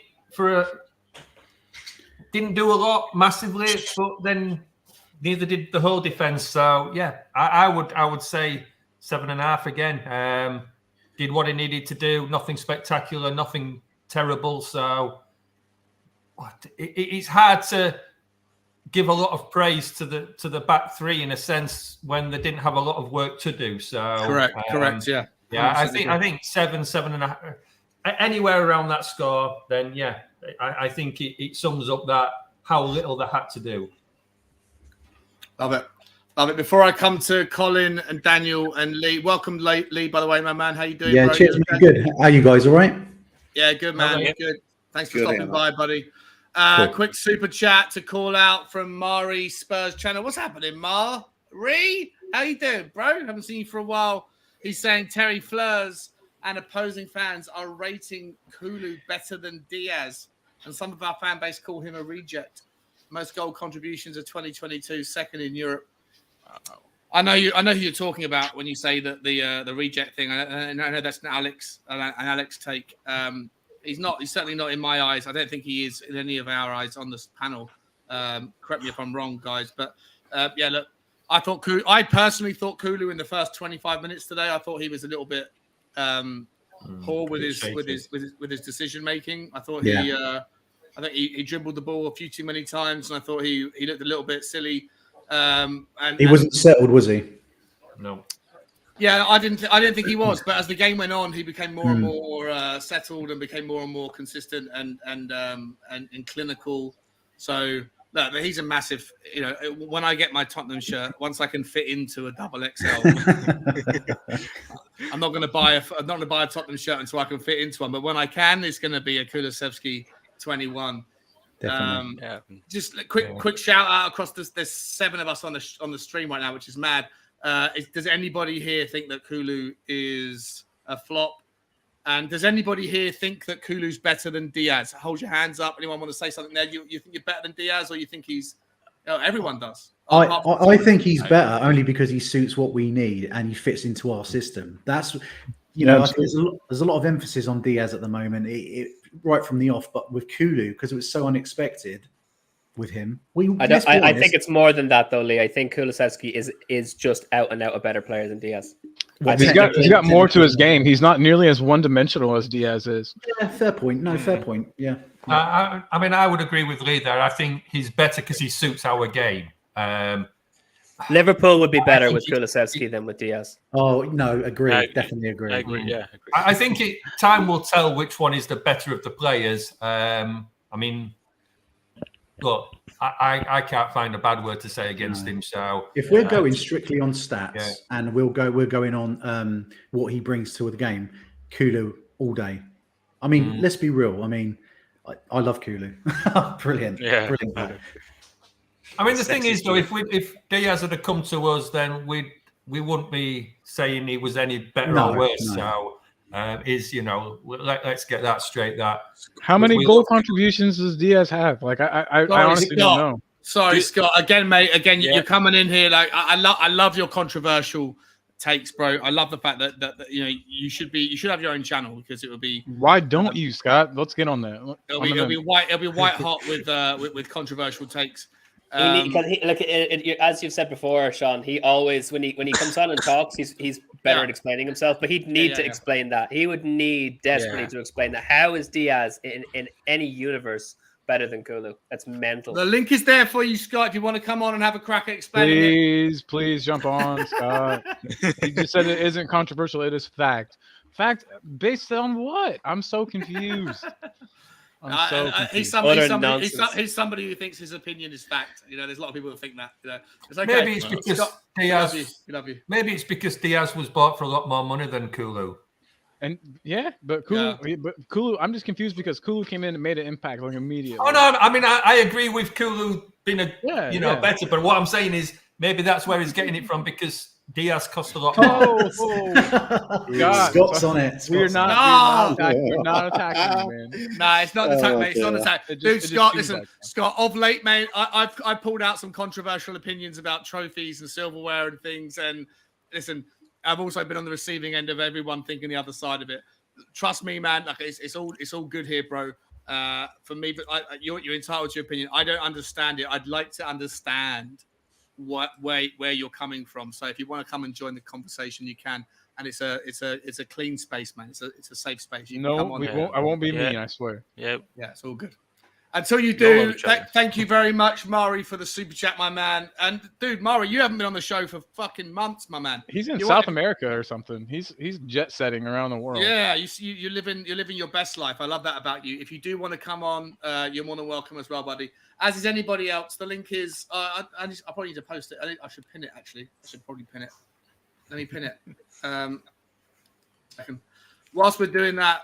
And guys, just so you know, if I do pin it and there's more people that come on, then I am going to have to ask a couple of you guys to drop off as we go through it. But come on and have your say. I am going to say though, thank you, Scott M, for supporting me. I done my first stream today, and it was did awful. It was dead. There was like 2 people in it, and Scott and Ellie popped in. Just give me the support, so I appreciate it. If Ellie's in the chat as well, thank you very much, and Scott.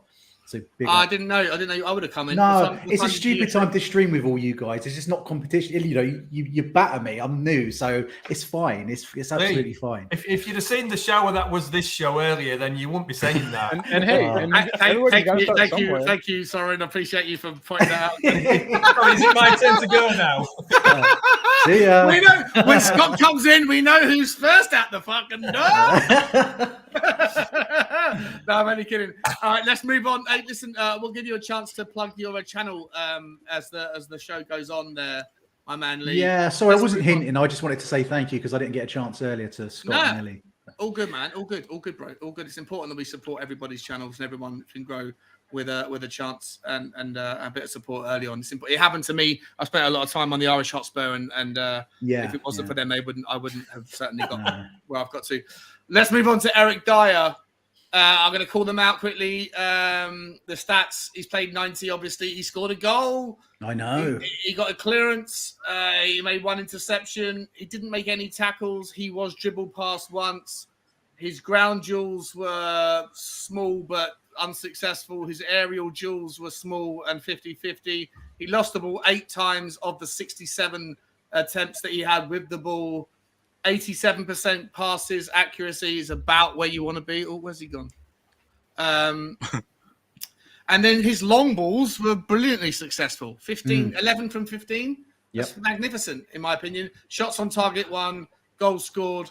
Look, he's got a 7.4, I'd imagine, because of the goal. But I'll start with you, Lee. We'll carry on from where we just finished off. What were your thoughts on him, my man? I thought he was pretty solid. Yeah, there was a few mistakes in that. Don't get me wrong. I'm not saying world class, but he done his job, what he was there to do. He done it better than what he would normally do. That was my opinion. I thought he was okay. He done what was required. And I was just, you should have seen my reaction when he got in with that sort of crouching diving header. I just couldn't believe it. I was like, Dyer getting into that space like that. Yeah. You know, I thought he done well. I mean, the stats prove it. All right, he lost the ball 8 times, but when doesn't he lose the ball? It's a given, isn't it? You know, or he turns his back. But yeah, I think I'd give him probably 6.5 today. Only a 6.5. Okay. Yeah. Okay. Yeah. Wow. He scored a goal. That immediately limits him to a minimum 6. You know? Adam, I'll come to you, mate, on this one first, and then I'll come to Daniel after that. Where do you want to go on Eric? I think Mari was trying to come in, but he's back in 2 minutes. I've just got a delivery. Okay, sorry, no worries. More wine. More wine. Give me some wine. Adam, Eric Dyer, what do you want to say? Eric Dyer is an for me. He didn't have an awful lot of work to do in the defense, so therefore you can't. You know, it's not as though there was this crazy exemplary defensive performance. There was enough. It was sufficient to prevent us from conceding any more than what we did. And again, that goal was certainly not his fault. So no defensive mistakes plus a goal. You know, the only reason that wasn't a 10 out of 10 performance is because he didn't show any exemplary defensive skill. There was nothing that required of him in that vein. So 8, maybe 8.5, because I mean, at the end of the day, he's not even the progressive center back. Do you know what I mean? Like if a Davis scores a goal, you expect it a lot more than you expect it of Dyer. If Romero scores a goal, you expect it more than you do of Dyer. So I'd even go 8.5. He was an absolutely top-notch performance, especially considering and it's one of those areas where I've got to hold my hands up and say, I wanted Dyer out of the club. Desperately. The only player I wanted out more than him was Winks. Dyer was definitely number 2 on the hit list, and now I wouldn't lose him. So, 8.5, absolutely fantastic. Okay, lovely. I'm going to come to Mari after this one. Mari, welcome to the stream, my man. It's been a while. Someone's phone or someone's clicking. I can hear lots of clicking and making weird noises. I'm going to come to Daniel first quickly just to handle the Eric Dyer thing. Then I'm going to come to you, Murray. Whoever's computer that is that's making those noises, please. It sounds like typing. Typing. Someone's typing something or whatever. Daniel, quickly, Eric Dyer, my man. someone's got to stop typing. Oh, and just mute people randomly and see who it is. Yeah. Okay. Daniel, what's your take on Eric Dyer, buddy? Yeah, it was a good performance today for him. Brilliant taking goal.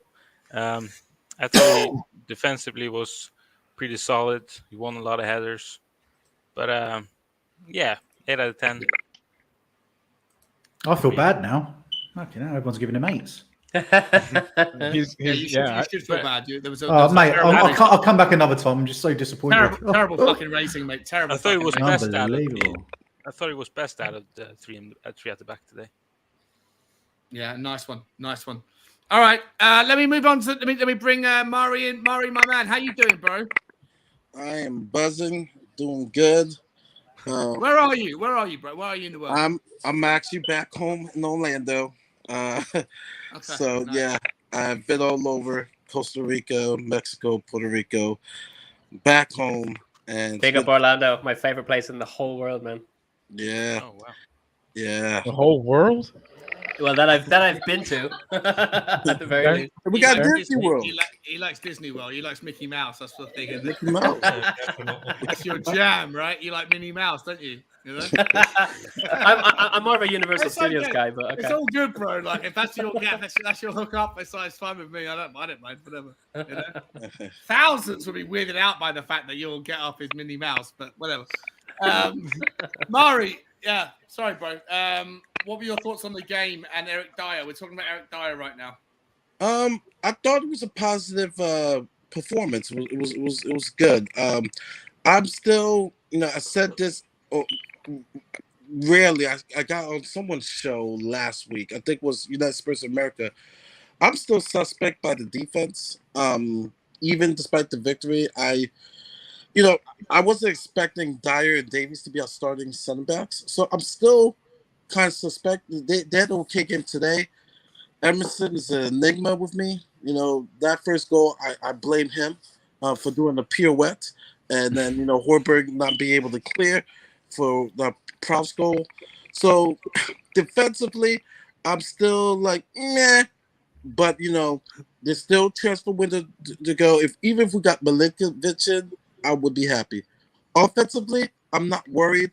I'm happy that we can score 4 goals, I bet, 1 own goal, and Kane and Son don't score. That is a good sign. I thought out of my 3 stars, number 1, of course, Kulusevski. I mean, he's getting the praises, but even before this game, from non-Spurs fans, which I still can't believe, and I would love for Scott to come on because I just don't know why. I don't know if it's ego or pride, but whatever. But I thought him, Sessegnon, who made Sessegnon was great, wasn't he? He was getting to the box. Yeah. I saw a confident play. If we could get that from him, I mean, it's amazing. Even the offside goal, just the calm. I'm like, damn. I'm like, he's on that cess pack. I don't know why he smoked today. But that was what I mean, and that's the player we bought. That's the player we were trying for whenever we got him. And that finish, that finished the offside one. What? It's perfect. Never. Right foot as well. Yeah. I didn't even see the disallowed goal. At what point was that? When did that happen in the game? Straight after halftime. Yeah. I didn't have the stream up. I wasn't watching the stream at that point. Was it Kane? He threw the ball through. Was it Kane put the ball through? Yeah.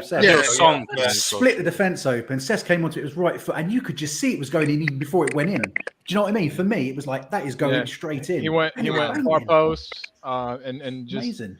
Just perfect placement. Keeper couldn't get on it. I thought he was the second star. And the third one, I don't think a lot of people are mentioning. Bentancur was amazing. He was all over the. Bentancur was solid. Bentancur was solid today. I was just like, man, this is great. But I will say this: you can see the difference. And Højbjerg. I didn't think Højbjerg. I know the ladies are gonna get mad. I thought Højbjerg was meh, but Basuma. The first interception he had, and we had that break where Kane tried to do a wonder goal. But you can really tell the difference of Basuma in those few seconds. So I think our midfield with that depth, I'm comfortable. Though I would like, Zaniolo to come in or anybody that could create. But overall, I thought this performance was good. There was some positives. You mentioned Dyer. Dyer, I thought that header goal was great. I think he was solid. I'll give him his props, but I still would like to get one or two more plays in before the window closed, and we could build on this going into Chelsea. I'm a little bit more confident going into Chelsea next week. Yeah. Okay. Yeah. Okay. Let me skip past. I'll give him his due just for a second because there's. We can talk about all these players for hours, and there's like 9 people on the stream. So, I'm going to come to. Let me just do this quickly. I'm gonna pick 2 people for each player to give them there, and then we can see what the rounding up is. Christian Romero. I'm going to start on this one with Lee, and I'm going to come to Kuva for second dibs on him. Christian Romero. The stats are there, right? He I don't know what you want. He got a 7 out of 10 according to SofaScore. 3 clearances, 1 interception, 1. He was dribbled past once. He didn't win the majority of ground duels. He did win the majority of aerial duels. He lost the ball 11 times for his 81 touches, which I think is the most in the team. And he was good with his long balls as well. What's your take on Romero? We haven't got to speak too much about him because there's better players to talk about. I think he done the job, but not as well as he could, as he usually does the job. He had a little bit of an off game for me today. He's still done well. Don't get me wrong. I'm not, I think the 6, 5, 7 is pretty fair. I would rate him that, but that's because it's Romero. I'm just giving him this. Actually, I'm going to give him 7 just for that tackle. That's what I'm giving him. That tackle was awful. It was the worst. It was awful. I loved it. Yeah, brilliant. Don't mess with him. I think he's just showing like, hey, dude, I've got big balls. He was bored. He was bored in the game, right? He's like, I got nothing to do. I got to chop someone down. So it's inevitable, isn't it? Those yellow cards add up, though. That's the only thing. I hate that we had 2 players get a yellow, 3 players get a yellow today. Well, didn't they check it? Didn't they check it? Yeah, checked it for a red. Yeah, that's what I thought. And I thought, shit, here we go. He's going. Basuma got one within the first 10 seconds. Yeah, that's a joke. That was weak. That was so weak. Yeah. Man, that made me. He tried his best to pull out of that tackle. There's going to be some collision. It's a contact sport. I don't know what everyone expects. I think the only thing to say about Christian though is just a monster, isn't it? Yeah, he is. It's that monster we've been waiting for a year or 2 now. He loves defending like Kane loves to score goals. He relishes going into those tackles. He always looks pissed off, doesn't he? It's like, what's going on here? Yeah. I'm going to go in for a kick or something because I'm bored shitless. Did you see him hop up instantly after that too and was like, what? Foul? No, me, no. Yeah. Protesting his innocence. Just, I don't know. He's the man. All right, so listen, I think it's easy to move on from Romero. I'll come to Kuva first on this one instead, and then I'll move down the line. As long as everyone's agreed, everyone's okay with giving Romero a 7, yeah? Are we all agreed on roughly generally a 7, give or take? Okay. Kuva, your one is Ryan Sessegnon. Read out the stats. I'm not going to read out the stats. You can read out the stats if you want to, or the stats are there for everyone to see. Talk how you thought Ryan Sessegnon played. I think this one deserves a bit of a conversation because I think he played pretty well. Yeah, for me, first half, absolutely outstanding. He was involved in everything going forward. Even when it took his goal well, really powerful header. He lost his man there. He actually showed his pace for a change. We're actually starting to see what he's about. There was more like the Fulham version of Ryan Sessegnon, which we've been missing. He looked confident going forward. He was involved in crosses, the passing, just general play. It was just excellent. Fully deserved his goal. Pity he didn't get another one. He could have had an assist as well. Or did he get an assist? I'm trying to think now. Probably not. But he was at it. This was a proper wing-back performance. And that is good news because I thought he would be one of the ones that would be making way for Perisic. And if he pulls in that sort of performance all of a sudden, this is a good problem for Conte to have. And it's good for us going forward. And I'd look forward to him picking up each one of those 4 trophies at the end of the season. I mean, but let me call it out, and I'll come to you next. Who haven't spoken to you for a while? Let's go to Daniel. I'll come to you first, mate. On the stats, right? He's a wing back. He's supposed to be someone who can cross the ball. He crossed the ball 4 times and never once did it find its intended delivery. With long balls, he tried to span the ball across the pitch twice. Didn't find its destination ever. He touched the ball 58 times. He gave the ball away 15, which is 26% of the time. He didn't have to give the ball away. He did.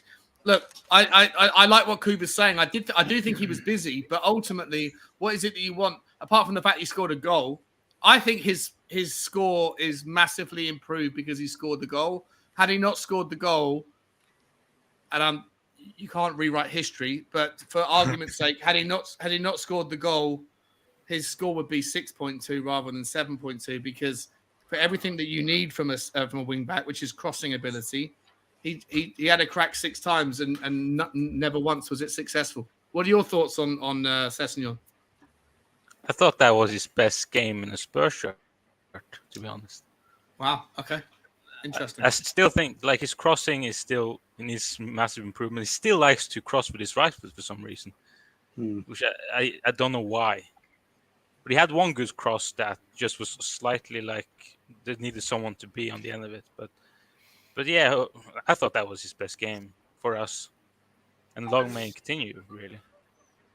Yeah, I think his crossing it does definitely need work, but the fact that he was actually attempting to do it more now was a big positive because there were games last season, especially when he wouldn't even try. He'd just stop and then pass the ball sideways or backwards. He had no confidence.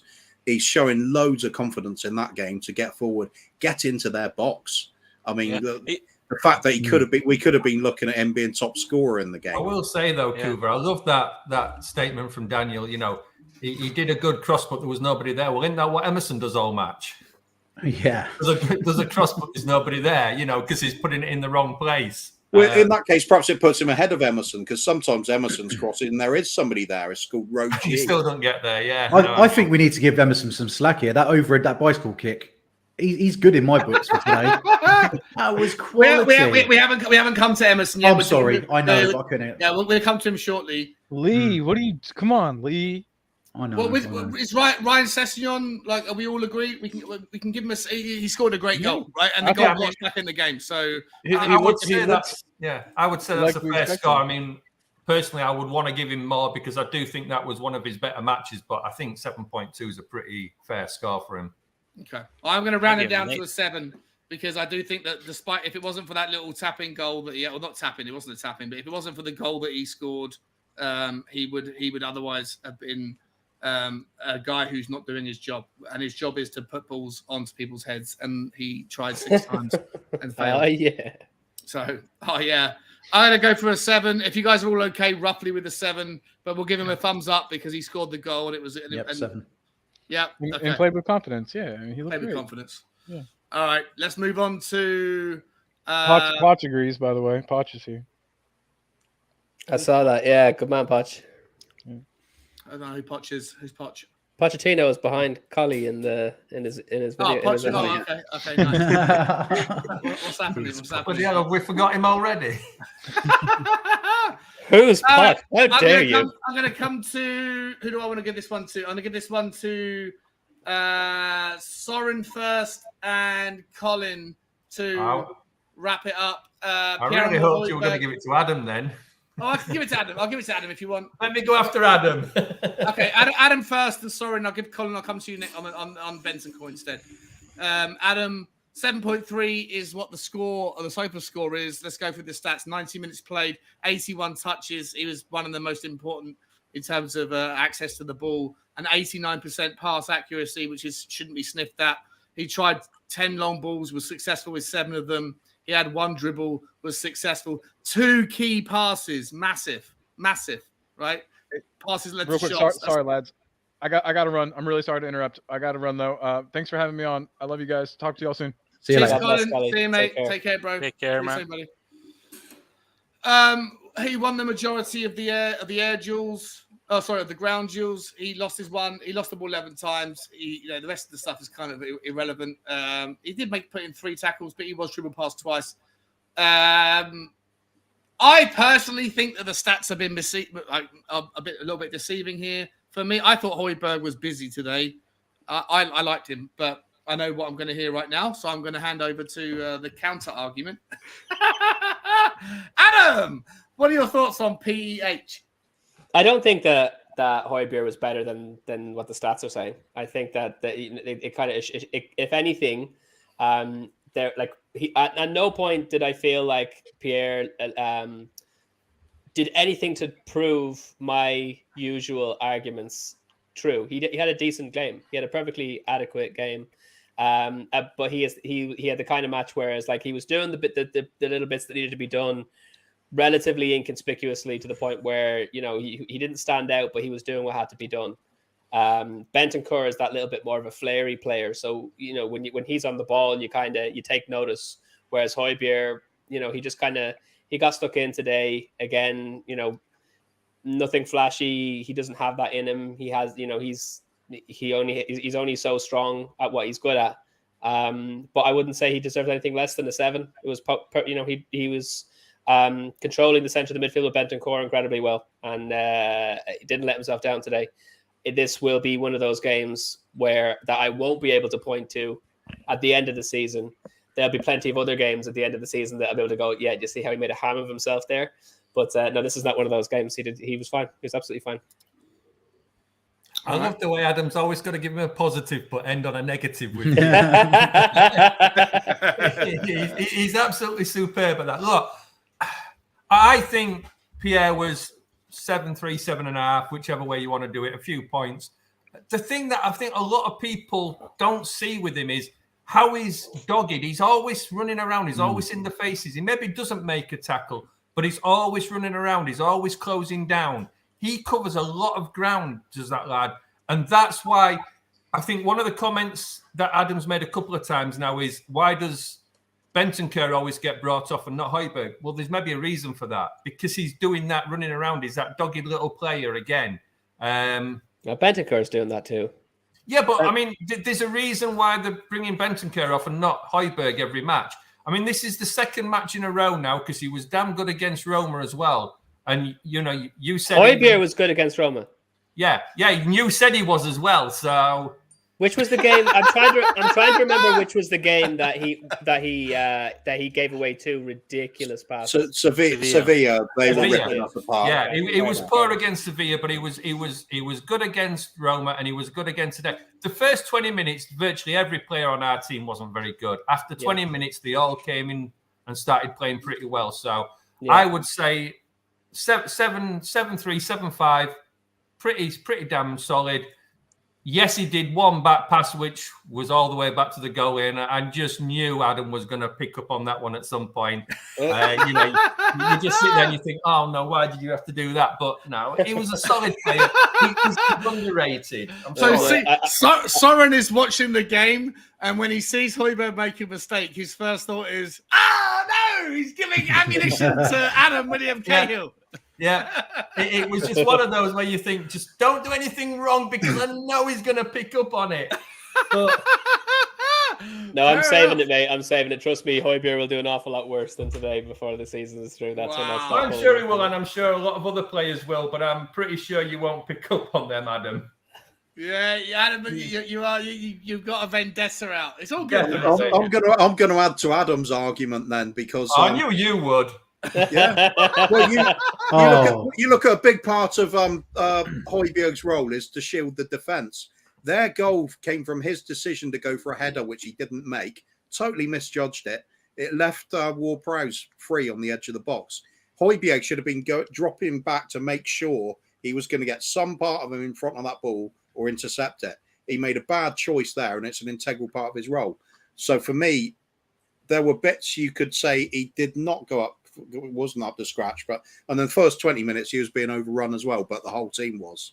But it wasn't all good, but he did improve after that, and he did shut up shop then. So credit where it's due, but also point out the flaws when they're there. I think. Yeah, man of the match for this conversation, this dude. I think the only thing, whenever we talk about Højbjerg, I've just got to big him up because I just know Adam won't. So I'm with you, sorry. he's probably the worst player in the team, but I'm never going to admit that. I'm gonna clip that one thing and just have it on repeat one day. It's not Emerson, is it though? Come on. Absolutely love it. All right, let's move on to Rodrigo Bentancur. We're going to come to the bottom two guys, Daniel and Lee, for this one. Start with you, Lee, Daniel. Sorry. Okay. Sure. Yeah, look, I mean, take it where you want. Look, he had a 90% pass accuracy, very good with his long balls. Crosses didn't happen. Dribble attempts, he dribbled the ball brilliantly well. He won literally 85% of his ground duels. He only gave the ball away 7. What's that? That's 90%. Oh, sorry, 80. 10% of the time he gave the ball away. He was tackling. I thought Bentancur had a really good game. I think Bentancur had a really good game. Let me know what your thoughts were. That was just a classic Bentancur performance. Casual, cool in midfield. Nothing to really point out there any bad. So, but do you think he deserves, like, if Højbjerg got 7.3 according to SofaScore and Bentancur got 7.4, they're saying that he edged it. But to me, I think that there was a decent half a point, maybe even a point difference between the two. Yeah, I think Rodrigo is an 8 at least. An 8. Yeah. Yeah. So. Okay. Yeah, I agree. Not much to say there. Just really good performance. And Lee, what about you, mate, on Bentancur? I'm not even going to hold back. A solid 8 for me. It's different when he's on the pitch. When we've got him on, and he's got that ball, he just knows what to do with it. He knows where to play it. He knows what to do in tight situations. How many times? I mean, he done it again today. He was going towards his box, and he turned in the box and came back out and just made him look stupid again. For me, solid 8, and I'd go with man of the match for me over Kulusevski. A man of the match for me. Yeah. Well, definite contender. Yeah. SofaScore thinks that there's 2 players ahead of him before you even get to Kulusevski. Wow. And if we can all agree that Bentancur was something like a 7 or an 8, but if we can all agree it was an 8, then we need to move on very quickly to this guy. I was going to say very, very quickly on Bentancur. I thought he was dictating the game. Yes. He was controlling the tempo of it. He was calm, composed throughout, always in the right place. Even when defensively getting into the box and winning some headers, he was everywhere he should have been. Ran the show for me. So I can see why Lee would go for him for man of the match. He's right up there. What about Emerson Royale? Adam, I'm going to come to you, mate. I know you've got to leave in a couple of minutes, so I'm going to let you have your last say on Emerson, and then I'll also let you to jump off and say thank you so much for coming on. Awesome as always. Emerson Royale, SofaScore's given him a 7.9. You can read out the stats if you want. I find it's interesting that it says he got 1 assist. The fantasy football league says he has 2, so I can't remember exactly. The own goals. Kulusevski was the only natural assist. But I don't know. He did one for the own goal, didn't he? Yeah. Wasn't it in that cross for that? I guess. Yeah. So the fantasy league football has given him the assist for the own goal. No, look, I think that is. I would agree. I would say the same thing. Sorry about Emerson that Daniel said about Sessegnon. I think that's probably Emerson's best performance in a Spurs jersey. He was doing everything he needed to do defensively. He was making himself known in the attack. He was, again, his crosses are abysmal, but the short passes are what led to an awful lot of their creativity. And like I said at the very, very beginning of the game, what we saw today was the forward wingers doing all of the crossing and defensive players somehow getting in and getting narrow and being mischievous. And that Emerson's style of play was a lot more pumped up in that scenario, because when he's coming in and he's just doing those little passes and he's doing a little bit of skill and he's doing a little bit of trickery and whatever that the Brazilians tend to do, it allowed him to shine. And so I think that if if it's possible for him to continue to play like that and not cost us because he's not also crossing the balls in. If Kulusevski is going to be the one out on the right crossing when we need it, and Emerson cuts in, if that works for us, I'd be delighted to see him continue to do it. As much as we would all prefer to see him get better at the crosses. But either way, very, very solid game from him. You can't knock him. You really can't outside of the inability to cross a ball, but didn't need it on this occasion. So it's really solid. But like 7.9 is probably fair. I wouldn't go so far as to give him an 8. So 7.9. Yeah. Wow, you mean bastard. Adam, mate, I know you got to go, my man. Thank you so much for stopping by, bro. You're absolute legend. Is there anyone you want me to plug? Anything you want to plug? No, as usual, just anyone wants to check me out. I'm at Adam William Cahill on Instagram, and then at Wildstag Media on all the different social media machines. So I am planning on kind of doing a few extra things with my business in the coming weeks and months in terms of just self-promotion and stuff like that. So if you're into movies, you're into media content creation, stuff like that. If you think you even need someone to help you out with stuff, check out Wildstag Media on the different social media machines, and we can see if we can work on something or just keep an eye on what I'm doing. Legend, Adam, mate. Thank you so much, my man. I'll speak to you afterwards, but I'll speak to you later on tonight. I really appreciate you stopping by. Bye. See you soon. No worries. Have a good one, guys. God bless. Take care. See you, mate. Take care, Adam. All right, let's move on. Anyone else want to have a different take on Emerson Royale? Yeah, I just want to say I think 7.9 is too high for him. Most of the 13 possessions lost were in the attacking third. If I'm pretty sure I'm right on that one, I would have said it was better. I don't think he was a 7.9 though. I would drop him down to about a 7.3, 7.4 at the maximum. But if you're going to give it a round number, you give him a 7, would you? 7 then, yeah. 7 because he was better. I've got to admit that. But a lot of that possession lost was in critical areas. Yeah. Okay. Yeah, I agree there. Same. I think the some of the things he was doing, you think, that he's getting there. It's like a bit of an improvement. And then he does an absolute clanger to go with it, and you think that is just a terrible bit of play. I've mentioned it in the first half. There was one point where he's going up the wing along with Kulusevski. Kulusevski is just inside him, and he plays the ball out to Emerson, and Emerson plays it straight back behind Kulusevski. Now, if it wasn't for the fact that the Southampton player then fouled Royale, it would have been a Southampton attack launch from that counter-attack with 2 players taken out of the game, just from a 5-yard pass that he puts in the wrong place, wildly the wrong place. And it's still in his game. There's bad mistakes and a lot of absolute rubbish to go with the bits that he does do well. Yeah. Really funny on his stats is the thing he usually gets praised for, heading the football, when he didn't do any aerial challenges at all. He's the most bizarre footballer I've ever seen in my life. Yeah. I was just going to say quickly, sorry, Sean, just quickly.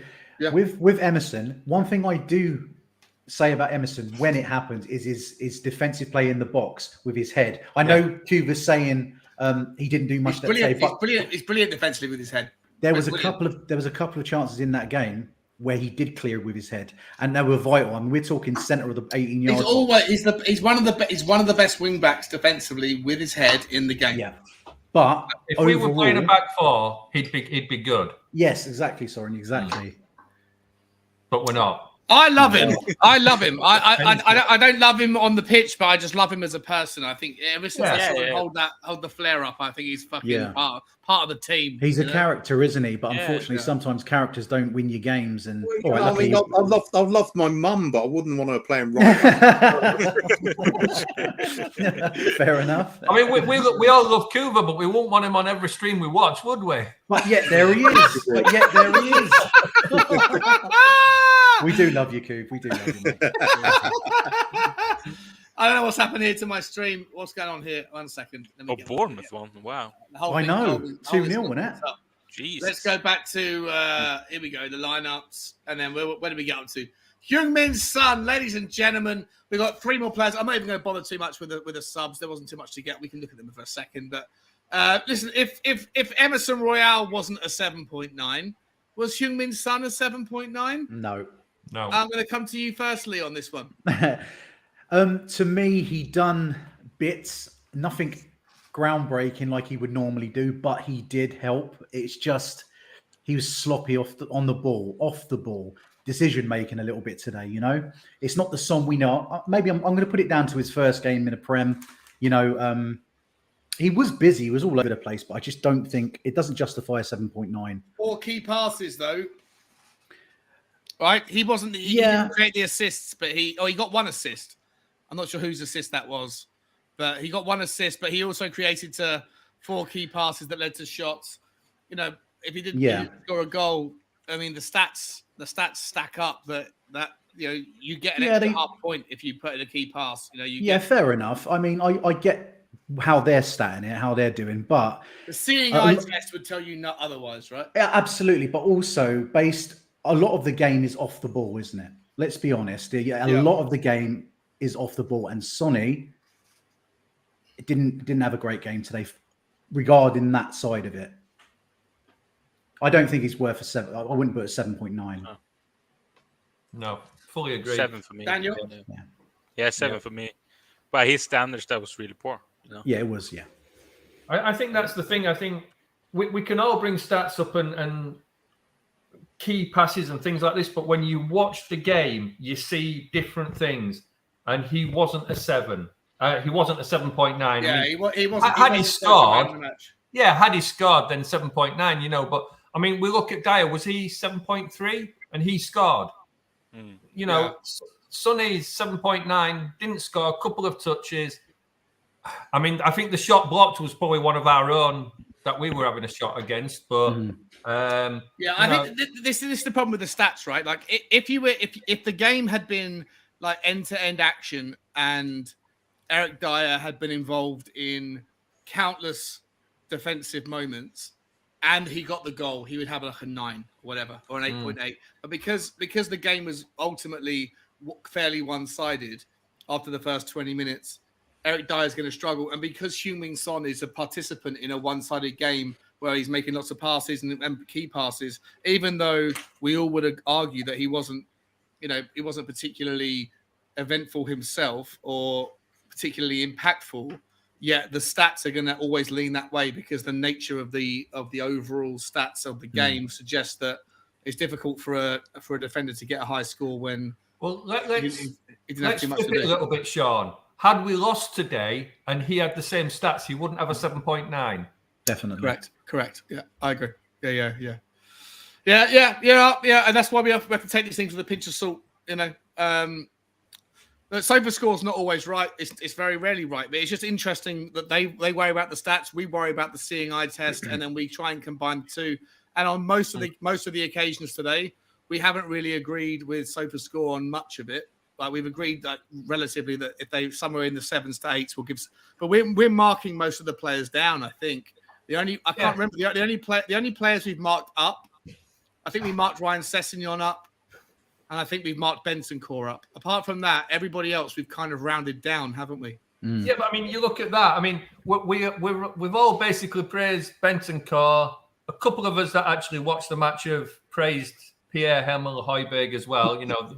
I know Kuva didn't really see it and Adam didn't watch it properly, but how do they get a 7.3 and a 7.4 and Sonny gets a 7.9? 7.9, yeah, 100%. And that's just because the Sofa score has just got a formula. Yeah. It's an algorithm. I mean, I think Sonny was a lot more involved in the game. But when you look at the positions and the jobs they've got to do, Højbjerg and Bentancur did a far better job in their terms of what they're meant to be doing than Sonny did as a striker.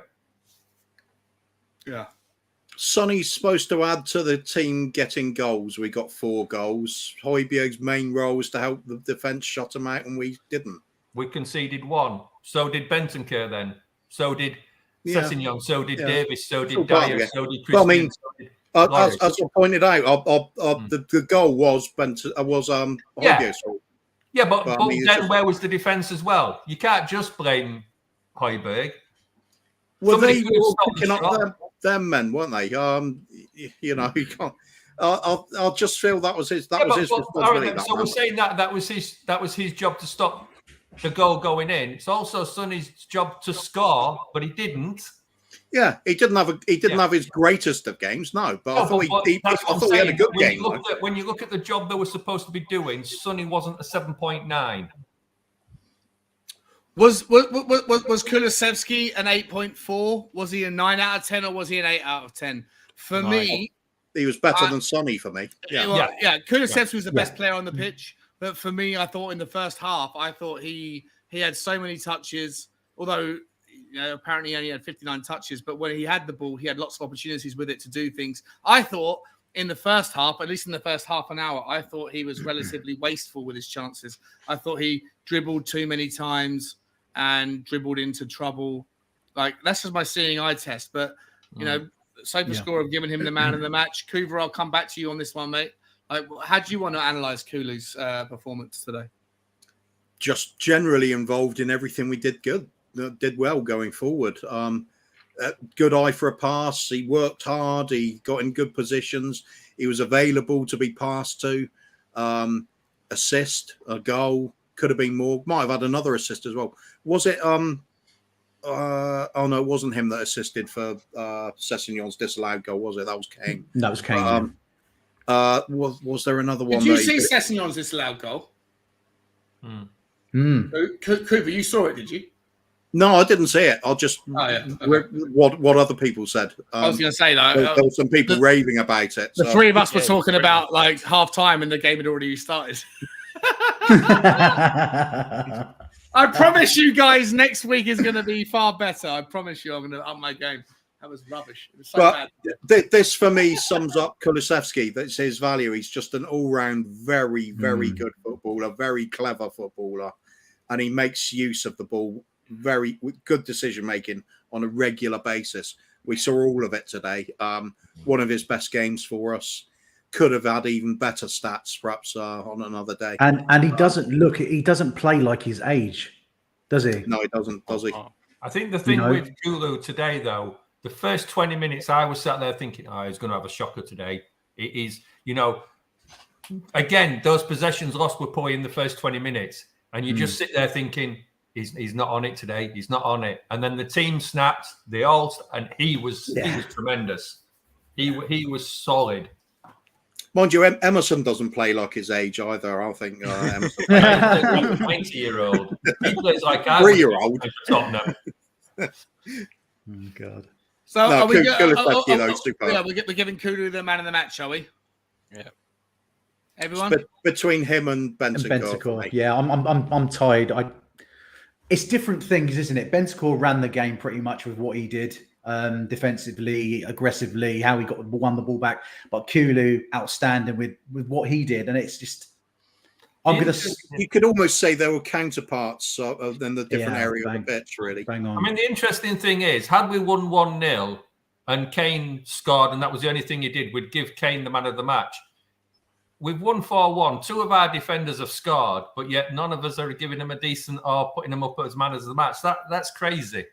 Yeah. Yeah, I think it's a lot. To be fair, especially with the scores that the SofaScore and any other pundits give it, it's a lot biased. I think. To be fair, I mean, Kane could have a stinker, score one goal, and then become man of the match, like you said. That's what. Yeah. Like you're referring to, but. No. To be entirely honest, guys, like I don't even remember half of the game. Like I was so concerned about the fact that the timer, I'm going to say, weren't you setting the clock half the game? Me setting the clock half the game. We worried about that. We worried about like which channel was going to be the right minute. I don't actually remember much of the game. I'm going to have to go and watch it. You're forgiven, Sean. You were stressed about making sure the incest ponies had a good view of the. Yeah. All right, let's wrap this up. I'm not going to go any further. Harry Kane, 6.7. I think they've been generous. I think if we've been giving 7 and 8s out to these players, I think for me, Harry Kane needs to drop down to a 5. Yeah, if I'm being harsh, a 5 or maybe even a 6. No, I think a 5 is probably the better. I think the worrying thing on there again, though, is if you look at the possession heat map, it's all outside the box again. There's a couple Absolutely. inside the box, and it's all outside the box again. You know, nowhere. Yeah, he was completely. Yeah. And look, he attempted 6 ground duels, 1-0. He was involved in 2 aerial duels, won one of them. He was fouled once. He made a couple of clearances. I know he did that. His pass accuracy 73%, well below what we expect from him. I don't know how he's got a 6.7. I think the thing with Harry, 2 shots on target, but that's about it. The thing with Harry is he's so good. When he has a poor performance like that, we are so critical.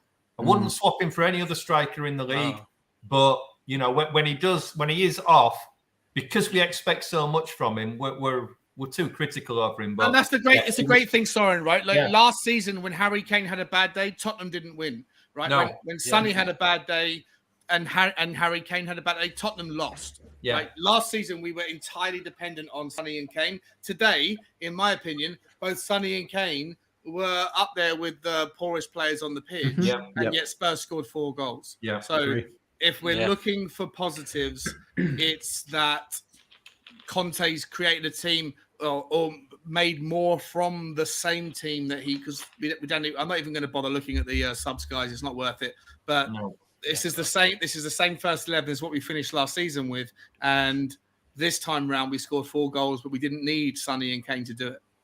And that has to be the takeaway from the. That's the biggest positive of the game, Absolutely, and that's what Conte has always wanted is across the team. You rely on 2 players. Well, that cut off for me. That looked a bit funny. That camera. But yeah, it was really weird. I can put it back. No, it's cool. No, it just like fuzzed. It was like disconnection. The thing is, though, you know, all last year and the year before, everybody's gone on about, without Kane, you're nothing. Well, if this is the way we're going to go forward, that argument's just thrown out the ballpark already. And we've got Basuma, and we've got Perisic, who's probably going to start most matches when he's back. You know, I just got and possibly another 1 or 2 players, fingers crossed, coming in. I tell you what, I'm so honestly, I've got chills going down my back because of it. I'm just so excited. I do think one thing before you do end though, Sean, today, you really need to put the league table up. Is there even a league table? Is there even a league table? There must be. There is. Let's have a look. Sky Sports. Let me go to skysports.com. Let's have a look. Football. And there'll be a pretty little bird on top.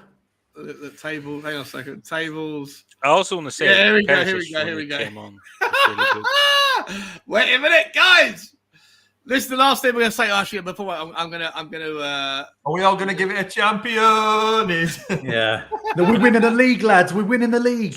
Top of the league, undefeated in all the cups. Top of the league. We're having a laugh. Top of the league. The Arsenal fans will watch this back or watch it, and they'll go, "Oh, look at them getting carried away. They're going to win. They think they'll win the league." Good try, Gooners, but not good enough, is it? I mean, they're used to that site now anyway. So. Goal difference matters, guys. Goal difference matters. We got a GD of 3. It's been superb. Ladies and gentlemen, listen, we've had generally about 60 people that have stayed true to the show throughout. Normally we have about 150. Obviously, look, it's my bad. The whole setup today was a fucking shit show. I really apologize. I'm very grateful for everyone that's hung around and been a part of it. I promise you that it's going to get far better as we go along for the season. Coover, man, thank you so much for coming on, my man. Is there a channel you want me to plug? I think I know what's coming up this evening, right? So should I get the plug up? Absolutely. Bob Spur TV all the way. In the wall, bit of craziness, bit of adult humor orientated show just to wind down after a long week. And still raising the last part of Bob's fundraiser for the NHS. All funds going to Princess Alexandra Hospital in Harlow. Big up to the NHS. Getting close to raising $3,000 for them, and if whatever he does raise by the cutoff point, which I believe is the 15th of August, will get doubled before handing the check over to the hospital. So it's amazing. Great bit of thing. He only wanted to raise £500, so it's been amazing. Yeah. Big up to Kuba. Thank you so much for coming on, my man. Get over everybody to the Bob Spur TV in a few hours' time. Mate, Kuba, thank you so much, man. I know you obviously you were in pain this morning. and you're on the medication and stuff. So I really appreciate you stopping by and helping me, even though, like I say, painkillers and the day just flies by. Especially when it's a fucking shit show at Casa Sean Butler. It was great. And he ain't got fucking perfect YouTube as far as I'm concerned. Nah, I'm upset with myself. It wasn't good enough. I'll be better next time. Soren, my man, thank you so much, bro. Do you have anything you want me to plug for you? No, all I want to say is, had my mouse worked and I could have clicked off the show earlier, I would have done. But I'm going to have to watch that back now. I'm going to have to watch that back because I've missed it all. I haven't stayed through choice, but no, seriously, brilliant show, Sean. I loved every minute of it. And big up to Bob as well. You know, I didn't really know the full story behind it, but the more I'm hearing, big up to him. Lauren, do you have their number yet? I know because they want you to go. I've messaged Bob because I watched him this morning. I've messaged him on Twitter and sent details through. So if he's watching this, he'll see it eventually. But if not, pass it on. Yeah. Well, I'm happy to hand over the number. I just want to make sure that was all good because I know they want to have you on as well, mate. Sorry, massive appreciation for coming on. Massive Kuba thanks as well. for letting me on. Daniel, do you have a channel, my man? No, I don't have a channel, but if people are really interested, you can find me on Pornhub on Mondays at 5 o'clock. I thought you were on Tuesdays, Daniel. You changed. You used to be a Wednesday guy. Now you're Monday. I can't do Mondays, man. I got my thing, you know. No, just watching Daniel on a Tuesday night. Yeah, I was going to say he's definitely a Tuesday because that's what going up and down. No, just joking about Daniel on a Tuesday night. Pornhub used to be fucking shite. I'm going to say, Daniel, can't you do it on a Thursday? Then we'll have something decent to watch. I gotta call the office, but anyway, no. I love it. Cheers, Daniel. Thank you so much. Yeah. And Lee, my man. I'm not sure I've got your link up. What's the channel called? Total Spurs, isn't it? It's in my name. So Lee at Total Spurs TV. It's a brand new channel. I'm on Twitter as well with the same handle. I've got a little bit of content. I've done my first watch along today, but nothing major up there at the moment. But yeah, if people are interested and they want another Spurs channel to follow, give us a follow. That'd be great. Please, guys. I know there's not that many. Normally, Lee, there's loads more people that are watching. But as of my shit show today, it's not been a successful stream. But I'll make sure I'll do better to get more people to watch. But guys, if you haven't already, please, if there's 50 people still watching, hit that link, get over there and hit the subscribe button to Lee's show, Total Spurs. Thank you, mate. Thank you. Appreciate you, Lee. Appreciate also gracias even to Mari Love Lounge for coming on, to Stuart for popping on, for Adam for coming on, and who was the other guy? Who else was on the show? Who else am I forgetting? There was somebody else who dropped off. Oh, did you do the guy from Orlando? I can't remember his name. Mari. No, there was somebody else. No. Somebody else. Anyway, I appreciate all you guys coming on. I also want to say a massive shout out to Love Music. Thank you so much for the 3 donations, to Mari as well, and to the Queen Ellie for the massive one. I appreciate you guys. Obviously, guys, unfortunately, we didn't hit 200 likes, so there was no giveaway tool to do today. But we'll do better next time. I promise you, as of Saturday for the Chelsea game, you're going to have the best graphics, all the scoreboards. It's all going to be done. It's all going to be synced up. It's going to be seamless. I apologize for the shit show today. I don't know what happened. I was expecting better from my system. I love you all. Thank you all. Come on, you Spurs. We won. We're top of the fucking league. Of course. We got top of the league. Love you all. Cheers, fellas. And as always, guys, as always,